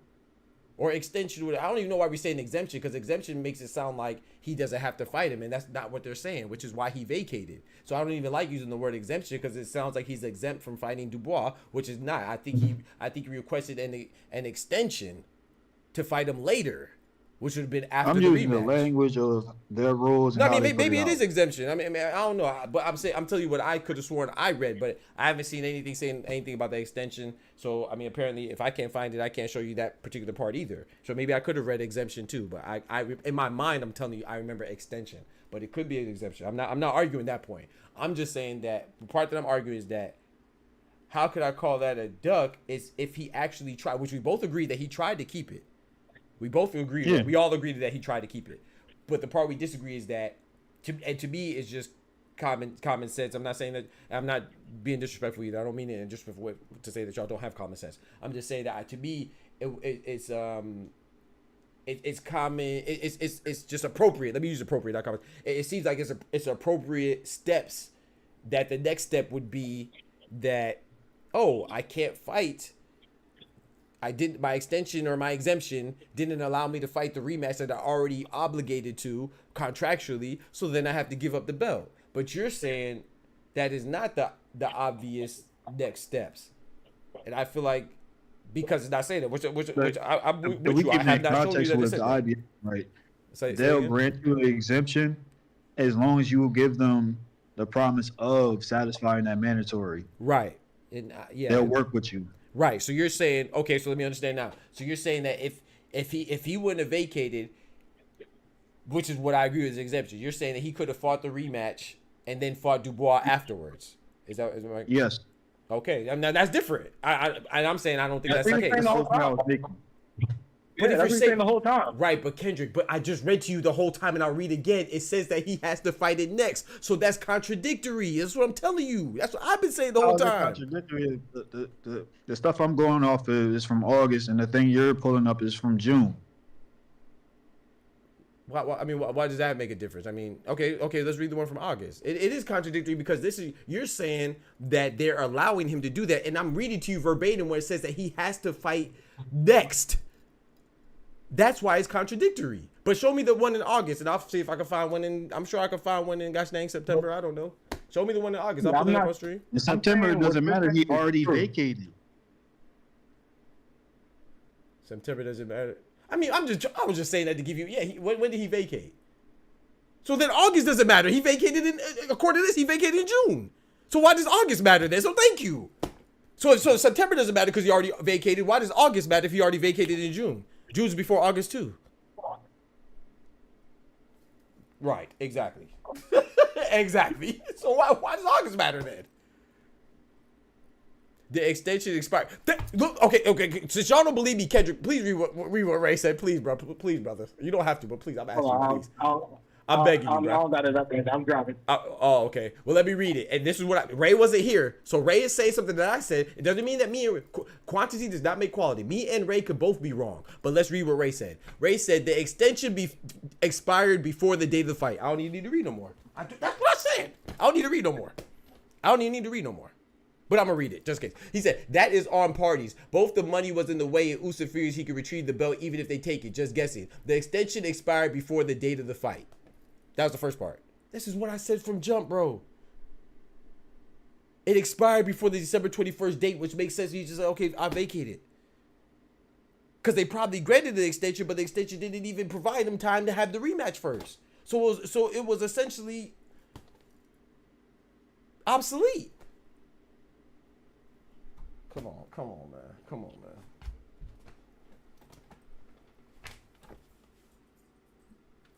It's a good conversation. Like I said, I ain't changing y'all mind. Y'all ain't changing my mind. We both, we all confused there. I don't know, bro. Anyway, I'm asking questions. My thing is, I'm trying to figure out what is, because I don't see what the articles are saying as wrong that you're reading, P, because that's the IBF rules, right? Right. Yeah. You have to fight the mandatory before you take another fight. Point out the misconceptions with these sanctioned bodies. Which is what I was saying, right? But then if Todd's bringing up the theory that Usyk had gotten some sort of special exemption, yes, right? Yes. Then what is the purpose of vacating at that point? That's the question that I'm asking. Because once again, like I said, I think the proper term. Why even grant him the exemption? Right. So like I if said, you already know he can't sail on that. Right. So I think that they get to. So you're looking. That's why I don't like using the word exemption. I prefer extension. So which is what I said initially. I thought that now this is me thinking. I don't know. I'm under the understanding that the extension was granted for him to think about it. Just like when they tell Benavidez, you have 2 weeks to decide if you're going to fully commit to 175 or 168. So the extension was not an exemption, meaning he could overstep it or disregard it, or bypass it. To me, it's not an exemption because that implies you could bypass it. I don't ever think it was anything that he could bypass a mandatory. It was just giving him extra time to think about it, and the extra time, and even if he or make a decision and then make a date for the fight. But even if he made the date for the fight, I believe that there's still another date as far as when the fight has to take place. You know, they usually give a range after like the purse bids and all that stuff. They have dates for, you know, the purse bids and all that stuff, and then they have dates for what around the time that the fight should take place. I'm assuming that the dates for around the the fight should take place was beyond the December 21st date. So that's why it wouldn't have mattered if he kept it or not, because he still, as long as he's doing the rematch, it would not have satisfied. It wouldn't have allowed him the time to satisfy the rematch first or second or whatever in the respective time frame that they wanted. So I feel like the extension was just when you put it exactly like that, you're right. That's crazy. That's how I said it for sure. No, but I'm saying here, I love y'all, bro. I can't give you the stance from everything that's within the rules. Right. During that time, that 2 week time period, if he goes to Dubois and gets a number.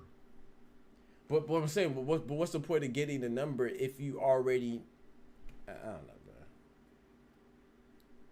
bro. I feel like he did it in good faith, and the fact that when not good faith, but in high hopes of getting the request. And like I said, maybe it is an exemption. I don't know. I remember. Like that's why. Go ahead. All right. So to bring up the context of when I was messaging you, right? I said I thought it was weird because of the statement that Usyk put out. When it translate, he said he vacated because it would be better for, I guess, the world of boxing. Because that's what the exact translation of his interview is. I'm gonna send you that. Yeah, I know. Yeah. No, I remember. Like I've seen. You know, I'll be watching a lot. I mean, I don't catch everything, but I've seen that. So I know. Yeah, for the betterment of boxing. However, you gonna sell everything. Remember, I was like, and I responded to you. I said, but I don't know. But you know, you gonna make everything sound good. So Turkey did offer Dubois the number, but for whatever reason or whatever Usyk was thinking, huh? What's the number represent? What you talking about? Like a purse number? What you mean? Oh, as far as the IBF to go, like with the exemption, you still need the mandatory to accept some type of compensation. Okay, so you talking about a number for like step aside, essentially. Yeah. Okay. Basically step aside. Okay. So he would have went on and fought. He would have went on and fought Fury for undisputed. Dubois would have received his whatever his money was. Okay. Then they would have to. From there, they agree on the date when they actually do fight. That's what a special exemption allows. Okay, and that's what. Okay, so you're saying. I mean, I don't know about that because the way, from my understanding, is when they say things like long overdue. To me, I don't know this now. Now this is what you know. I'm a bit when sports writers just typing up certain things because it was. If we go back a few years, it was literally the same thing that was happening with Zoo and Brian Castano.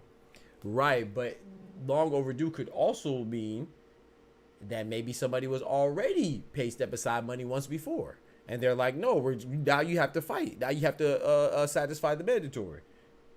I mean, but you're right. Anybody could type anything. I'm just saying that's what I think. Like I said, I think that. I don't know. I will never tell you. That's the problem that comes when you got people like unified champions holding the belt for so long. Other sanctioned bodies get handled first, and we haven't really heard an IBF mandatory be called at the heavyweight level for what, like 4 years. It was something as long as that. All right. I don't know, man. I just feel like that's. Am I still here? Yeah, you're like my I reception is going in and out. No, I'm just listening. You're here. Because, you know, when I bring up this stuff with the sanctioned bodies, I always point out their imperfections and the weird things I see with it. Right. Because it doesn't always stand alone across the board. Yeah, we should point out the imperfections and the inconsistencies, and I agree. That's what helps us all get a better understanding. And again, I'm state this again. I thought it was weird for somebody that, in this one instance, you get something that doesn't come across or come along often, and you just voluntarily give it away. But I don't know. I don't see it as involuntary. I feel like that's him. You know, capitulating to a certain extent. It's like, sure, okay, you gonna take it anyway. I might as well just give it to you. You know what I'm saying? But I just vacate you before you strip me because it don't matter. So like this, and like I said, this is just another article too. It just says, Mike Coppinger for ESPN explained that IBF had to strip Usyk of the belt. So they're saying it's stripped, even though he said he vacated. He said, however, ESPN's Mike Coppinger explained that IBF had to strip Usyk of the belt if he did not face his mandatory challenger Dubois next. Since Usyk is already set for a Fury bout, the drop here was inevitable, like Thanos. Usyk, it didn't say like Thanos, I've said that part. Usyk had a little fun with the announcement. Anthony and Daniel, listen, I know the IBF title is important to you. Adding, this is my present to you, whatever. That's from the video. So, it depends on who you ask. He didn't even vacate it. Some people are saying he got stripped. Like, I just think that's semantics, man. At the end of the day, he don't have the belt, and I don't think it's because he didn't want it. I don't believe that, bro. Like, he got the extension. They could have fought a rematch for Undisputed. He decided not to because he was scared to do. Come on, man. Or not even Dubois, because at that point it wasn't even Dubois yet, right? Did they fight already? I don't even know. Nah, he didn't even have an actual mandatory name. It was a fight for it. Right. So that's the thing. So it would have been. So he ducking Dubois and her. Come on, man. Like I said, I mean, I'm not mad at. Yeah, I mean, I'm not mad, bro. My bad. I just be getting hyped. My fault. I'm pointing out the semantics of it because we went to this topic talking about the Tank and Devin situation. Right. I personally feel like that was a business decision. Right. But if we go down and look at how it is written in writing, people that don't know what was going on at the time will sit there and say, "Yo, he was the mandatory. He ducked." Yeah. I mean,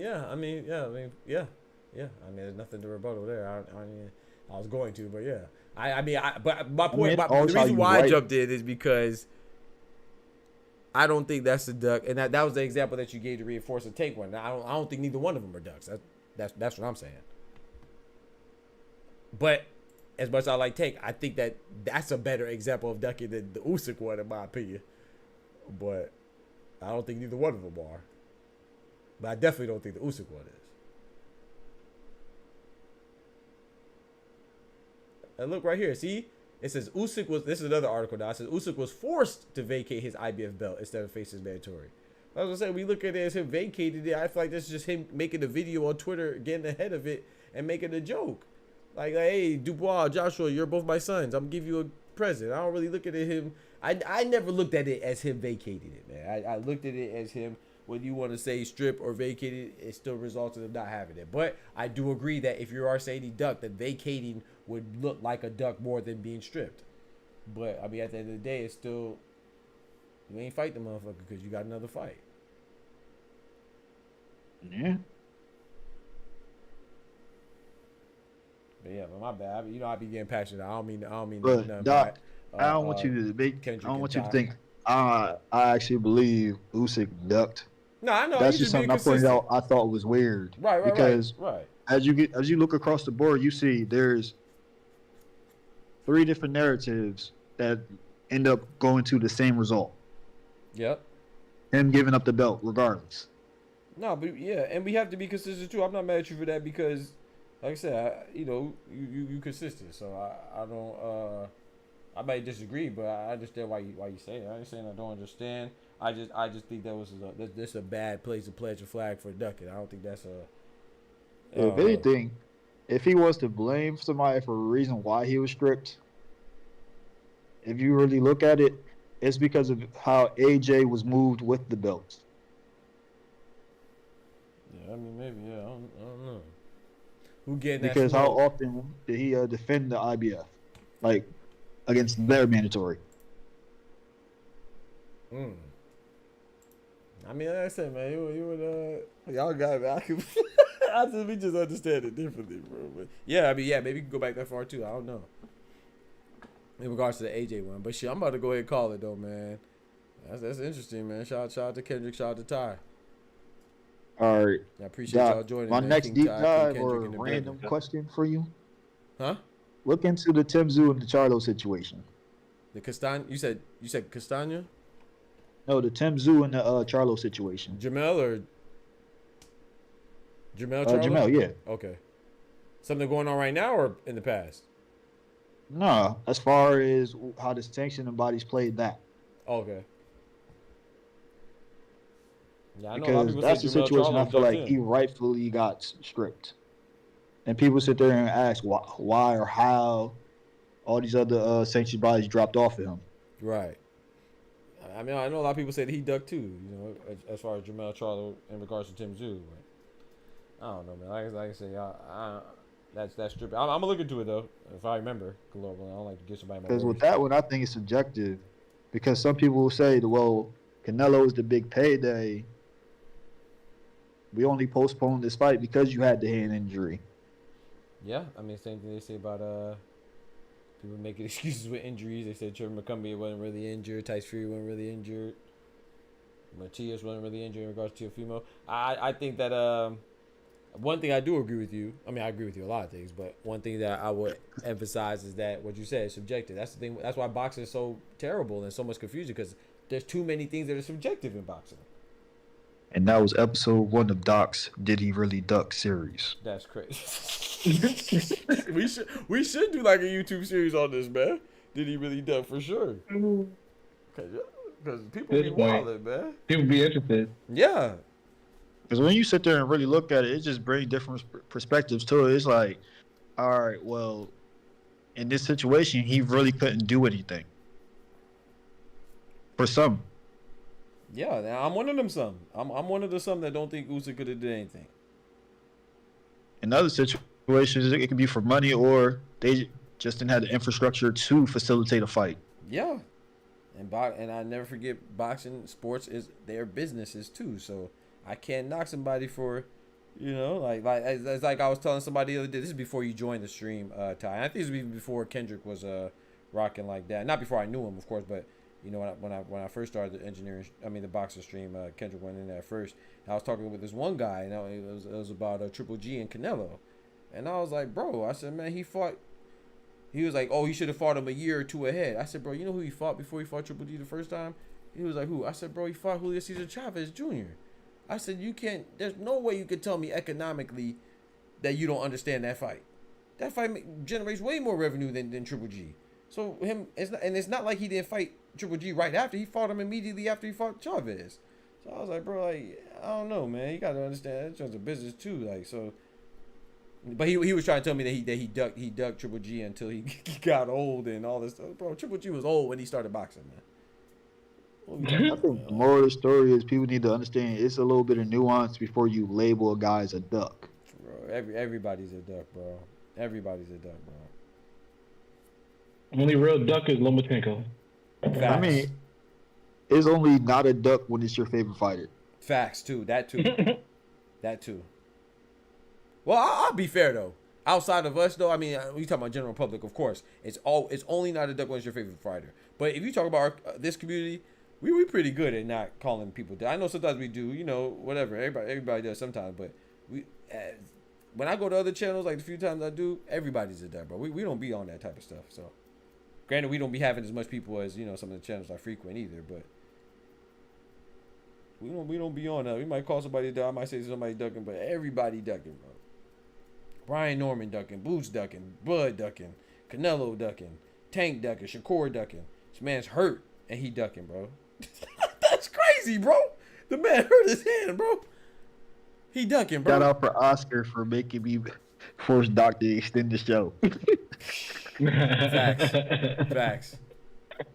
Because you know when you mention certain topics, you might as well roll the clips. Yeah, you know, I can't help. That's why I got an issue, bro. I got to start capping the time. I was thinking about that too, like making sure I just get off at a certain time, like 2-hour show or something like that, because I be knowing the viewership be going down, but I be enjoying it, man. I really enjoy the talk, man. So I appreciate y'all. But yeah, I can't help but engage in conversations like that because some of them I be passionate about, and I appreciate y'all too because y'all don't be getting offended. Cause I do once I get to talking, sometimes I don't even mean to do it. I just be raising my voice, so my bad. I don't be mean about it. I just be getting. Definitely. Which I know y'all don't care about it anyway. Y'all don't take me seriously, but still, I mean, I appreciate that. I don't take it for granted. What'd you say, Kendrick? Man, stop that shit before you get a wife. You're gonna be on your head top. You see, I'm single now. Just because of that right there. It's crazy, bro. I be praying. Y'all gotta pray for me, man. That's funny. Yeah, 12 years or two 6-year relationships is crazy. Ray, I understand it. I'm just trying to push the conversation. Yeah, facts. Yeah, we asking questions. That's what they gotta realize. We asking questions. I mean, this is no different than me talking about the Canelo situation with the unknown. Damn, I forgot buddy name. Recently or? Yeah, recently. With the was it the IBF? Oh yeah, William Skull. Yep, thank you. Yep. William Skull. Yep. Yeah, Canelo definitely did go, man. Yeah, hell yeah. That's yeah, I'm out, man. You gonna be off on the 3 hours?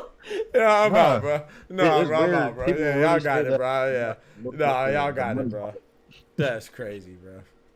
Y'all got it. Well, he gave up the belt and didn't fight William Skull. I'm putting cases on all you bitches. That's crazy, bro. Almost had him, Pat. Almost had him. Almost, bro. Yeah, I'm not going for this one, bro. Yeah. Ray Davis.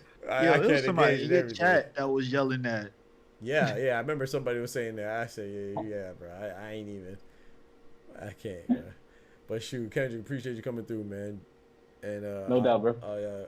Todd, thank you so much. Oscar, thank you so much as well. Sito as well. Appreciate y'all boys, man. Y'all gonna be on tomorrow or? Yeah, I'll be around. I'm not. Might be around tomorrow. All right, man. Good Lord willing. All right, fellas, y'all be easy. We still driving, Kendrick? Hey, Doc. One more question. I got home now. Oh, okay, that's good. Thank God. What up, Ty? I was gonna DM this, but are you gonna make this a series? Because I got some more sketchy situations. The ducking one, man. I don't mind doing it, bro. We got to be like on the camera, man. We got to have like some visual visual aids. You know what I'm saying? Like, I think it'll be better. I think it'll be more engaging for the viewers to have like. Not saying y'all wouldn't be again. I was thinking about that too. You let me answer your question. I don't mind. I think that'd be cool. That's number one. Number two, I was gonna start doing a thing where I have people that come on have their camera on, like not mandated. Not that sounds too serious, but you know, require. I mean, I know the same thing, but mandate just sounds crazy. So yeah, I want to make it like at least people make sure they try to get on the camera. So like, cause like right now I can put you and Kendrick on there, but it's not on y'all. It's on me because I'll never ask people to put the camera on because I don't ever think about it.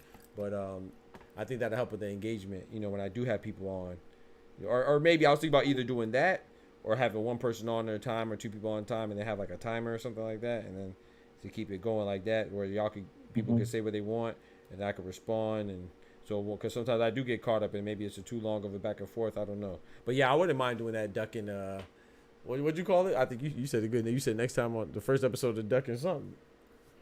Was it a justified duck? Was it a justified duck? I like that. Pre-recorded. I think that'll be better pre-recorded and edited. Oh, okay. Just do like a video. Yeah, okay, like I do my regular videos. Just have a video for it. Yeah, that could be a video series. I don't know about live. I mean, it might help you with a lot, depending on if you don't got no topics or not. But true. I think that would be a good pre-recorded series too. That's a good point.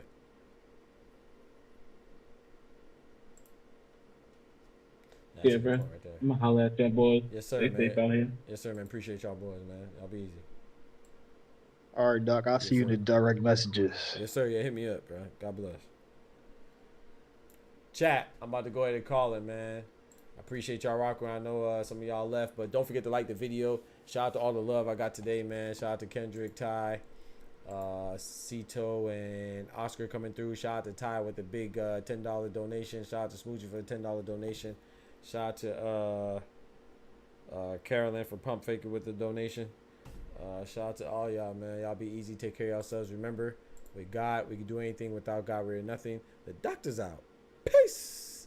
Yes, sir. I can't even get up out of here. I can't find my outro, chat.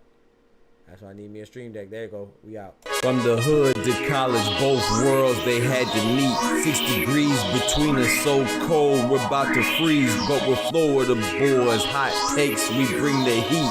We're moving the culture, the engineers to the streets.